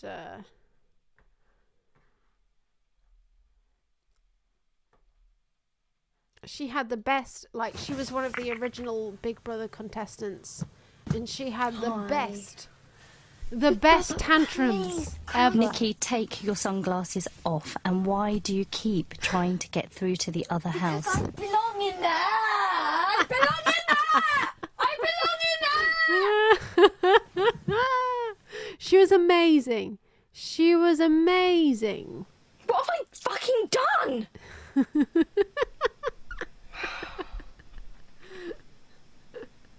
I would have actually taken this if it had come from the other housemates, to be honest, because I took it last week, and actually, if they'd have voted for me again this week, fair dues, fucking right, because I moan and whinge and all the other reasons why they nominated me last week. But she does not know me. No, you meant to do the clip where she's like, who is she? For fuck's sake. Where is that clip? Who is she? Yes! Who is she? There it is! Who is she? Where did you find her?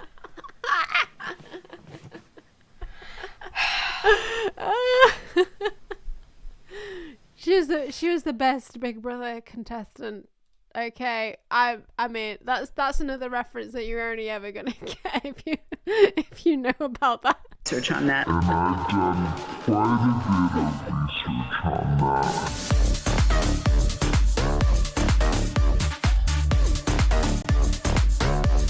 Quite a bit of research. Okay, to sum this up, academics enter social sciences and psychology fields with a pre-existing bias, whether they admit it or not. The last few decades have provided them with the institutions and funding with which they can carry out research, but most of the time the funding only allows them to carry out studies with at most a few hundred people, and most of the time it appears to be less than 100 Western, educated, industrialized, rich, democratic samples of university students. This is weird samples. This is what's called weird samples.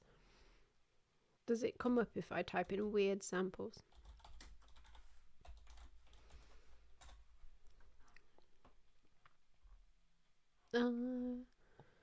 Psychology Today, okay. Yeah, attracting weird samples. So, like, that's basically an acronym. White, educated, industrialized, rich, democratic groups. They're basically the groups that are mostly sampled for psychological studies, and they're a very small representative example of, you know, humankind. This could be fine for preliminary studies which call for further investigations, but they are consistently communicated to the public as if they're not, despite behavioural science being one large dumpster fire. Some of its academics are procuring careers for themselves by inviting themselves or accepting invites onto podcasts where they can cite their own research and or the research of others who agree with them, which is ethically questionable in itself if they're profiting from it in any way. If you just don't mention the more precise, wider scope studies that have since debunked you, then audiences of millions will assume that this is some sort of truth. I've not given up on science. I believe that improvements can and will be made to the process, but it will take time. We need pre-registration so people carrying out studies will get published no matter the outcome, and the method of analysing the data is decided at the start, not once the results are known. Statistical significance in psychology studies needs to be way more rigorous, and adversarial collaboration and replication needs to be a bog standard part of the process, along with peer review before publication. Science makes its way forward in increments and learns from its mistakes, and scientific consensus. I regret to inform you that I do again need to pee. What can we play this time?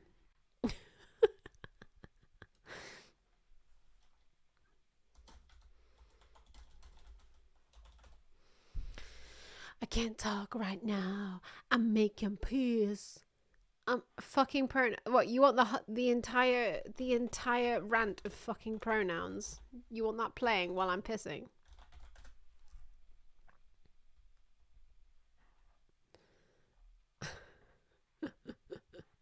I can't find the original. The original doesn't come up. Baby Shark.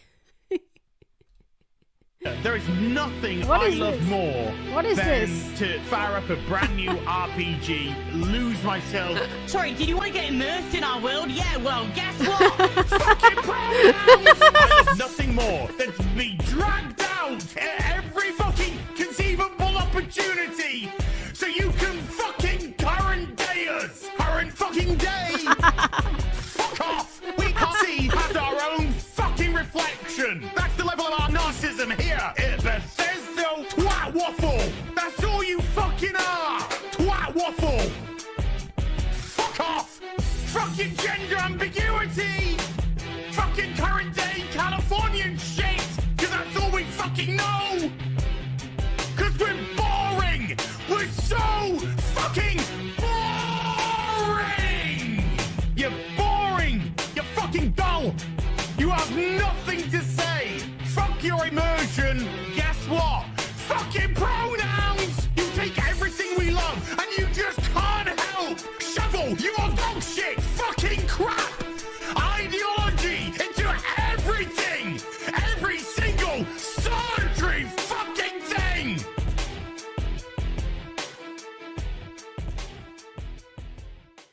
There is nothing I love more. Taking my headphones off, fuck that. Bethesda, there is nothing I love more than to fire up a brand new RPG, lose myself. Sorry, did you want to get immersed in our world? Yeah, well, guess what? Fucking pronouns! I love nothing more than to be dragged out at every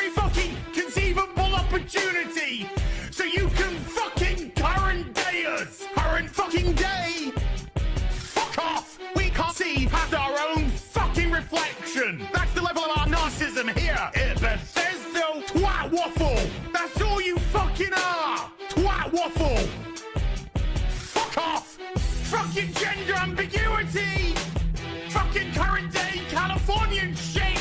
Cause that's all we fucking know. Cause we're boring.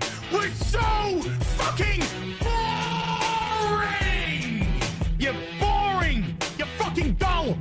You have nothing to say. Fuck your immersion. Guess what? Fucking pronouns. You take everything we love and you just can't help. Shovel, you are dog shit. Fucking crap. Ideology into everything. Every single solitary fucking thing.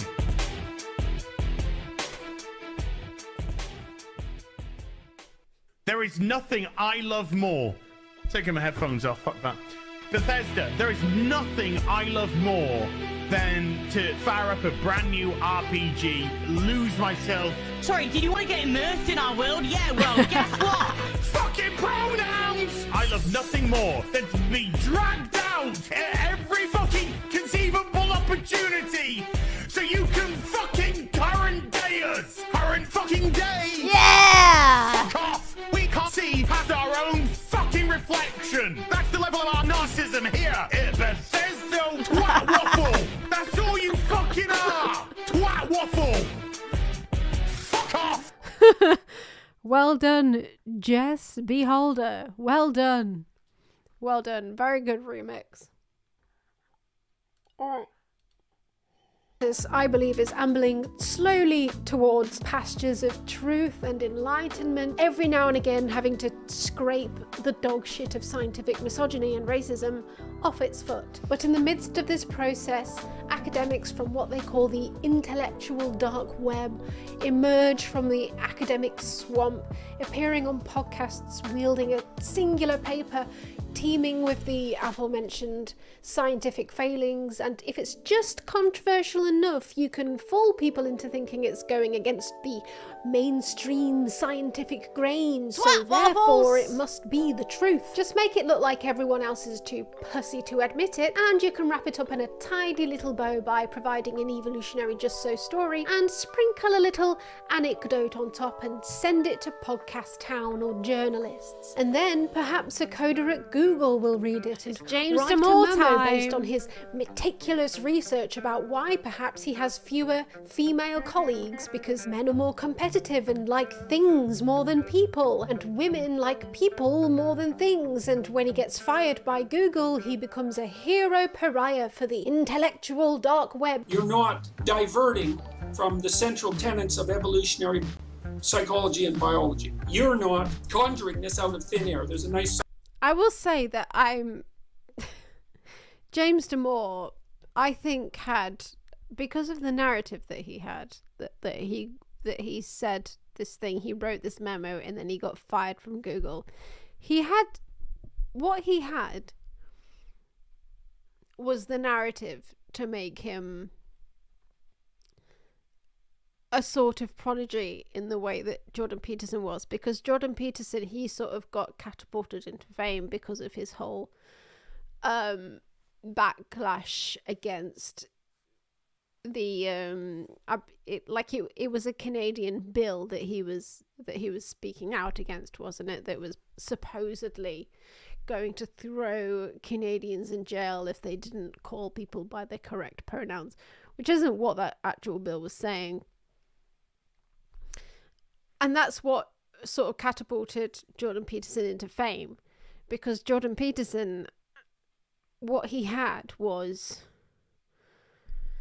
what Jordan Peterson has, like, you know, even though all of his opinions and perspectives are all bullshit, what he has is a sort of personality, and what he's able to do is be a kind of political pundit with charisma. I think luckily what we had with James Damore, I think James Damore had that same narrative. potentially he had that same potential. He could have gone down the same route as Jordan Peterson, but unfortunately, in the case of James Damore, what he didn't have was charisma. And I'm not saying that that's like I'm not saying that as a criticism against James Damore. Not everybody has charisma, but I think if James Damore had charisma, he would have been another Jordan Peterson, and we would still be hearing from him to this day. But because he doesn't have charisma, we don't. And you can like very clearly see that from the interviews that he did with Jordan Peterson and the interviews that he did with, you know, people like Joe Rogan. Like he was getting invited onto like every podcast, like because he was backing up what these guys were saying.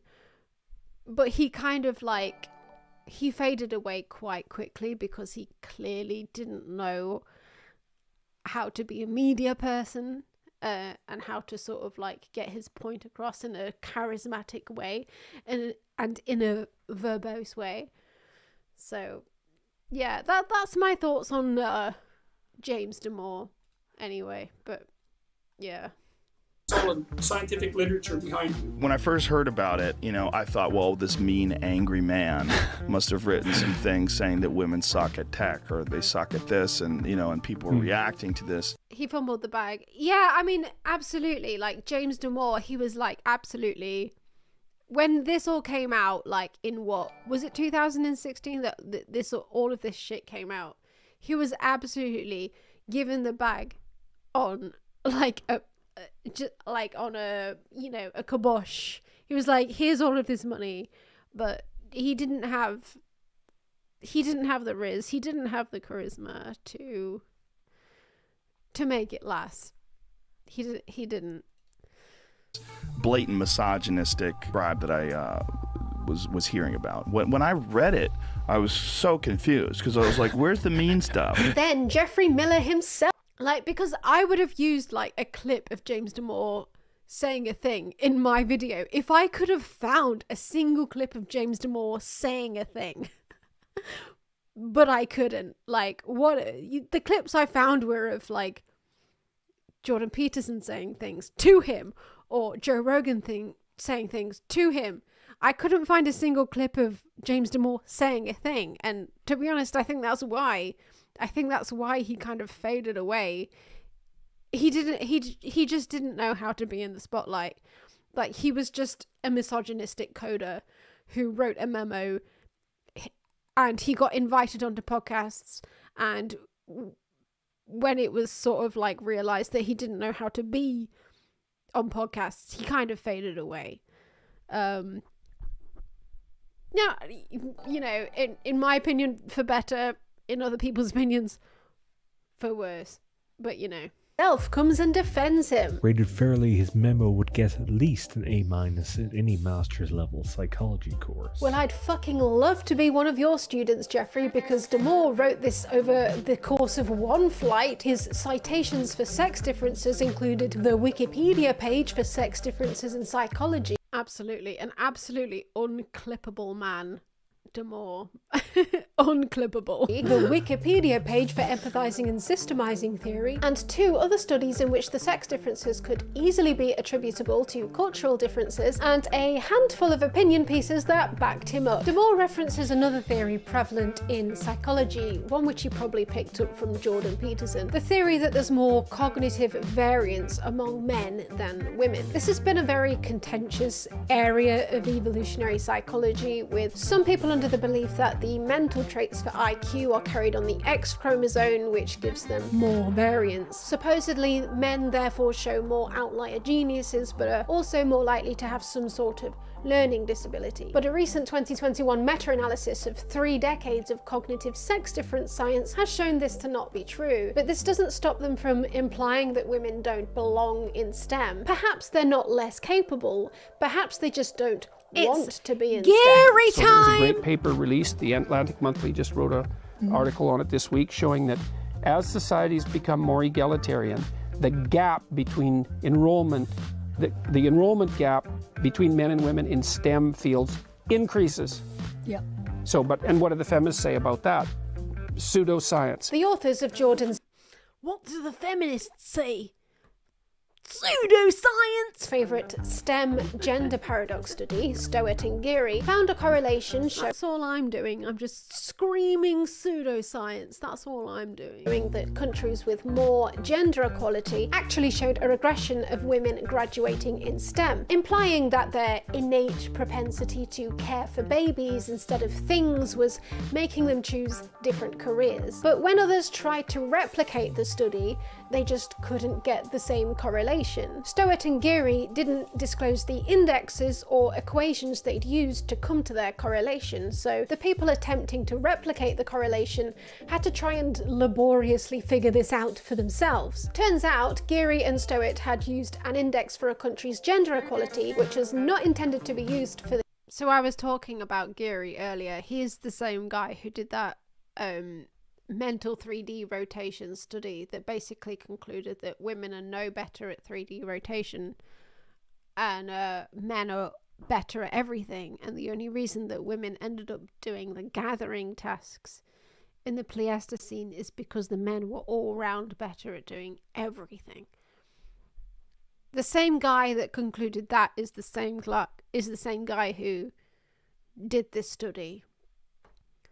Just pointing that out. This purpose called the GGGI. In addition to this, in order to calculate the country's ratio of STEM graduates, they took the percentage of women who graduated in STEM out of all women who graduated and added that to the percentage of men who graduated in STEM out of all men who graduated, then divided that by the percentage of women who graduated in STEM, which is such a weird way to do it that the people investigating the study and trying to replicate it couldn't work out what the hell they'd done, so they emailed Geary and Stowett themselves, who allegedly ghosted the investigators after one email. So this led to them contacting the journal, who in turn had to contact Geary and Stowett, after which they finally got a response. So when the investigators reran the data with an index that was intended to be used for these types of analyses, including those metrics, and used a normal mathematical equation for figuring out the amount of women with STEM degrees, they just found no correlation. I'd say that correlation looks more like, I don't know, what does that correlation look like? A cot. A baby cot. There's a little baby head there, and there's a... So we've got the researcher degrees of freedom striking again. The journal that published Stowett and Geary's paper ended up having to release a corrigendum for it. So now defeated, he... I saw a snail. A snail? Really? A snail? Really? How? How is that a snail? I'm doing some proper, like, psychoanalysis on chat right now. What do you see here? What's the correlation that you see here? Antennae. Oh, right, because that's the antennae, and that's the shell, and that's the tail.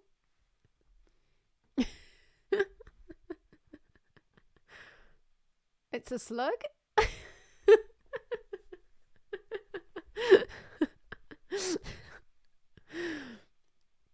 So the STEM gender paradox is actually the snail paradox. Degrees, they just found no correlation. So we've got the researcher degrees of freedom striking again. The journal that published Stowett and Geary's paper ended up having to release a corrigendum for it. So now defeated, he's resorted to complaining about it on Chris Williams' podcast, of course. Neglecting to go into details about the actual issues with his original study, he instead alludes to a generalized paradox. The wokes are at it again with their emotions response. The response to it was pretty negative. We got a lot of emails. The editors of the journal apparently got a lot of emails, including, attacks on us and pressure for them to... Jesus Christ, like, attacks is such a strong word. I don't know what he means by there were attacks on us, other than people were looking into our data and sending us emails asking us how we came to our conclusions. Unless there's something that he's not disclosing, I don't see how that's an attack on his data. Retract the article. It is true that most of the time studies don't get as much scrutiny as Geary's did, but the study was also getting a hell of a lot of press, mostly at the hands of Jordan Peterson. So yes, of course, people were going to start looking into your data, Geary, and what they found was not good. There was a commentary on it that did get published. I think just because the editor got tired of getting so many. Yeah, just one little commentary that got published because the editors were really tired of all the emails that they were getting. Commentaries. They finally say, "Well, we're already published one, and we're not going to do any other."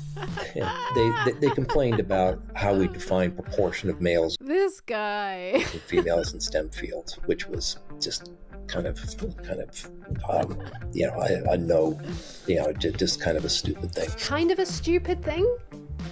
Okay, so if we take an example, Algeria, the most extreme point on your correlation graph here, 53% of STEM graduates are women and 47% are men. Yet, using Geary's convoluted maths, only 9% of all women who got degrees were graduates of STEM degrees, and 13% of all men who graduated in STEM. So Algeria, using a normal metric, would show a slight female bias in STEM graduations, not a male bias like Geary's paper states. I mean, it's kind of not a stupid thing if the metric you're using could completely flip whether a country has more men or more women graduating in STEM. That's basically what your whole study is based on.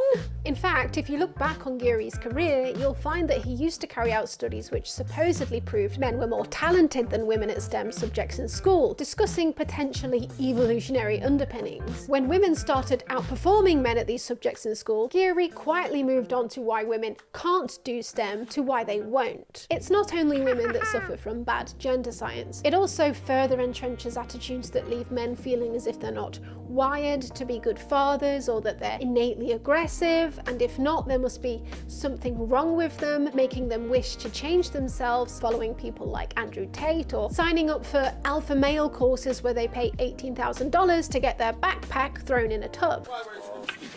Here's five. Here's five. Here's five. Are you touching me? Are you touching me? And this is so this shit is so fucking there's a guy there that has chains. He has chains on his back. Here's five. Here's five. Here's five. Why? What is going on here? I don't even want to unpack what is happening in this clip. I don't. Are you touching me? Are you touching me? And these beliefs can also lead to women overestimating the dangers of being around men, which in turn can affect men negatively. For every woman that's scared of being attacked when out alone, there's a man desperately trying to reassure a woman in a dark alley that he's not a threat. And this isn't helped by Randy Thornhill's assertion that men are wired to rape by evolution. My man wrote an entire book about how the trait must have helped its carriers pass the genes down generations, but it got disproved by DNA evidence showing that rapists don't have more children. L for rapists, I guess. In a paper called the Gender Similarities Hypothesis, based on a meta-analysis of 46 meta-analysis papers, available to the author Janet Shibley Hyde at the time it was written in 2005, it showed that 78% of the gender differences tested showed differences that were close to zero. The main differences that Hyde found that persisted in most contexts were higher male aggressiveness, more frequent masturbation, and openness to non-committed sex. Although sometimes, when put in situations where personal identity were stripped down as much as possible, they'd find that the women were in fact more aggressive than the men. And as a caveat, you also have to consider publication bias. Hyde is only using published studies. There will be a litany of unpublished studies out there which have shown no effect, bringing many of these results much closer to zero. I'm not going to say that gender science is settled and that there are no innate gender differences. I don't think that science will ever be settled. But from what I'm seeing, the better we get at doing fair studies, the more gender differences seem to sort of merge into one another. Gender differences in traits such as 3D rotation, which can be quantified by easily identifiable tests, seem to collapse when you take away stereotype, threat, or change certain parameters, revealing a much more complex array of differences. I would hazard a prediction to say that it's culture that causes the differences in the expression of the trait, but the underlying trait is innately the same in both genders. Because why would a woman be better at location memory when she incidentally recalls objects on a desk, and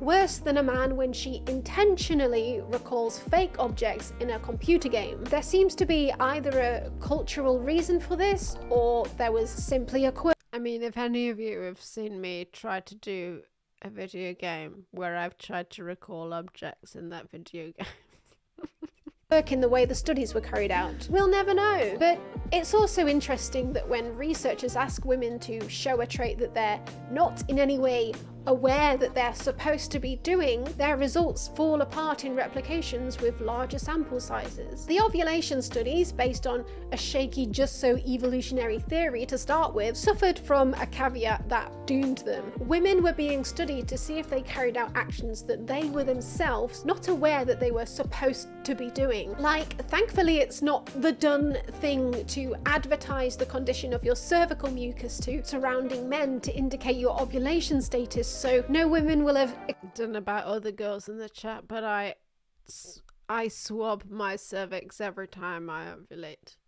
and I show all of the men around me what the status of my cervical mucus is. Experienced funny looks or social ostracization if they're not wearing red on days 14 to 18 or not performing the estrus special on their shift at the strip club. The same goes with the failed homosexuality hypothesis. Oh, the cervical mucus. Oh, the cervical mucus. They attempted to survey homosexual people to see if they invest more in their siblings' offspring, and they tested multiple other hypotheses for gay people, but none of these hypotheses were along the lines of what we expect culturally of gay people. Or, for instance, the study in which they attempted to explain the female orgasm by hypothesizing that it pair-bonded women with their mates. I mean, they all failed.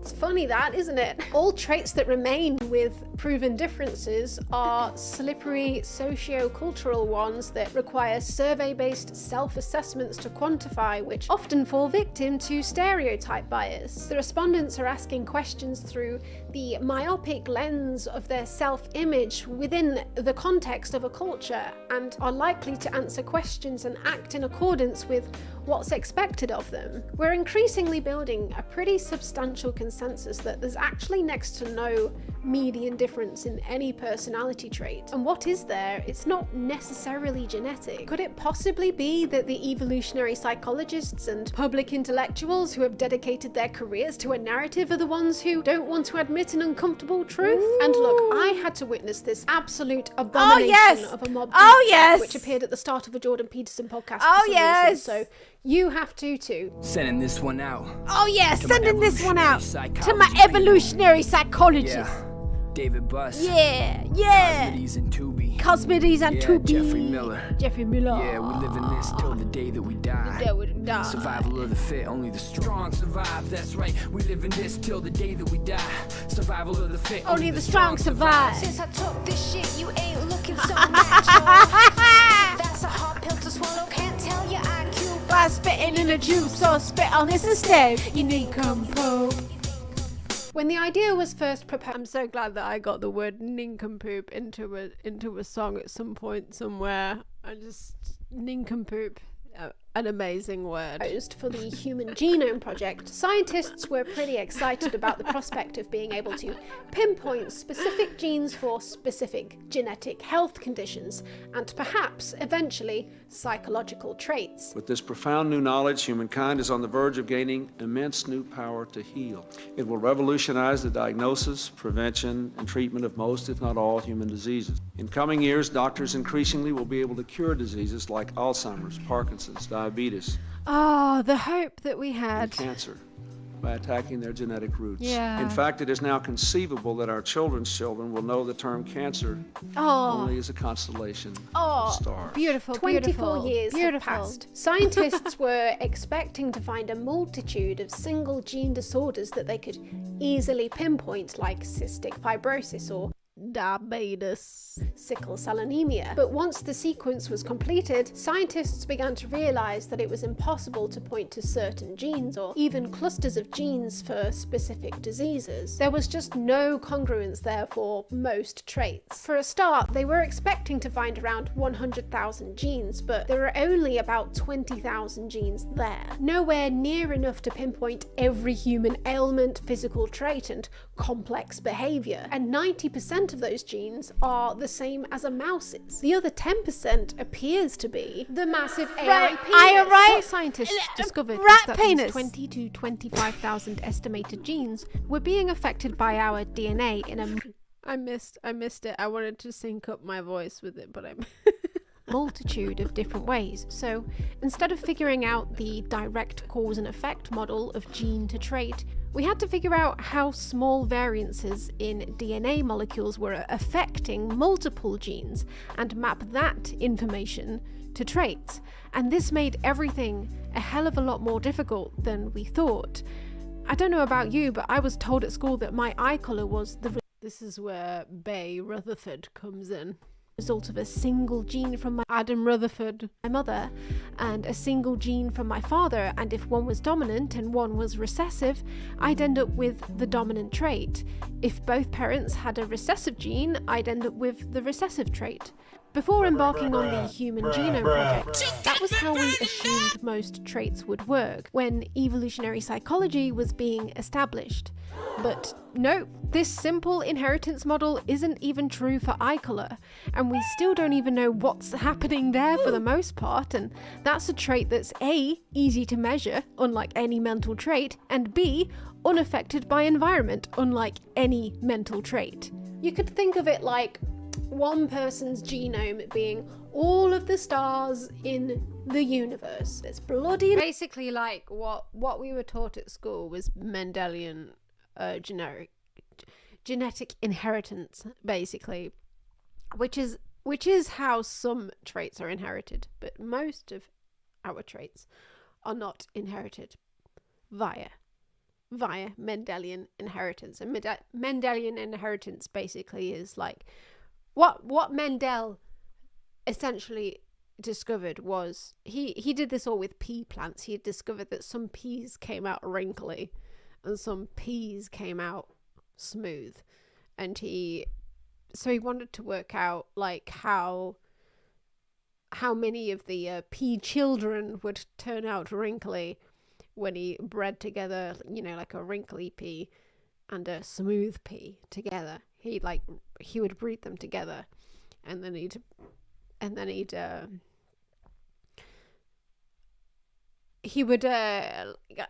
keep track of how many of the pea children would then come out wrinkly or not, and he'd figure out that basically there was like a dominant wrinkly pea gene and a recessive smooth pea gene, and basically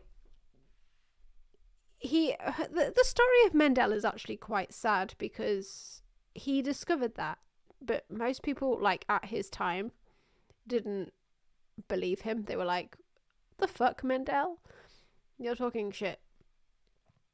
And then he Mendel actually died while people were like, Mendel, you're talking shit, you know what the fuck you're going on about. He actually died while people were saying that, but actually after he died, people rediscovered Mendelian inheritance, and they actually realized, oh shit, Mendel was actually talking some kind of truth to do with genes.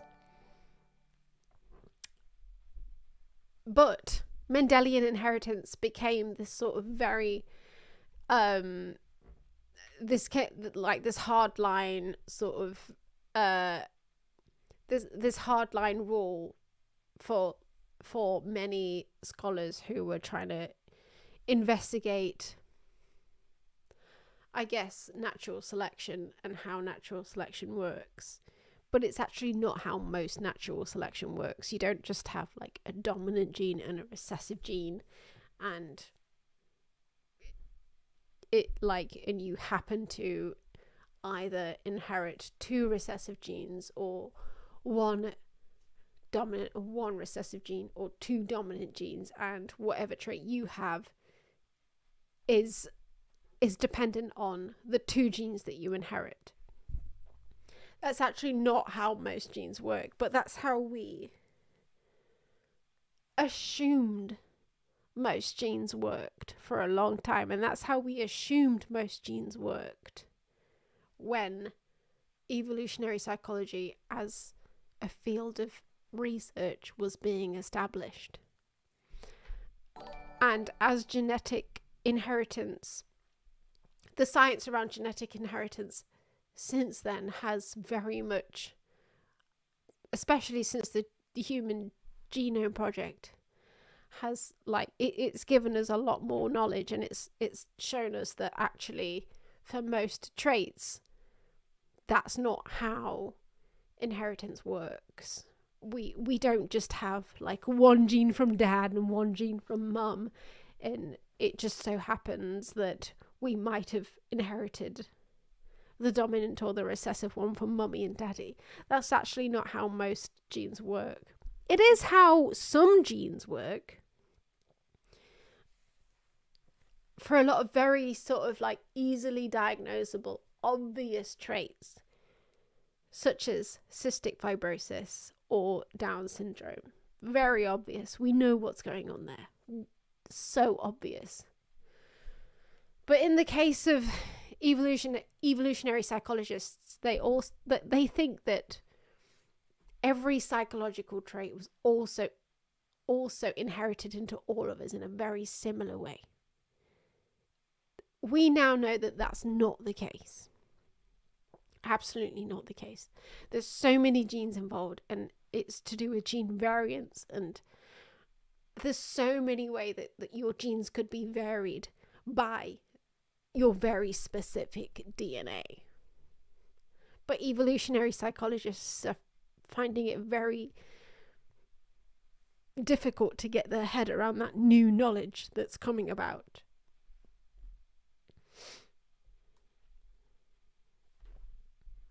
Anyway, loads of gene variants in it, and some of them are in constellations that happen to appear together, and some of those constellations are meaningless, but some could increase your chances of having a trait. But some traits require entire galaxies of genes to happen to I found this like so fascinating, to the point that I've since making this, I've already fallen down rabbit holes for like what I think my next video is probably going to be about, which is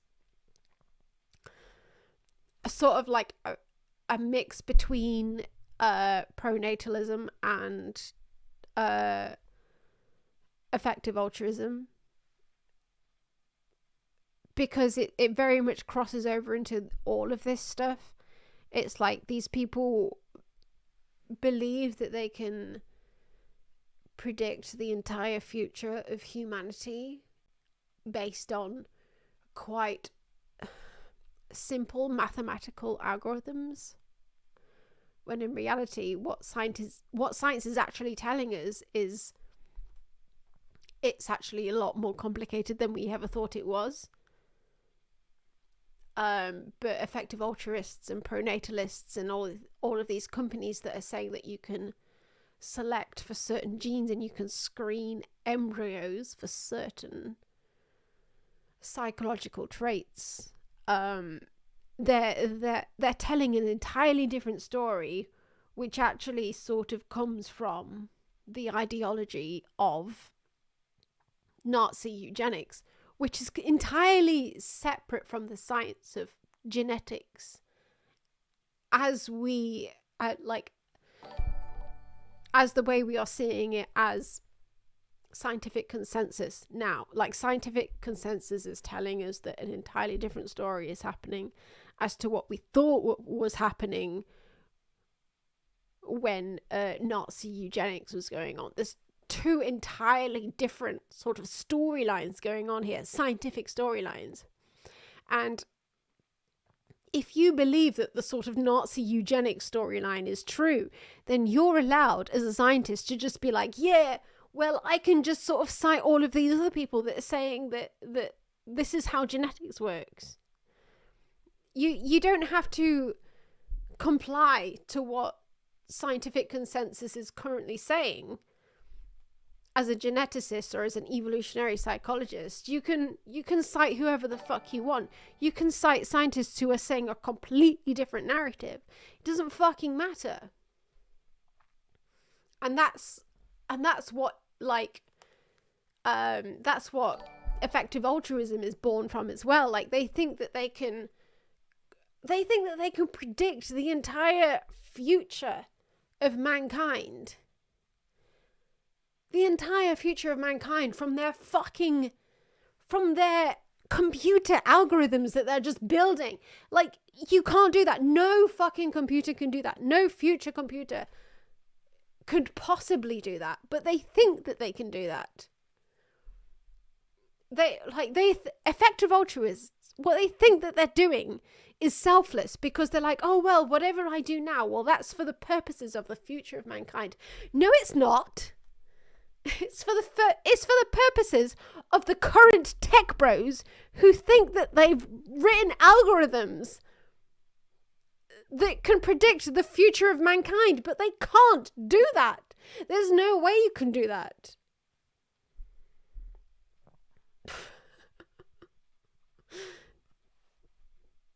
Anyway, appear together. But even then, if all of the stars align in that entire galaxy, they're only slightly increasing the chances of that trait appearing. Sometimes more than one galaxy of genes needs to appear. Sometimes it could be 1,000 galaxies. Are you with me? So imagine you wanted to map a trait to specific genes. What you're gonna have... I read a Guardian article on a specific couple who are effective altruists who are pronatalists, and it turns out that they smack their kids because they've decided that that's the right way to punish them, because one day they were like looking at lions and how lions punish lion cubs, and they noticed that lions will like slap lion cubs, and it was like an effective way to like teach them that something was wrong.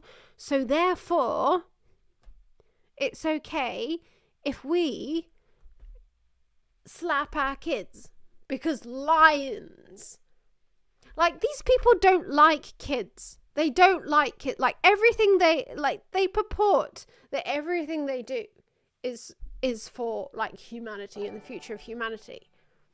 But like, if you look at what they actually do, they don't fucking give a shit about kids.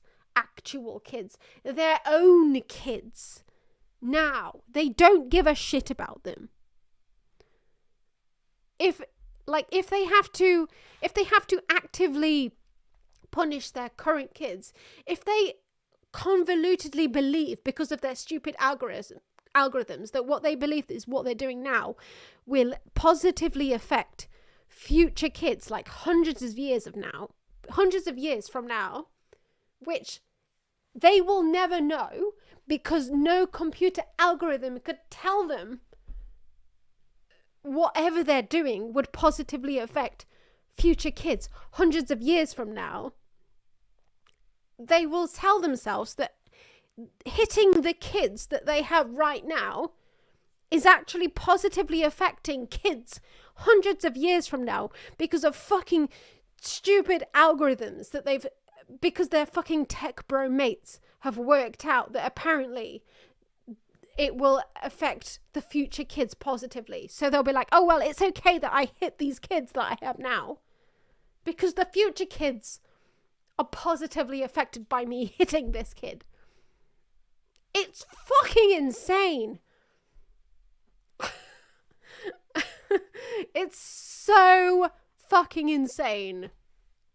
To do is a lot of population-wide studies to find even a slight statistical significance for a trait. So that would involve collecting genome information from hundreds or thousands of people, all with that same trait. Think of it like collecting the data for a universe of stars, but a separate universe of stars for each person. And because there's so many genes involved in some traits, you're going to have to get thousands of these universes, and for some traits you're going to need 1 million universes to be able to get the data that you need. And then you pop all of these thousands or millions of universes of genes on top of each other, and you use a very powerful computer to figure out the probability of each star in each universe appearing in congruence with the population's observable trait. And we've got this graphic here is just like, it's just kidney stones. Like, all it is kidney stones. Yeah, this example is taken from a GWA study investigating kidney stone disease. So the peaks indicate genetic variants that are found more often in individuals with kidney stones. So, like, you can't even predict very significantly that someone's going to have kidney stones. Like, have you ever seen, like, those people who, like, the BBC does this sometimes. They say that they've found, like, a skull of someone who was, you know, from the Pleistocene times, and they've recreated what they probably looked like. They're only working off of probabilities of, like, what their genome may have said what they look like. But your genome, like all of your genes, like thousands of years from now, someone could dig you up and they could, like, extract your genome for sure, and they could see what your DNA was and everything, but they couldn't actually tell what you would have actually looked like just from your genome, because that's so dependent on how your genome interacted with your environment. There's so much chance involved, it's insane. Like, they couldn't even tell, like, what color your eyes were if they dug you up, like, hundreds of years from now. They couldn't tell, like, what the fuck you would have looked like. They say that they could have because of, like, you know, juicy stories in the press, but they're just looking, all they're doing is, like, looking at your genome and looking at statistical probabilities of what you could have looked like. But, like, even your eye color, you can only predict that to, like, two-thirds, like 66% of what your eye color could have been. It's like, it's not, they don't really know what they're doing that much. They really don't. With the population's observable trait. And we've got so much longer to go before we even begin to understand what's going on here. One gene variant might only increase your chances of gaining 1 IQ point by a fraction of a percentage. We've found hundreds of genes with varying probability that they will affect your height. And look at the amount of people they needed to even get so many people. Far. I've also been trained by Dr. Buss, who had also, the people involved in that study, they needed to even does it come up there? Get that far. No, I believe they were called the Giant Institute, which is quite funny. The Giant Institute.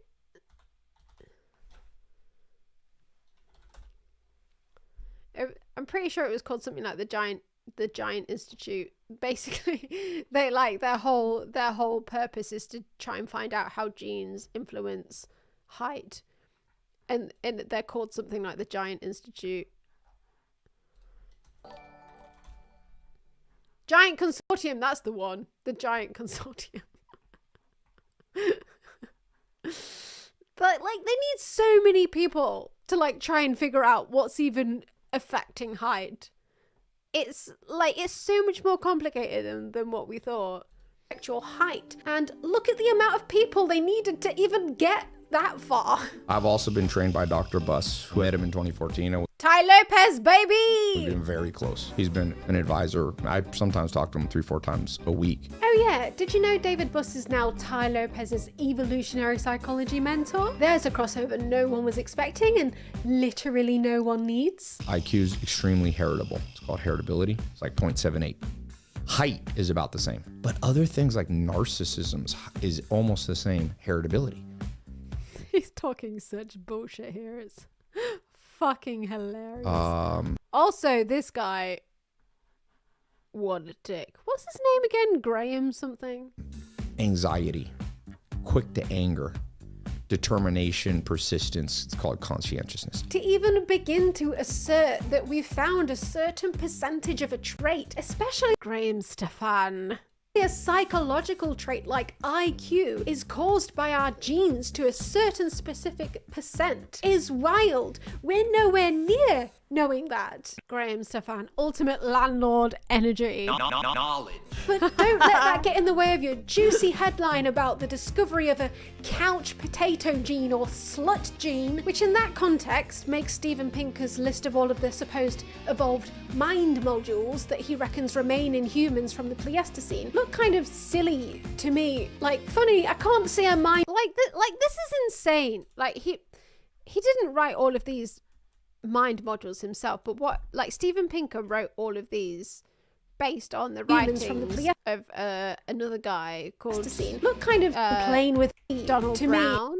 So like Donald Brown was a guy who went round basically looking at all of these foraging societies and being like, oh well, they all do these things, so therefore these specific things are intrinsic to humankind.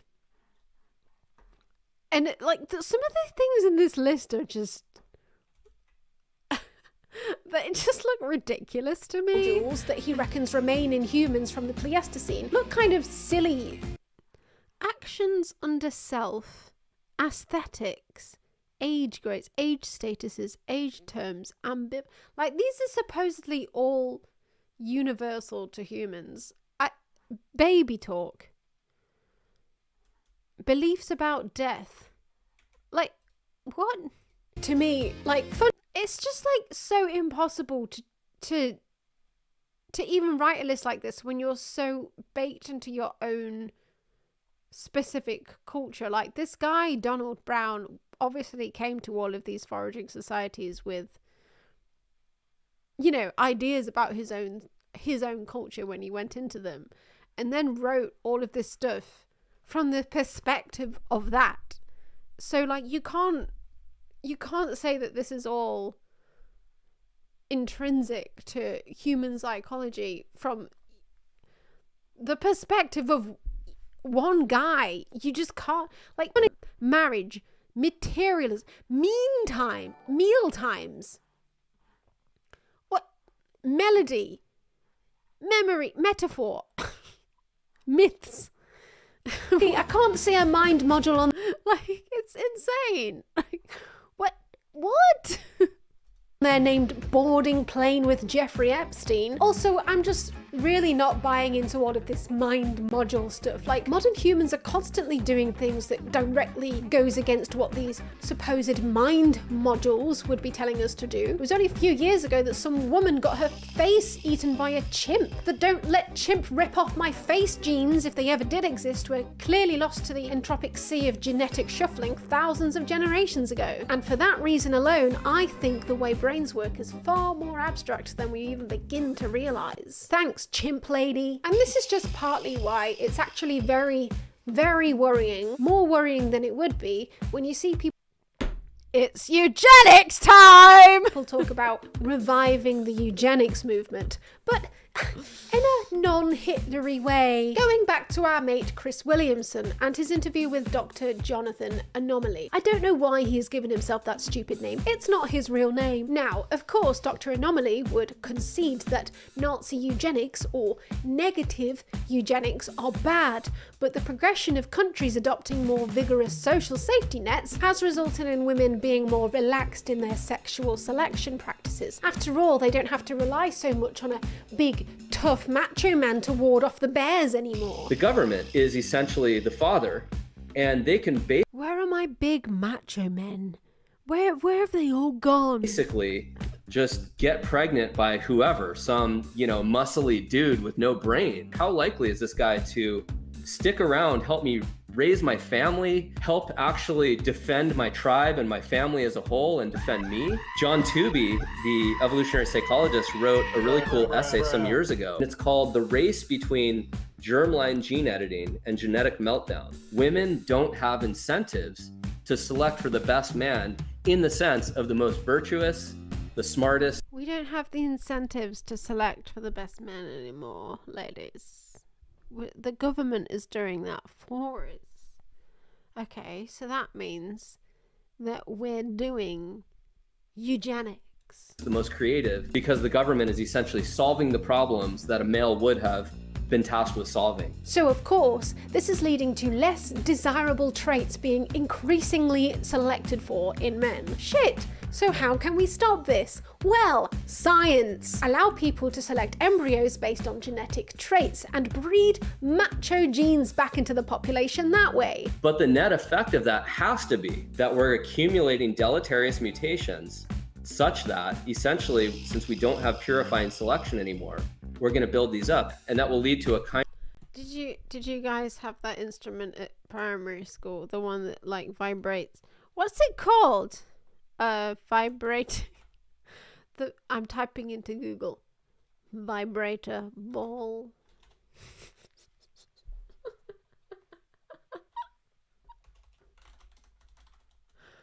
Vibrating. It's. What's the instrument called?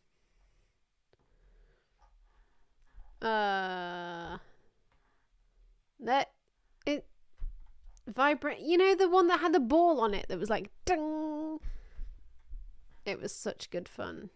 Not a kazoo, not a vibraphone. No, it was like there was like a. It went ding. It sounds like the one that's in this track. Actually, since we don't have purifying. Like you hear automaton. Are you having me on? Automaton. Are you having me on? Are you having me on? Vibraslap. I think that's what I'm looking for. Vibraslap. That's what I'm looking for. A vibraslap.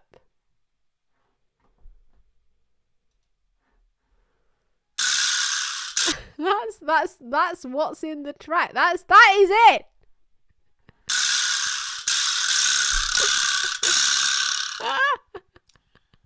The vibraslap. Yes. Okay, anyway. It's back into the population that way. But the net effect of that has to be that we're accumulating deleterious mutations such that essentially, since we don't have purifying selection anymore, we're going to build these up, and that will lead to a kind of slow genetic meltdown unless we have ways of editing those out or using embryo selection to select them out. Well, there's a few problems with that, apart from the obvious. For a start, he doesn't even seem to have a basic understanding of genetic science. But yeah, we can get these like genetic inequalities either through, again, hypergamy or polygamy, but you can also get them through assortative mating, and we're already doing it. Even before you have women are doing eugenics, guys. Gene editing or embryo selection, which has just come online. What we've had is increased genetic inequality in the last century. Why would we have that? Well, women's education. Bro, what? How? What? What? So what you can now do is assign a set of polygenic risk scores to those embryos and select the one in accordance with whatever it is that you want. So couples are going to select probably some more for health than intelligence. Some maybe care more about intelligence. Eventually it's going to be personality and even political orientation, which are to some degree heritable. No. Listen to that vibra slap though. Listen to the vibra. We are nowhere near being able to do that. It's really the viability of doing embryo selection in a more fine-grained way than ever before that's kind of bringing back the debate on eugenics and genetic enhancement. Oh, but he recognizes that if this goes too far, we could develop a genetic elite between the people who can afford the embryo trait selection and an underclass, and it may even get to the point where we have two human subspecies unable to mate with each other. I think like we should enable the poor to use this. We can't stop the... This is the most like, I don't know, it just exposes this part of the conversation mostly exposes like what he actually thinks. He's like, oh yeah, I don't want this to happen, but the very thing that I'm advocating to happen might result in there being two races, one which is inferior and one which is superior. I don't want that to happen, but I think that might happen. And I'm also advocating for the thing to happen. But I don't want it to happen. But I'm advocating, like, I'm saying that it's probably inevitable that it will happen. But I don't want it to happen, but I'm saying it's inevitable. And companies can already do this. And it's inevitable. But I don't want it to happen. rich from doing it because they'll go somewhere else to do it if we try to stop them. And we should learn to live with inequality. And if we get inequalities that are so big that we can't cooperate anymore, this is not like my hope or my dream. This is just my prediction. Oh, yeah. Essentially speciate in the same way that chimpanzees are now different than bonobos. They're very closely related, but they actually behave pretty differently. Bonobos are more peaceful than chimpanzees, and they basically don't live together. But on top of that, if you even take a quick glance at Johnny's papers, you'll find enlightening quotes such as this. The current demographics of Western countries are troubling, as people with a higher IQ, more education, and greater income reproduce at relatively low levels. Some have suggested paying people who would make good parents to have children. Sweden has among the most generous paid parental leave laws in the world, and it is among the few developed countries with a replacement birth rate. Some studies suggest that family leave laws are the primary reason for its demographic stability, but the evidence is tainted by the fact that native-born Swedes have below replacement fertility, and foreign-born immigrants from Somalia have more children, thus bringing Sweden close to replacement levels. This makes the effect of family leave laws a little unclear. So I don't know, Chris, either you don't even do the slightest research on the people you decide to platform, or you do and you're just far too dumb to understand their papers, or maybe you do understand them and you're a Nazi. 3 options there, and none of them are good. In this video, Diana attempts to change the meaning of the word eugenics to promote it as unharmful. Diana specifically had an issue with me criticizing this video. Harmful. It's actually, from what she was saying to me on Twitter, something women have always done by choosing who to mate with and taking actions which affect their baby. If I could feed my child something when they were young that would give them a 20% decreased cancer risk, or if I could read them some book that would increase their IQ, I think everybody would be in favor of it. I don't think it's much of a stretch to say that reproductive technology is going to enable those beautiful sentiments to have the best possible life for your child. So you agree? You like eugenics? Diana advocates for positive Show us her tweets. Well, I'll try and find the one. Yeah.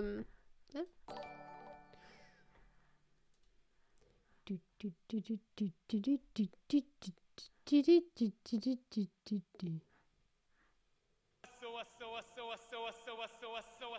for the cheer.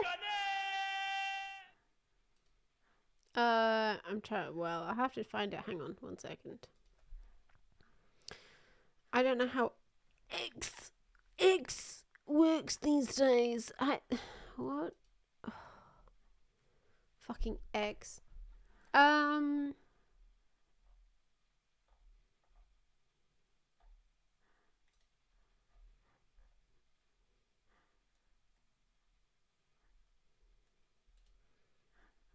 For a start, okay, William Costello, he's a guy who has appeared on Chris Williamson's podcast, who I watched that whole podcast. I watched William Costello's interview with Chris Williamson. Basically, William Costello's whole sort of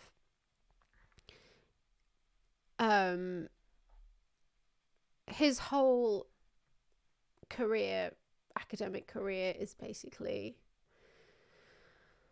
try and work out why incels exist, give them a sort of evolutionary explanation as to why incels exist. It's not because of increased loneliness mixed with misogyny and manipulative online personas. It's actually because incels have existed throughout history in different contexts. They've always been a thing. It's just that incels are now called incels because that's the way that they're currently being expressed. So like he'll be all like, oh well, incels have always been a thing, but like in the past they've been expressed as like men who have gone to war, such as like Vikings and things like that, and they've only had the incentive to go to war because they've been offered the incentive of, if they're going to war, then they will get a woman to have sex with at the end of that. And he thinks that currently, because we don't really have that, that's been expressed in the incel culture. So basically his entire career is basically saying, oh well, incels, it's not their fault, they've always been around, it's just that the current culture is making them express in the way that they are. That's basically his whole thing. And he's expressed some disapproval of my recent video because he is an evolutionary psychologist, and as you can see here, he has learned a lot of what he's done under the direction of David Buss. He is an evolutionary psychologist, but a very surprising thing that I saw recently was that Ash Sarkar interviewed him on Navarra Media on their podcast. So Ash interviewed William Costello recently, and he was saying all of his usual bullshit, like, oh yeah, incels, that, well, they exist because basically monogamy makes them exist. If monogamy didn't exist, then incels wouldn't exist.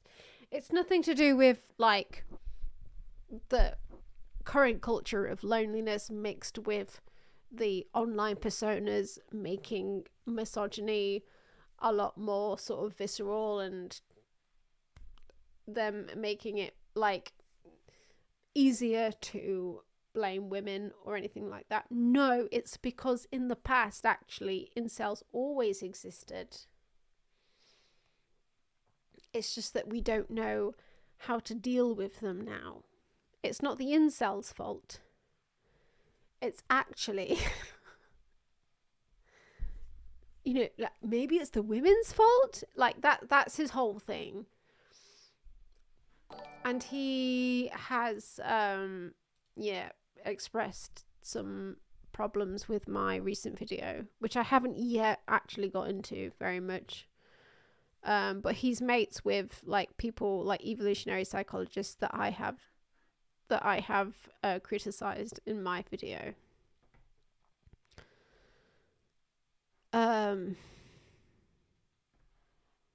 Yeah.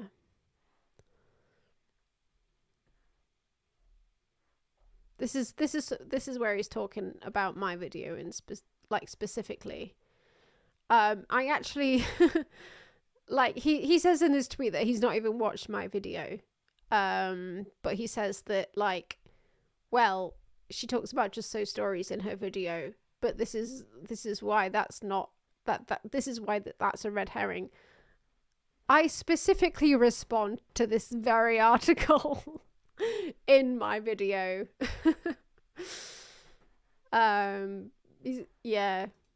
He's clearly not watched my video, but yeah.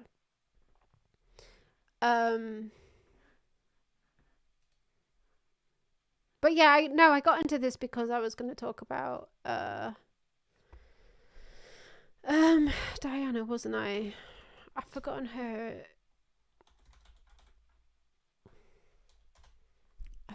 her name on Twitter. Fuck. Where's she gone? Where's she gone? There she is. I unfollowed her because she was getting a little bit annoying.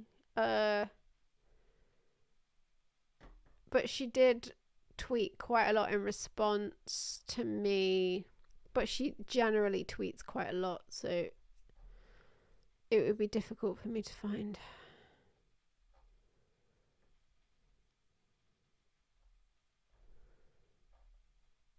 There was some stuff that she tweeted in response to my video. Oh yeah, there we are.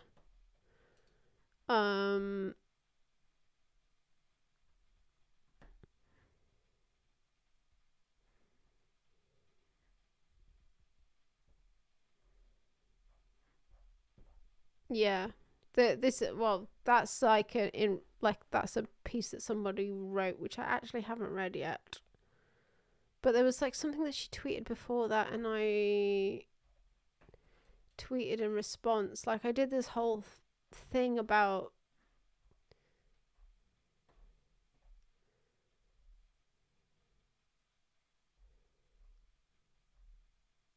eugenics. I don't know why I can't see it now. That like Twitter's fucked. Like Twitter's so fucked. Why can't I see that whole thread? Why can't I see that whole thread I did about eugenics now? This makes no sense. Like, what the fuck is going on with Twitter or X? Like, there was a whole tweet thread here that I did about eugenics that was in response to what Diana said and some of her followers. I don't know what the fuck is going on with Twitter. It's just so fucking just stupid. What is going on? It was right here. I have to go on replies? Okay, I have to go on replies. For fuck's sake. But basically, like, Diana and all of her followers are like, oh yeah, eugenics totally works. And I had to write this whole... Well, I didn't have to. I chose to write a whole thread explaining why eugenics doesn't work. But anyway, we'll probably get to that. Yeah, vibraphone baby. Eugenics, which is encouraging people of high IQ to have children rather than discouraging people of low IQ. She then happily dedicates a few sentences of this short lecture to give a shout out to past Prime Minister of Singapore, Lee Kuan Yew. Things like Lee Kuan Yew, the Prime Minister of Singapore, holding cruises to introduce college-educated men and women. Okay, she did come to me about that one. Oh yeah, it was here. So she replied to my thing saying, in the video you equate positive eugenics with good eugenics, like when you cite Singapore's policy of paying people to get sterilized, which is actually an example of negative eugenics. Positive eugenics is anything that increases the representation of desirable characteristics. My essay explains this. Also, you imply that polygenic embryo selection for various characteristics isn't possible, but there are companies that offer this service. Like, say, it's so insane saying, oh yeah, but capitalism says that this is possible, so therefore it is. It's just like a wild way to try and win an argument in itself. But anyway, but there are companies that offer this service and much proprietary and public data available that demonstrate its potential efficacy. For example, comparing the polygenic scores of siblings and predicting their characteristics on this basis. You're mostly wrong in the video in ways that would take me hours to unpack, but I thought a lot of it was funny and I enjoyed the attention. So basically what I said in response was, I wasn't calling Singapore's eugenics programs positive, I was sarcastically calling it positive because it very quickly turned into negative eugenics, like it always would, because it would actually never work, positive or negative. Either way, why would you pick that awful example to put your point across? And she didn't respond to that. So yeah. Vibraphone! In the hopes that they would have children who would be more likely to be intelligent and pave the way for the future of Singapore.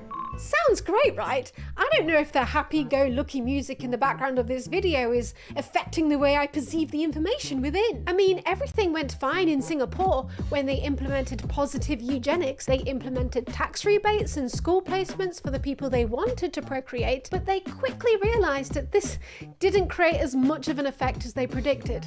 Ah, damn. So then they began trying different tactics, like very lightly pushing birth control onto poorer citizens, marketed as anti-poverty measures. But then they realised that this was still not enough, so they started giving poor people who never passed junior high school $4,000 as a down payment on a shitty government apartment if they agreed to sterilisation. Hey. Positive eugenics! But how did Singapore get to this point? My point, Diana, is that positive eugenics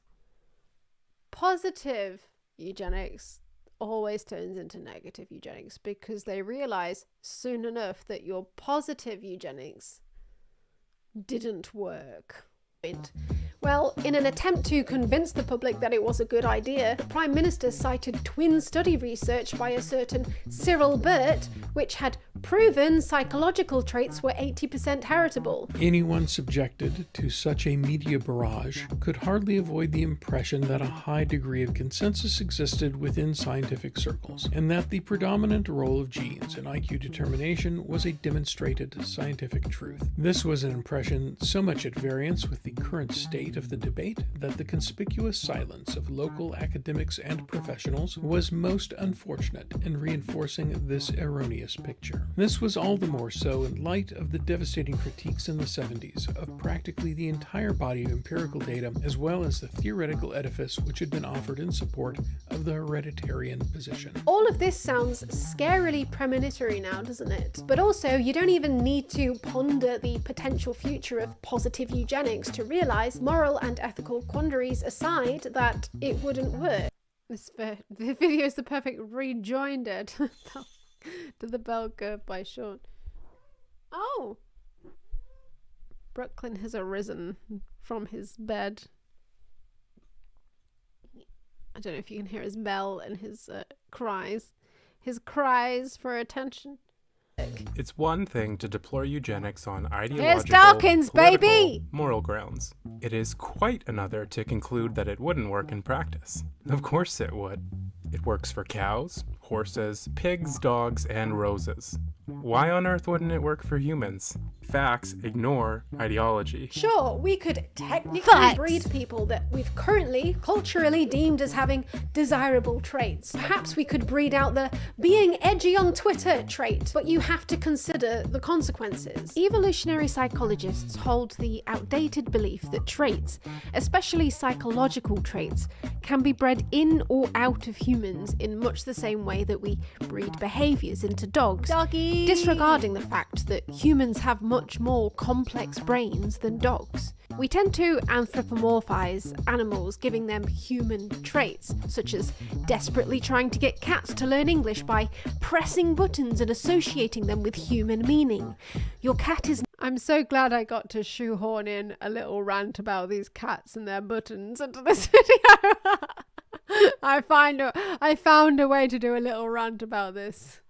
They've been annoying me for ages, these people. Not talking to you, Karen. They're desperately pressing random buttons to get your attention because you clearly get upset or ignore them otherwise. Let your cat be a cat. We introduced the button for mad actually as her third word. She picked it up extremely fast. In the opposite direction, we tend to animalize humans, but the larger... I could do like a tangent video on those videos, like where people think that they're talking to their cats when they're pressing buttons. I could delve into the psychological implications of the people who think that their pets are talking to them in English. And I could fucking rip them apart piece by piece. I really want to do that. Just differences between us and animals reside in our brains. Attempting to breed behaviours into human brains in the way that we attempt to breed behaviours into dogs also negates the fact that purebred dogs suffer from a multitude of genetic ailments, which only serves to prove that attempting to breed in certain... I love my cat to pieces, but he cannot speak English. He absolutely cannot, and he never will be able to. And I am so fine with that. Psychological traits within a human population would only increase the chances of us ending up with more genetic mental illnesses. Adam Rutherford's book about eugenics fully explains this and why eugenics is a bad idea and doesn't work. Rutherford is a geneticist, a genetic scientist. But what does Geoffrey Miller, Adam Rutherford, my mate, my mate, evolutionary psychologist, call this book? Woke nonsense. What's Geoffrey Miller's explanation for traits like schizophrenia? Well, he reckons that genes that give you rizz with the ladies, when taken to their extreme, can culminate in traits like schizophrenia. But shit. DNA evidence has scuppered the just so story again. Relatives of people with schizophrenia don't have more children than people who don't. Smaller studies show that they did, but further larger studies showed that they didn't. Where have we seen that happen before? Got an explanation for everything, have you, Geoffrey? Can you explain cat bin lady, Geoffrey? Cat bin lady! Of an Icarus of Riz genes, Geoffrey? You see, men are attracted to trash pussy up to a point, but when those genes go too far, this happens. Recent genome-wide association studies have revealed certain gene variants which only increase the... That's another very British reference. chances of developing schizophrenia by a fraction of a percentage point. Environment appears to remain a largely influential factor. During the eugenicist campaign of Nazi Germany, Hitler attempted to eradicate schizophrenia from the gene pool. And how well did that work? Well, by the time 1975 rolled around, schizophrenia rates had pretty much returned to pre-war numbers. I know I don't really need to sell anyone on the fact that genocide is not good, but just to be clear, it also genetically doesn't fucking work. Are schizophrenia's Riz genes really so sexy, Geoffrey, that women selected it back into the German population in the space of like 2 generations? Or do you reckon there might be something else going on here? What we've actually learned from Guten Abend, Deutschland! Worldwide association studies is how far away we truly are from developing any kinds of treatments for many physical disorders, never mind the much harder to diagnose psychological disorders. But the far more prescient question is, should we? It's almost as if through learning about our genes, what we're actually learning is that we shouldn't mess with anything, ever, no matter how much we learn. Well, as one biological anthropologist, I think this was Irv DeVore at Harvard, he said men are This is the women are doing eugenics section. one long breeding experiment run by women.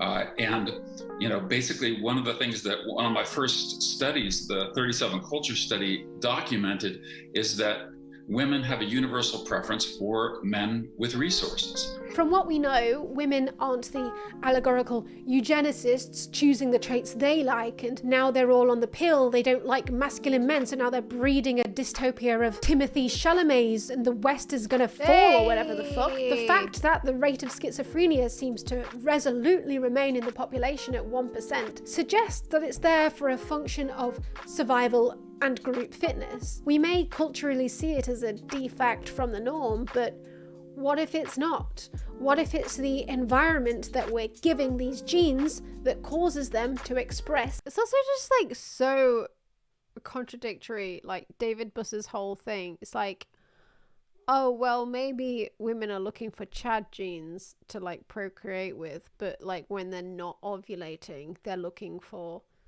father genes. But also what they've been doing throughout years and years and years and years is selecting for father genes. Even though they haven't been having babies with the father genes, they've been selecting for that. Because that's, I don't know, because like maybe that's what they were actually doing.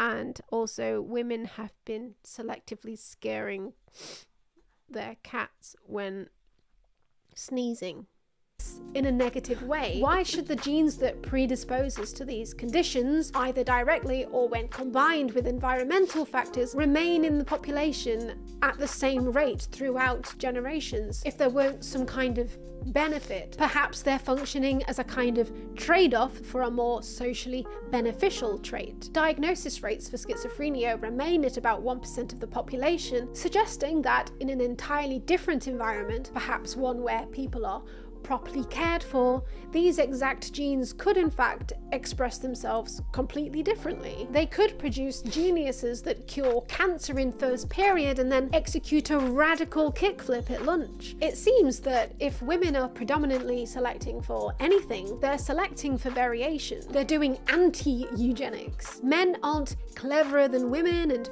women aren't cleverer than men. We're all stupid. And biology is cleverer than all of us. Yeah. Okay, so I've been trying to think of the best way to explain how genetic variance works. So you have traits that are 100% heritable and traits that are 0% heritable, but most of them are somewhere in between. So the trait of you having 2 legs is 0% heritable. Even though you technically inherited your 2 legs from your parents, you were going to have those 2 legs regardless of who gave birth to you. But how long? Shout out my homies who were born with 2 legs. How long those 2 legs are to a certain percent is decided by your genes, and to a certain percent decided by your environment. So it could be somewhere between 60 and 70%. We don't actually know. We can't even settle the science on that one. And that's a trait that's pretty easy to measure. So the variance in psychological traits like IQ or sexuality are harder to... I love this whole section. I'm 100% a visual guy and this was an amazing example. Yeah, like, to be honest, I'm mostly proud of this section as well. Because it was like mostly what... It was what took me the most to get my head around when I was... From everything that I was learning about genetic inheritance and how heritability causes variation and how that contradicts how evolutionary psychologists talk about inherited traits. I was reading about that, but I was reading about it a lot and it wasn't making sense for a while. And oh, thank you for the raid. And honestly, it took me a while to like think of how to explain this, because I was reading papers by people, and people like genetic scientists would say, "Oh, well, Jeffrey Miller isn't right about," or like evolutionary psychologists in general aren't right about sexuality because inheritance causes variance. It's the variance that means it's inherited. And like for a while I was sort of thinking like, okay, the inheritance means that it's varied, the variance means that it's inherited. And for a while I was thinking like, how can I explain this in a sort of like visual way? And like this visual sort of thing that I eventually drew out on the whiteboard, it came to me like while I was like lying in bed one night thinking about genetic inheritance. And I was like thinking about like this is all that's been on my mind for like 6 months, is like inheritance and genetics and genes and how it works, and how evolutionary psychologists think about genes and how it completely contradicts what we currently know about genes, and trying to think of a way to like pit them against each other in a very sort of like visual way. And yeah, like this section came to me like while I was lying in bed one night, and I was like, I could draw this. I could draw this on a whiteboard and I could actually show how this works. It came to me like, yeah, in the middle of the night. Measure accurately, but we can see that they are highly varied, which suggests that they're pretty heritable, but also influenced by the environment. So I'm talking about variance in heritable traits, because also heritability is a word that's fucking stupid, because heritability as a word means something different to the scientists who study heritability and to like the general public. Like the general public hear the word heritability and they think of something completely different to what scientists who study genetics think of when they hear the word heritability. So like when scientists hear the word heritability, they think of this. They think of how much a trait is how much the variance of a trait is to do with genes versus its environment. Whereas like your average layperson will hear the word heritability and they'll be like, oh, well, I inherited, you know, my nose or my eyes or my whatever from my parents. Scientifically, that's not what the word heritability means. And that's where like a lot of the confusion comes from as well here. This is the first few humans that ever happened. They somehow evolved from various ancestors many, many, many years ago. So what we had initially was quite a small population. And the first humans that were around were pretty inbred. But over time, the population increased. And so they got less and less inbred. And the variance within the heritable traits increased over time. Now, if some sort of epidemic or natural disaster comes along that only some members of the population survive because they had the beneficial genes for surviving that particular disaster, what you get is a genetic bottleneck because only those genes survived the disaster. So what you get here is the species being a little bit inbred again for a while, but then over time, as the population increases again, so do the heritable traits. But then, oh no, guess what? An entirely different disaster comes along. And now a small subsection of people with different genes survive it. Like maybe for some reasons aliens come down to Earth and decide to kill everyone who doesn't have eczema. And finally my eczema genes come in useful and I end up saddled with the job of repopulating Earth with all of my flaky friends, and we have lots of flaky sex.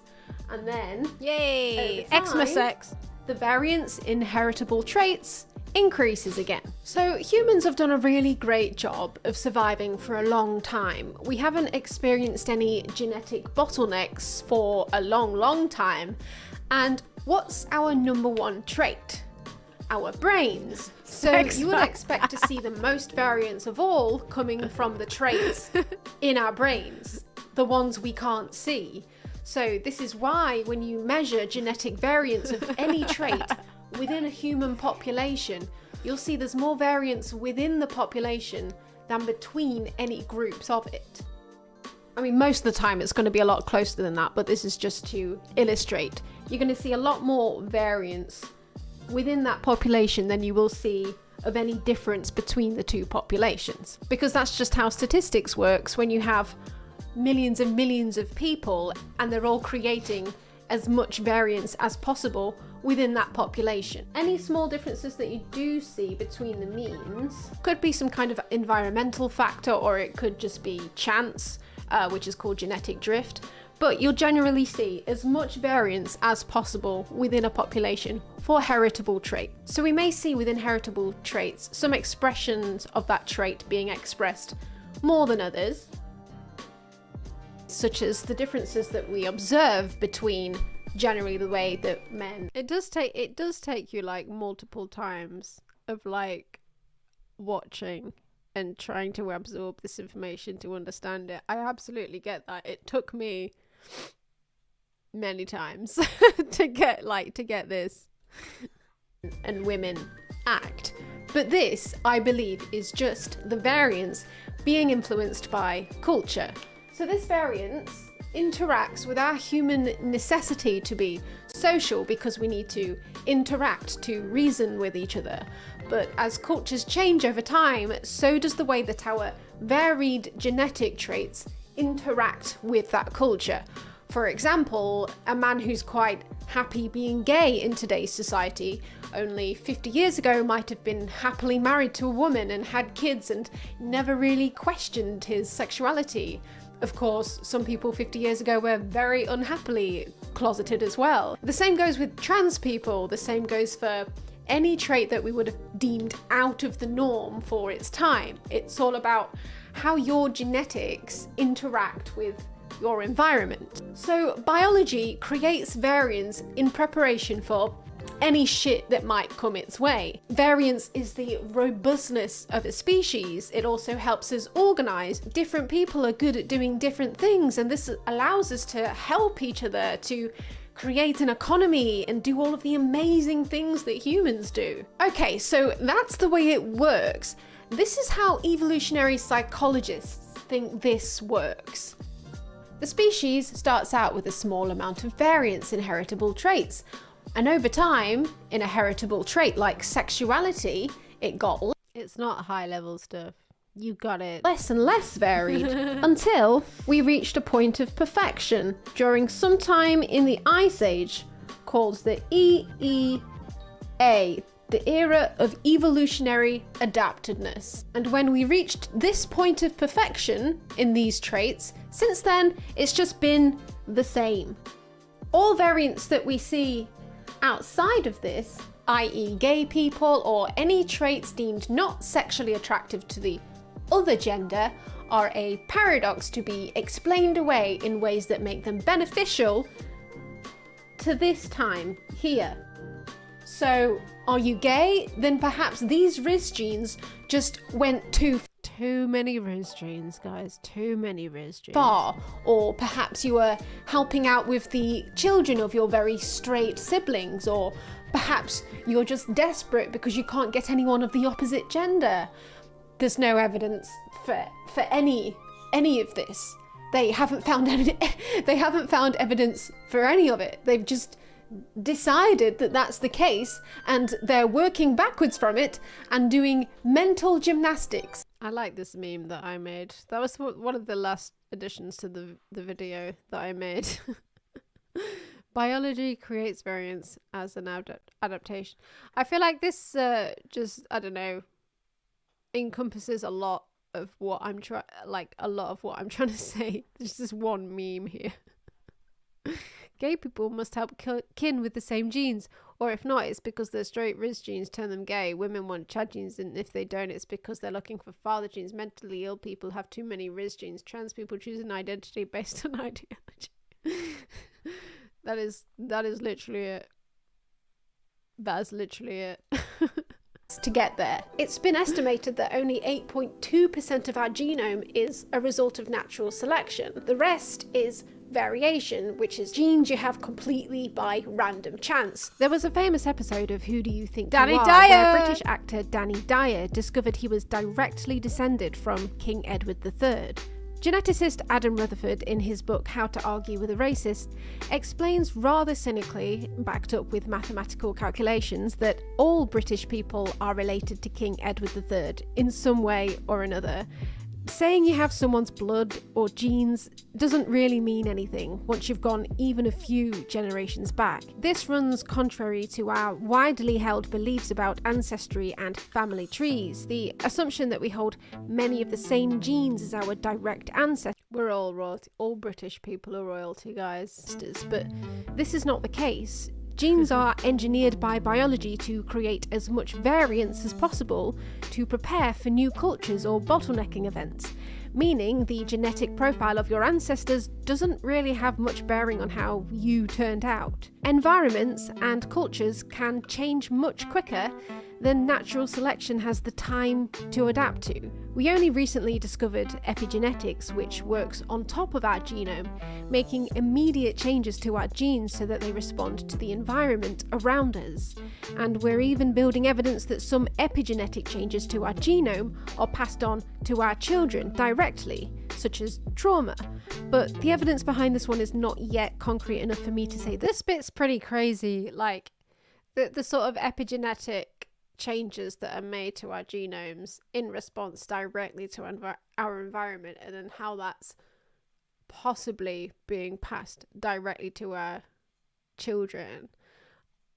Like, that's basically Lamarckian inheritance. That's what Lamarck believed. He believed that if you ate a good diet and you did a lot of exercise, then that was like directly passed on to your children, and that's basically laughed at these days. But like, now we're learning about epigenetics, we're actually sort of learning that maybe it wasn't entirely untrue. like some academics are basically saying like what your grandparents ate and what your parents ate is literally inherited into you via epigenetics. We're like building evidence that shows that that's actually might be true. Might be. We don't know yet, but we're building evidence that it might be true. Which is crazy. That this is a definite scientific fact. In terms of skin colour, you could think of it like your ancestors' genes all pouring a shade of paint into a pot and your genome picking an option based on the choice it is given. But with mental traits, it's like all of your ancestors had an entire deck of thousands of cards, each card representing a small percentage of a mental trait, and each card interacts with the other cards, and when they're passed down through generations, each time 2 packs of these thousands of cards get shuffled together with another, and then your individual genome and your environment picks which cards out of those thousands and thousands of different cards it wants to express. That means there's a lot more information there to create variance within a population. So, with each generation, a larger amount of variance occurs than you'd see within skin colour. Humans are a very visual species, and skin colour is the most striking, obvious visual trait, along with gender. But conflating simple visual traits with complex invisible traits is a trap scholars throughout history have fallen into. It's this kind of thinking that has led to racist assumptions in the past, which have been used to justify slavery. I think evolutionary psychologists fall into this trap with gender. Gender is a very visual trait which our culture has then thrown stereotypes onto and amplified, so they assume mental traits must work in the same way.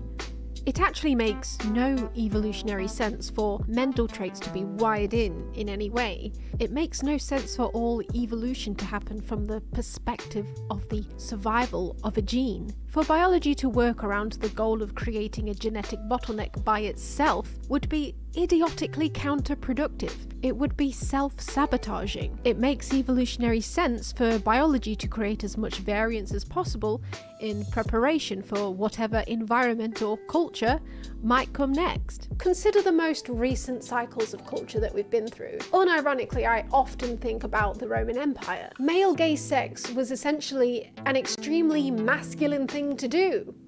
as long as you were the top. And have you seen Pompeii? They literally drew dicks on the tops of doorways everywhere. Like, you couldn't enter a food hall in that place without being subjected to 5 huge drawings of scrotums and a mural of some woman being monster munched on the wall. If we'd had behavioural scientists going around with their surveys during that era, how different do you think the results would have been in regards to how many men perceived themselves as queer in some way? Or how about ancient Greece? This was the time of the widespread belief about the 4 humours. So women were seen as wetter than men, which essentially meant that they were more susceptible to their animalistic desires than the more stoic men. Along with this, they believed that the women were unable to control their sexuality, and it was up to the men to control the women's desires. Kinky. What would the surveys have said then? What would the Chris Williamson podcast have been like in medieval times? But yet what art we going to do about these wenches? Be they not witches? We did want to receiveth to the facts and logic of those wenches by way of a survey, yet the wenches all hath said nay. Whence at which, however, we did reduce our sample size to wenches suspected of sorcery and taken to trial. They were all deceased of drowning, so it was concluded 100% of the wench folk are, in fact, witches. What causes the hags to forswear so readily they are not witches? Is 't something from the times we resided in caves, hunters and gatherers? Would seem it so. Fascinating. Is it like to make this bardcore remix of the Tom McDonald and Ben Shapiro track? I had to look up the lyrics, and I was just like cringing so bad at the lyrics of this song. Fascinating. I hope I offend you. I ask myself, what would Ben do? It's so bad.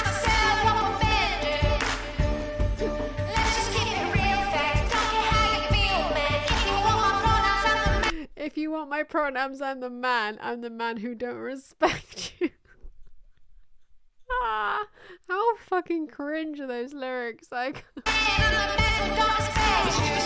I've got the facts. I'm going to talk for a second about bias in evolutionary psychology and how it fundamentally exposes the way that evolutionary psychologists just don't understand the way the brain works. When analysing the Google coder James Damore, Jeffrey Miller describes him as kind of aspy. James Damore is kind of aspy. He loves systematizing information. He's not naturally that empathic with people of other views. He can be a bit blunt in how he says things. James Damore is factually correct about most of his claims about sex differences. As far as I know, he's never met Damore, but his view is that Damore's aspy, systematizing personality led him to write a memo which was purely based on facts of human evolution. Oh, analysing the Google coder. What happened there? It just rebuffered itself. James Damore. Jeffrey Miller describes him as kind of aspy. James Damore is kind of aspy. He loves systematizing information.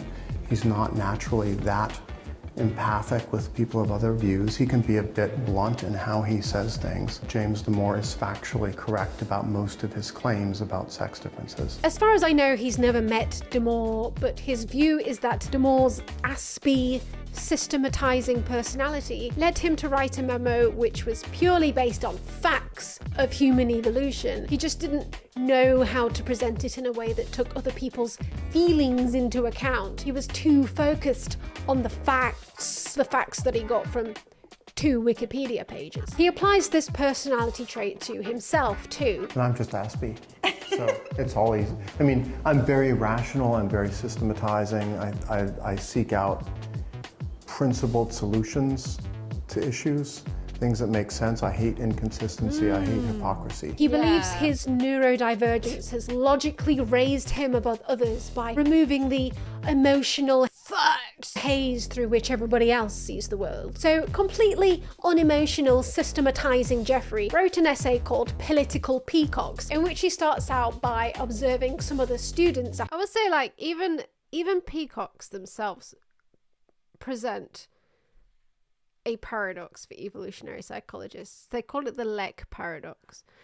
I believe I can I think there's even a Wikipedia page about the leg paradox.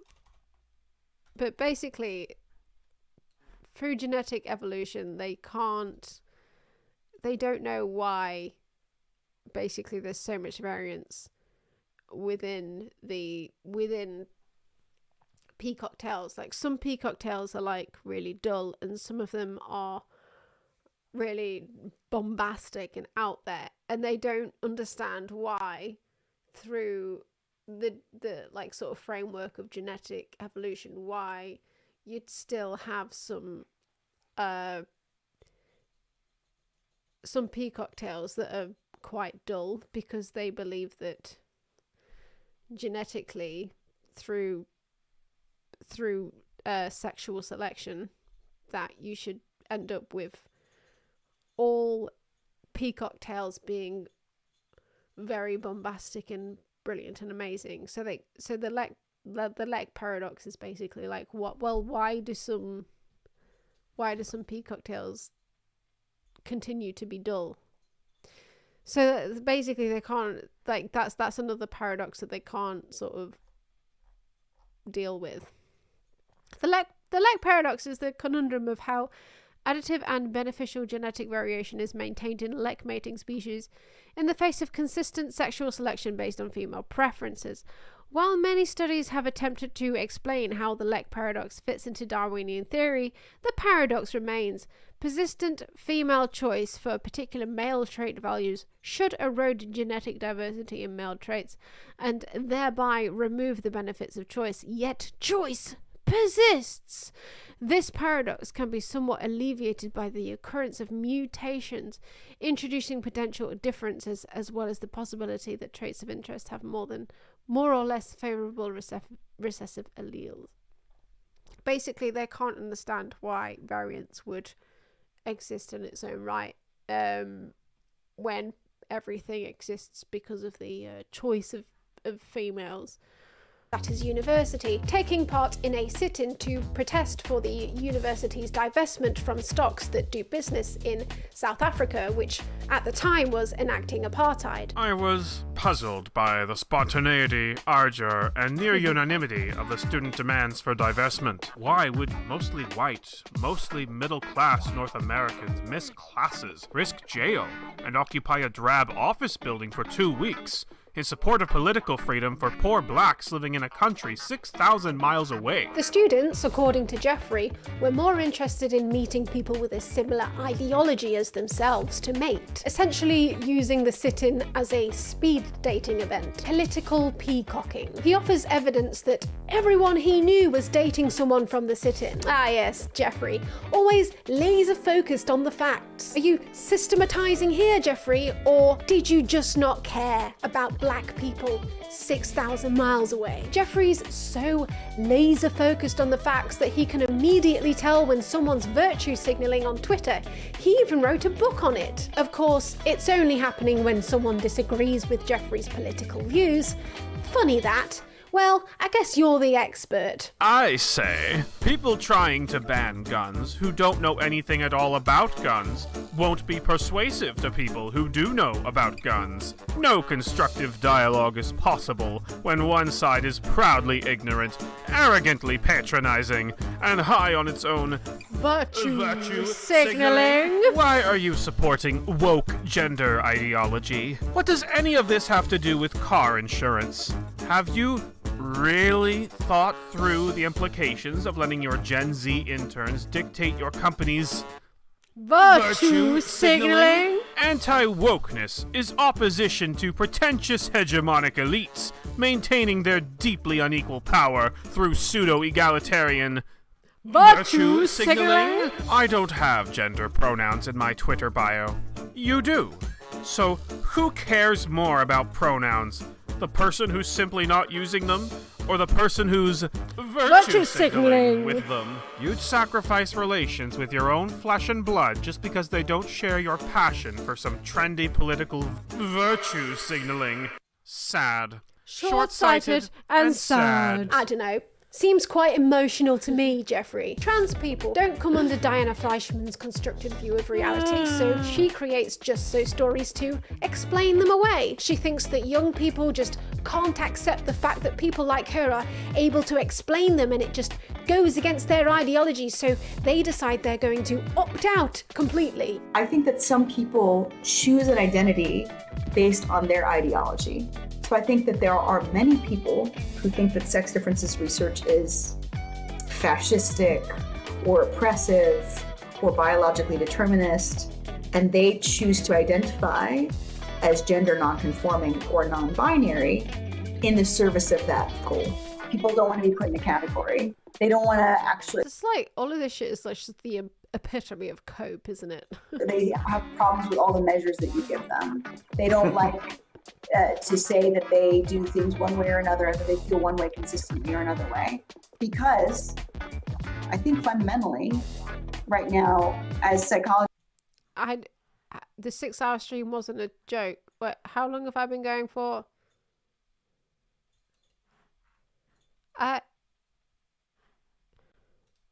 Twitch is telling me 3 hour 34, but I know that's not right, is it? What's going on? Brooklyn's trying to tell me. Technology progresses, you're going to see more and more that people are... Nearly 6 hours now. Yeah, like, did it die halfway? It must have started again when it died. Trying to avoid and fight against being understood. And I think that's part of the rise of the whole, non-binary thing. So many people who are non-binary are doing it for sort of moral or culture reasons. Yes, They yes. want to make it seem more normal. 6 hour 22. Oh. Normal to not think about or to not bin people as male or female. Yes. So that's maybe that's a problem that you think is important, that people don't stereotype on the basis of sex, and that's one reason that you've become non-binary, is because you want to take that on as an identity. And this whole bit is so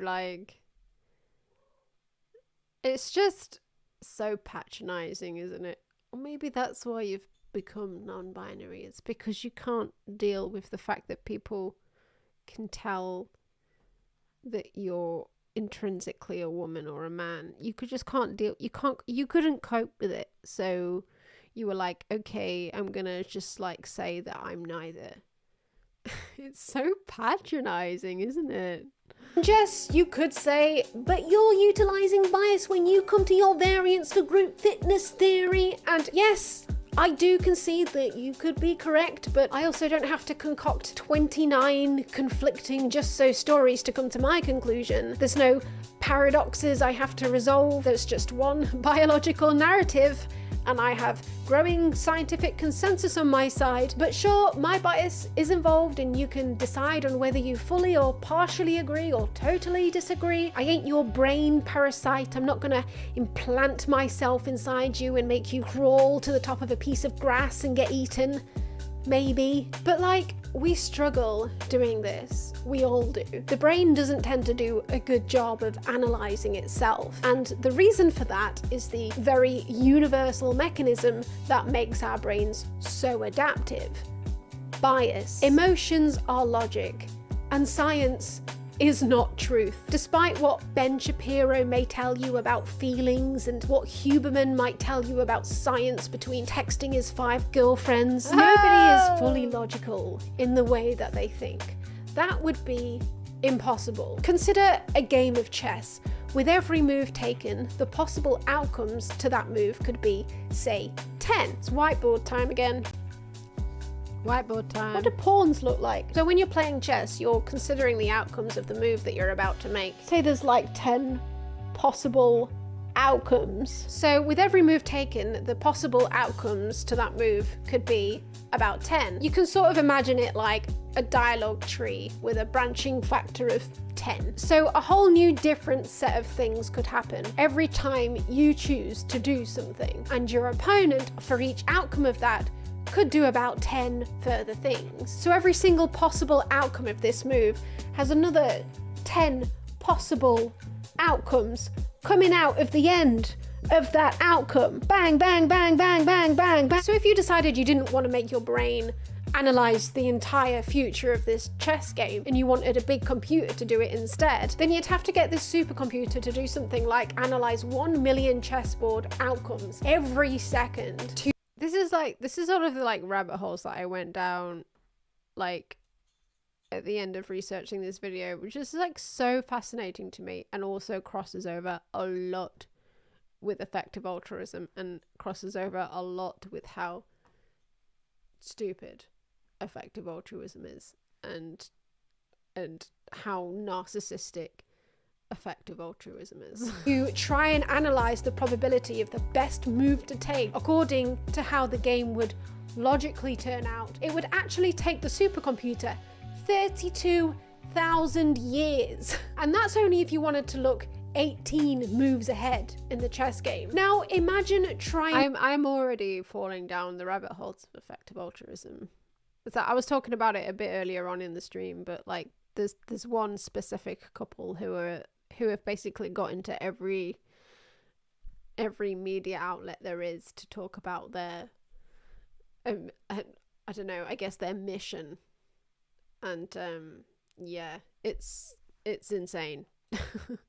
To calculate every outcome of each proposed solution to, say, climate change. It's impossible. No conceivable future computer would ever be able to do that, which is why AI developers are actually attempting to build models which actually imitate the brain by using heuristic algorithms. Essentially, they're trying to program it to disregard certain options outright because it's not worth considering them. That's mind-blowing, isn't it? Like, we're trying to make computers. This stuff is fascinating to me. The fact that we're trying to make computers think the way that humans do, as in give computers emotion, is mind-blowing to me. That's so interesting and like mind-blowing.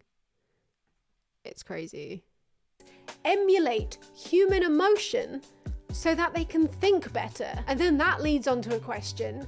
A computer is never going to experience a true human emotion. It's never going to be truly upset that it got something wrong or truly happy that it got something right. So will it ever be able to think as well as we can? And that's one reason why effective altruism is stupid, because those guys definitely haven't already done the maths for that. But that's another insane rabbit hole for another insane time. No! No, don't do it! To deal with this... Did the video like fuck up a little bit for there? that? But that's another insane rabbit hole for another insane time. No!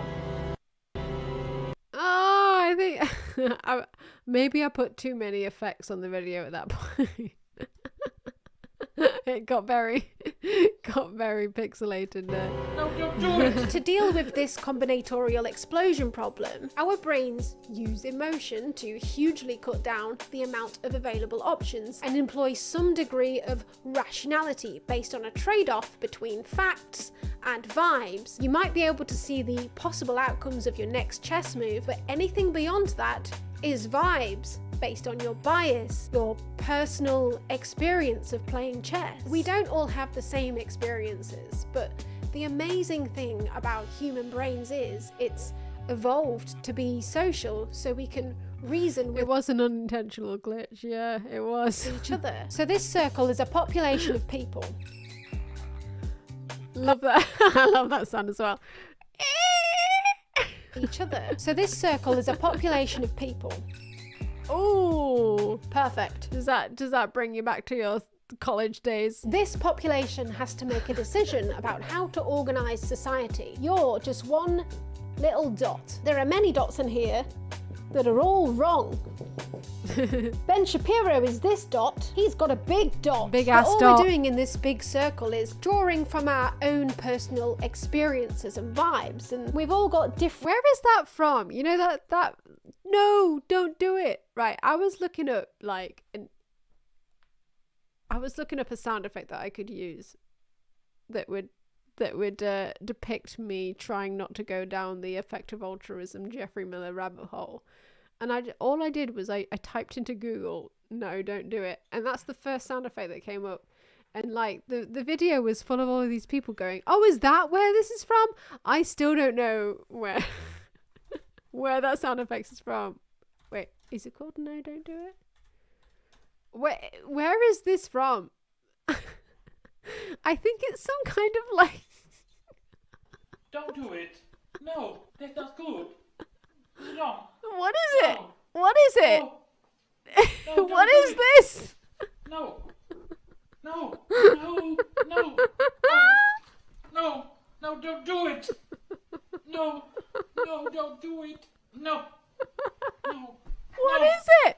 I'm guessing it's some kind of porno. No. But why is this a famous thing? Why does everybody know what that is? I don't know what that is. Different little circles of experiences and vibes, and some of them overlap. So if women were actively sexually selecting for only some parts of this big reasoning pie, for example, then we'd be actively weakening our chances of survival as a species. In my opinion, as long as we survive as a species and our sexuality is part of our psyche, however it expresses itself, babies are gonna happen somehow and somewhere anyway. We're not struggling to reproduce. We're pretty horny. What's more urgent, actually, is navigating environmental changes that could wipe us all out at once.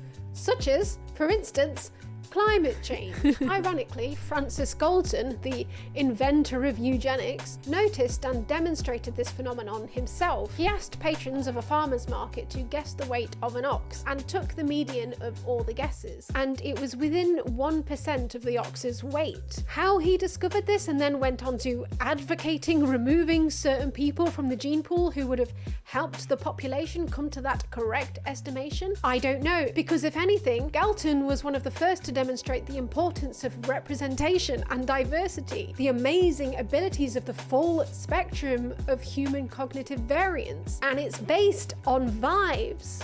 There's a good Vsauce video about this that I would recommend. I think it's called The Future of Human Reasoning. Hang on. The only problem is that Vsauce, as much as I love Vsauce, he took social for this video. He took a sponsorship from Bill Gates. Oh, Michael.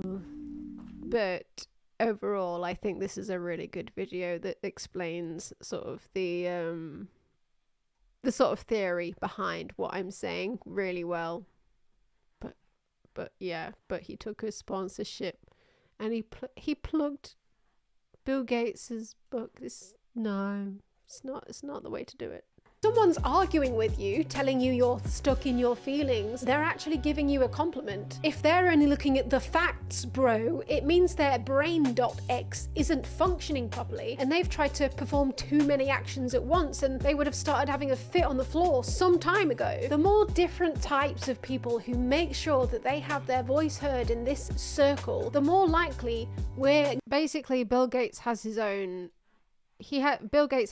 theories about how we should deal with climate change, which he sort of talks about in this video. But obviously, with it being a billionaire, he's going to have a very sort of myopic view of how he thinks climate change should be dealt with. I think when you're dealing with something like climate change, I don't think you should be sort of like taking money from one billionaire and being like, yeah, well, this makes sense. This surely is like how we should be doing it. But all of the stuff that he talks about in this video about human reasoning is really interesting and good. Apart from that, it's going to end up in the right place. Our dumb brains tend to work off mostly visual context cues to understand the world around it, even if there's no actual evidence for this belief. That's why stereotypes are so prevalent. World leaders and CEOs are all men, therefore me dumb brain think all men have innate capacity to be world leader and CEO. But this stupid mechanism can also work in the other direction, for our benefit. So if we put people of colour, LGBT people, or women as protagonists in traditionally male-dominated video games, for example, it will make young girls, LGBT people, and people of colour see it and think, I could do that too. She's like me. And yes, it would trigger people in the process. Fucking pronouns! But in the long run, for the sake of diversity in all walks of life, and literally for human reasoning, it's worth it.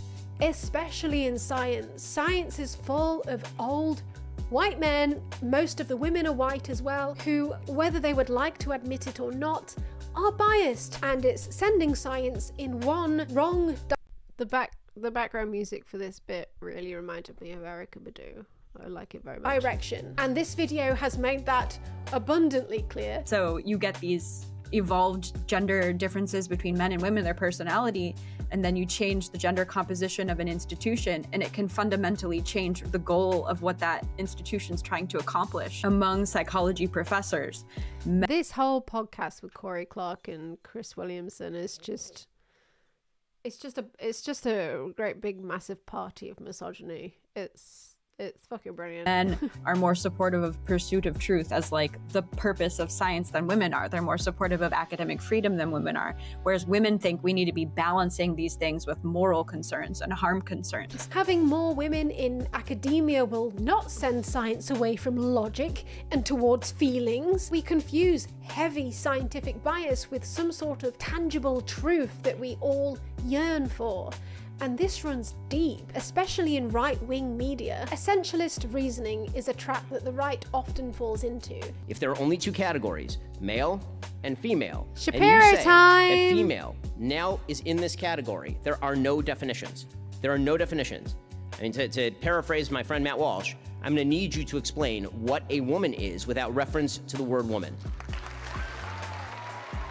You cannot accurately describe a woman without using the term woman, and in the same way, you cannot accurately describe a cat without using the term cat. Oh. Somebody might come up to me and I love this lovely little. Look at you, Brooklyn. You're a star. You're a star. Look, can you see him behind me? He's just sat on the. Sat in front of my lava lamp. Just staring at me. and say, why do you think Brooklyn is a cat? And I'd say, well, he's got pointy ears and whiskers and fur and toe beans, but I've also just described a dog. Before Darwin, scholars viewed the animal kingdom in essentialist terms. All species had a list of certain traits that made them the species that they are. Deviations from these essences were an error. But Darwin actually discovered that in all species, these deviations are in fact the norm.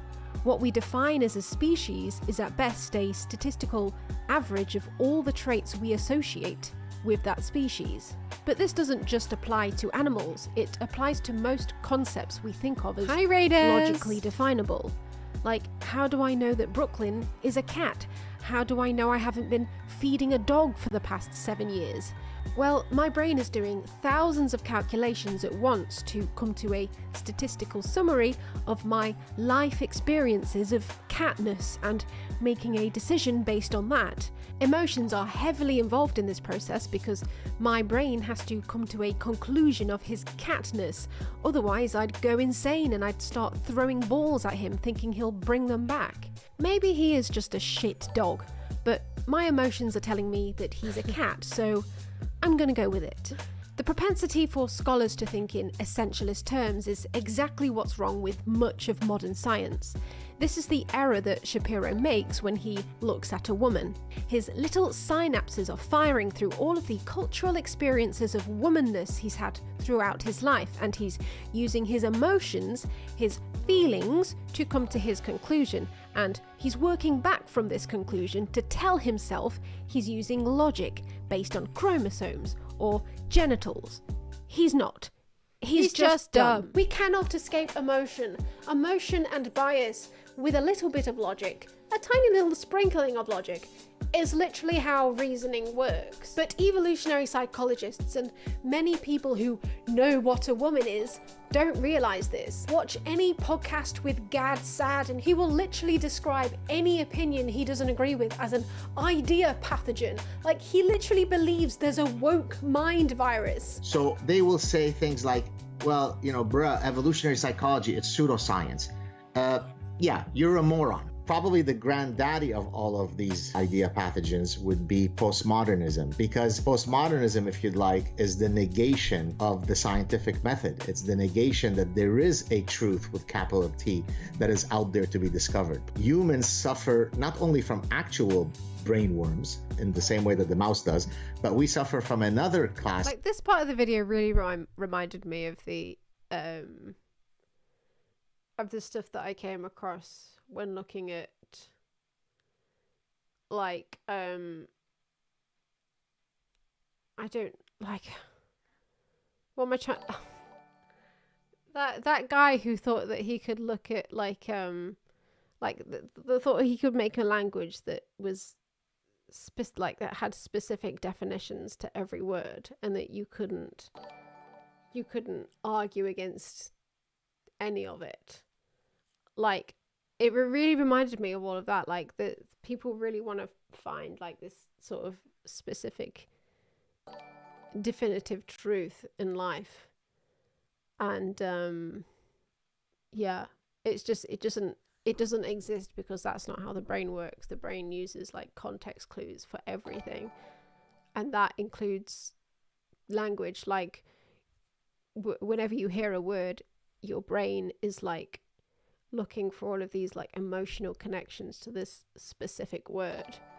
That's why some words can feel, like, so much worse than other words when you've, like, experienced trauma to do with that word.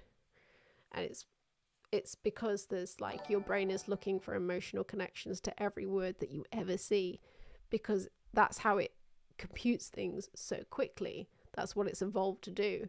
It's like your emotions, like your emotions attached to, like, literally everything. And if your emotions didn't attach to anything, then you literally wouldn't be able to think about anything. And I find that, like, so fascinating. Like, the way the brain actually works, I think, is way more fascinating than the way that these people say that it works. The way that these people say that it works is that, like, emotions are very separate from logic. When in reality, emotions and logic are very intertwined. And I think that's way more interesting than trying to say that they're completely separate. Yeah. Anyway. Of idea pathogens, and those are actual ideas that are parasitic. Saad isn't even a psychologist. He just decided to apply evolutionary psychology to marketing for an easy, plausible sounding way to tell companies that it's easy to market to different demographics because they're wired differently. So you just have to know what they were doing in caveman times. It seems Saad's obsession with objective truth is a sort of overcorrection coat, because his entire profession is based on extremely shaky scientific ground. And when David Buss goes on the Joe Rogan Experience, his extremely shaky research, again, is taken as objective truth because it's labelled as science, and because Rogan decided it fitted in better with his little slice of the vibes pie. That's what's disturbing to me, is this sort of wholesale acceptance of this denial, where we're deciding that there is no difference, and that, these differences are cultural, these differences are purely brought upon by the patriarchal society to try to suppress members of the opposite sex, and it doesn't back up with science. Yeah. I'm a scientist, and so you go with the data. I object to and find abhorrent the infusion of ideology into the... This is exactly what's wrong with this. Like, this clip here is exactly what's wrong with all of it. It's like this assumption that you can inject ideology into science. Ideology is a part of science because science is a social construct in itself. It can never be free from ideology. It can never be free from bias.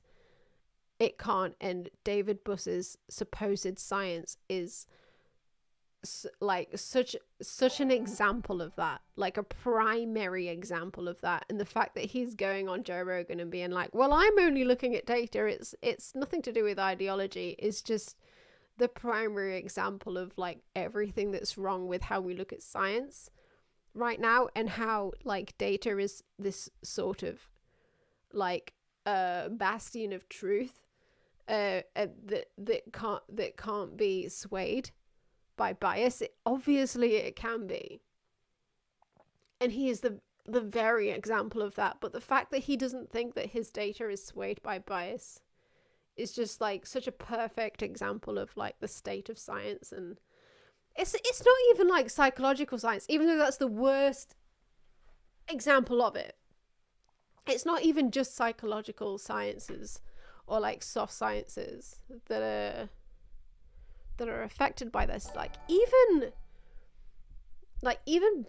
when I was looking into the replication crisis, even biomed sciences, like the studies that they're doing to try and work out whether certain medications work to cure diseases. From what I saw, about like only about 20% of biomed studies were replicable as well. Like the state of publication is wild. It's awful. We don't know what the fuck we're doing. We don't realize how much ideology is involved in science and how much bias is involved in science. We don't realize that. We just sort of like see numbers on a paper and we assume that none of those numbers are being swayed by human culture and human bias, but they are. They very much are. It's all a social construct. The science. The underrepresentation of minorities in science has led to a bias which is only masquerading as a truth. And when that's paired with a science like psychology, which is still clearly in its infancy, we're left with a combinatorial explosion of lies, manipulation, and bias. Multiply that with the profitability of supposed neuroscientists giving their opinion and saying that it's based on bulletproof empirical evidence. What science is actually doing for us right now, at least, is generating more questions than answers. We are discovering that sex is literally a spectrum, and in our minds, gender identity is a real thing and a separate spectrum from our culturally defined masculine or feminine personality traits. A government cannot decide what real science is and tell academics to fall in line. But if biased science is able to masquerade as a truth, it's easier for its proponents to make it seem like their side is already winning the argument. You're the stoic, logical side pointing backwards at a tangible view of the past and conflating is with ought and then leaning back and laughing at your hysterical opposition.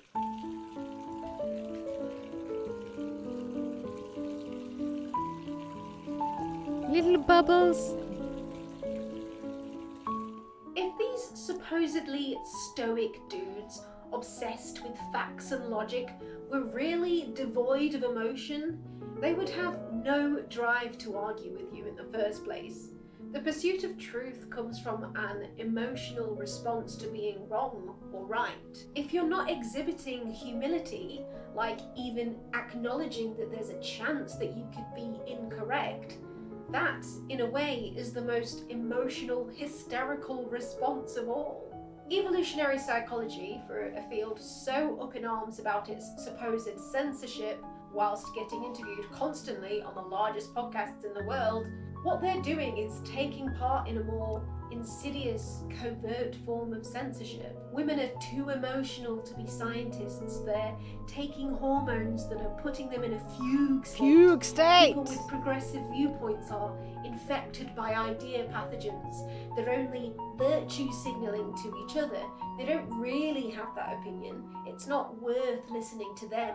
They're crazy. It's in their genes. In fact, maybe they need breeding out. You guys do not realize how difficult it is to film in a bath. It's insane. Like the amount, like the amount of background noise. Like you can't have your mic in front of your face. So like you have to have it quite far away from you. So you're dealing with like a lot of background noise that your mic's picking up from. Because also there's like in my bathroom there's an extractor fan that automatically turns on. I can't switch that shit off.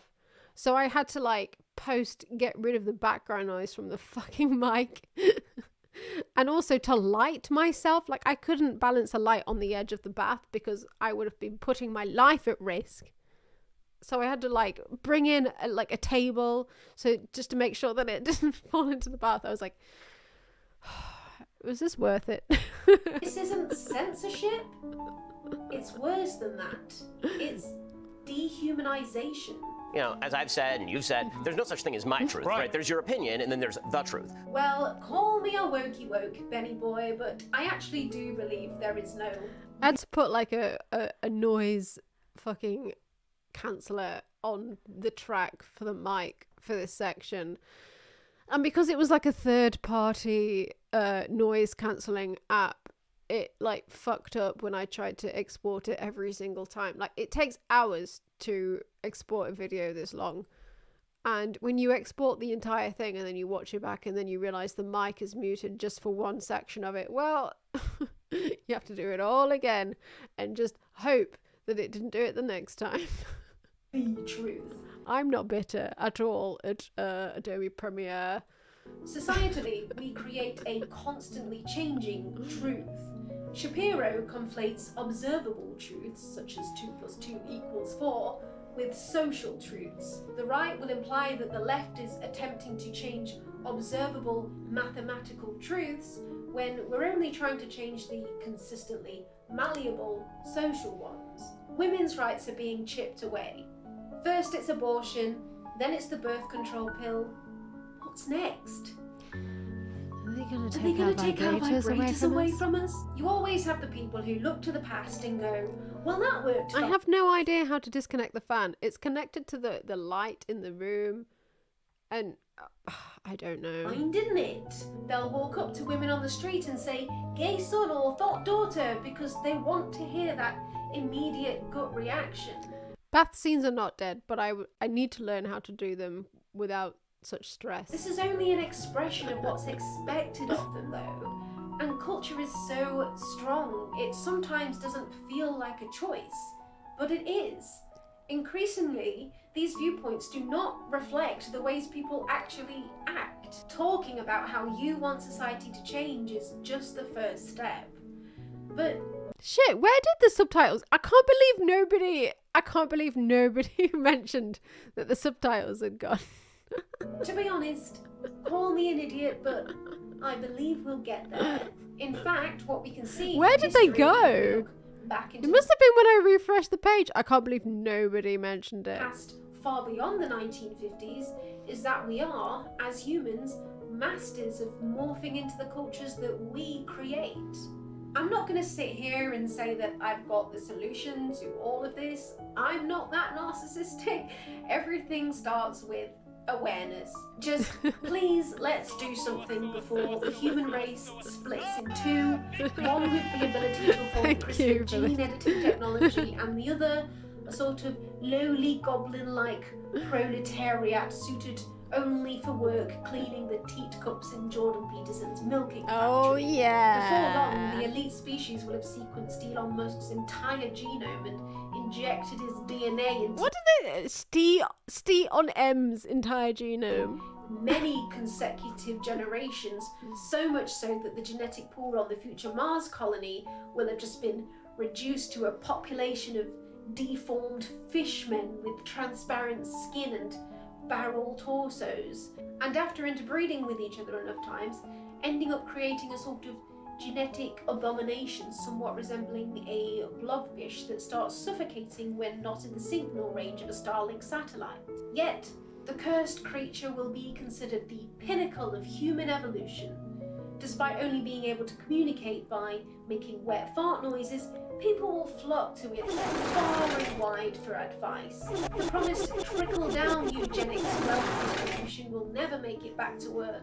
A black market will emerge due to the goblin people's desperation for elite DNA. Geoffrey Miller's semen will be handed out in rations. I tried to do that bit as smooth as possible, but I think, like, look at my face. Just like fully bracing myself. Ah! I only had one take to do that. I was like, I have to look as smooth as possible. I don't think I look that smooth. Oh, I can never remember where those damn berries are. Wait a minute. What is this?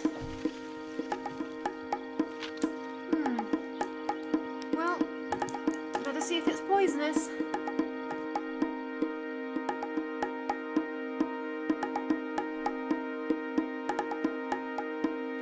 I don't know what it's doing to me. I took one pill, now I've got a PhD. I've hit the wall and I can't I've got to BHD. Concentrate. I'm in a sort of hormonal fugue state. I'm in a fug state. Emotional mental penetrate. I need a neurotic boy to satiate. I don't know if I'm straight, bi or gay. I just know that I want Timothy Chalamet.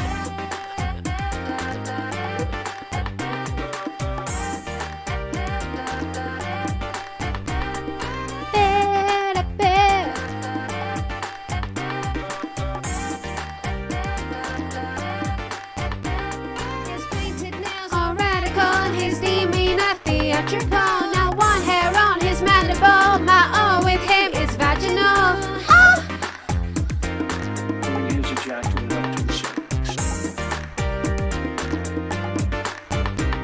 Is the single on Patreon? It's the stems and the MP3 download are on Patreon, or it's on Bandcamp as MP3 download that you can choose a price for, or it's on streaming services. We'll dismantle hierarchies, build an estrogenocy. A master of androgyny. Thank you for the cheer! For my progeny.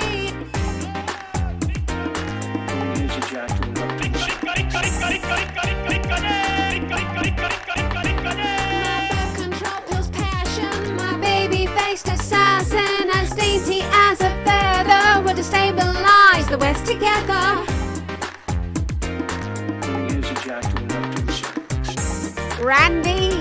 Randy Thornhill. I don't know what it's doing to me. I took one pill, now I've got a PhD. I've hit the wall and I can't concentrate. I'm in a sort of hormonal fugue state. Thank you for the cheer! I need an emotional man to penetrate. I need a neurotic boy to satiate. I don't know if I'm straight, bi or gay. I just know that I want Timothy Chalamet. Thank you for the cheer! I'll say, like, the pills that I used for this. Oh, thank you for the cheer. This shot here, hang on. This shot here, like, as I was saying before. Thank you. As I was saying before, I was having problems, ironically, with the contraception that I was using while I was making this video, and I came off the pill to go on the IUD as I was making this video, so therefore I ended up with a load of pills that I didn't have to use. Like, I had no use for these pills, so they didn't go to waste. So I was just like, well, literally, I just thought, well, I might as well use them for this video. So that's what they were used for, because otherwise they would have just gone in the bin. So luckily I had a load of leftover pills that I was able to use for this video.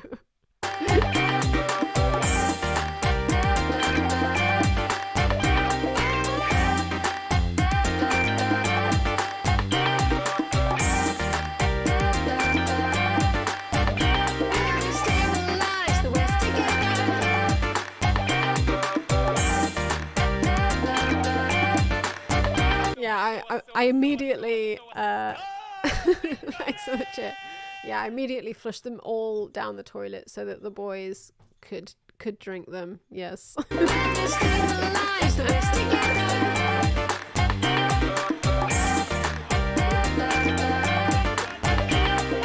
I hope you enjoyed that journey. And here's the sponsor segment, baby. Way! I won't make you watch it, but I will say, if you do want to watch all of my videos ad and sponsor free, then you can do by clicking on my link to sign up for Nebula, baby. Yay!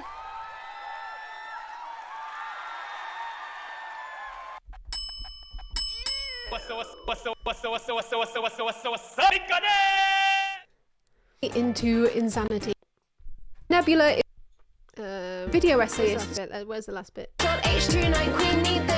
My Patreons. It's funny to see what the subtitles think that you're all called. Average Chris, Ivan, Georgia, Courtney, Callan, Eric, Riley, Simon, Bernie, Christopher Wolf, George, not Frederick, Otterton, and Felicia just rips. Dr. Basco, Ben Hoyt, People, Deeble, B.F. Andreas, Ian, Ted, Prick, Benson, Callahar, Pure Fox, Comrade, Junkie. I think it's just given up at this point. Ventos, Nicholas, Cole, Lizard, Mosh, Matthew McCoy, Miles, Brent Gonzalez, John Ashley, Nina D. Oh no, it's trying. Anyway, thanks for tuning in for my watch party. As you can see, in Leeds, UK, it is currently 03:26 in the morning, so it probably is about time that I should be going to bed, sadly. Here I am, full screen. Hello. But yeah, no, that was fun. It was fun to watch that with you guys and I don't know, talk about shit. Yeah, it was nice. I don't know if like raiding on YouTube is a thing. I've no idea. I wonder if can I raid someone on Twitch? Who's live on Twitch right now? Who should I raid on Twitch? Haven't raided anyone for a while. Who's good to raid?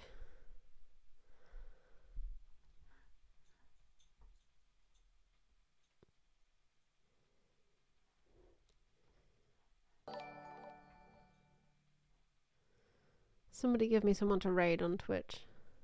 Just a random person. Caroline Kwan? I've not heard of that person. Who's that? Caroline Kwan.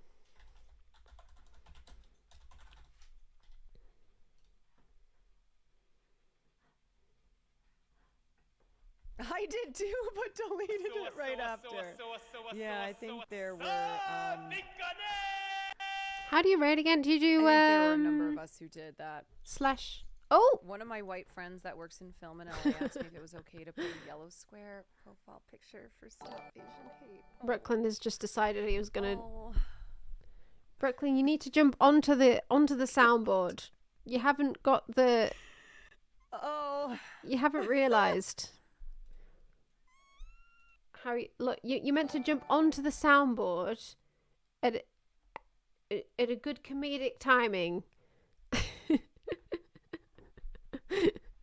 He doesn't realise it yet. I'm gonna have to train Brooklyn up in Badger's ways. Brooklyn, stand on the push. No, you have to stand on the push. See, he won't even stand on it. He's too polite. He's way too polite. Like he won't even step on. You'll never get the name DJ Brooklyn at this rate, Brooklyn. You have to stop avoiding the buttons.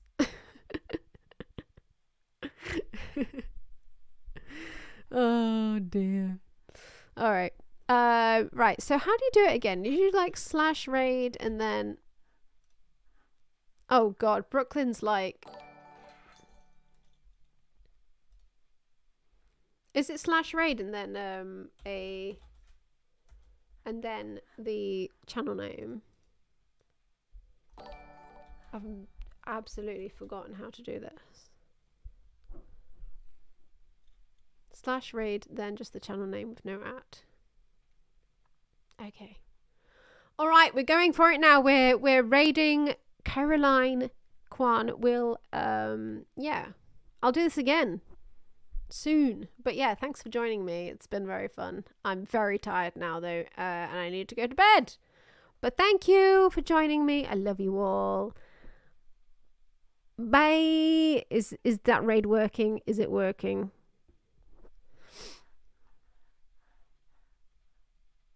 Raid now, raid now, raid now! Go on, do it. Is it working?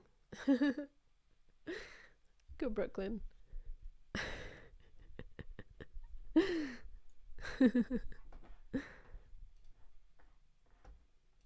Right. Bye. Bye.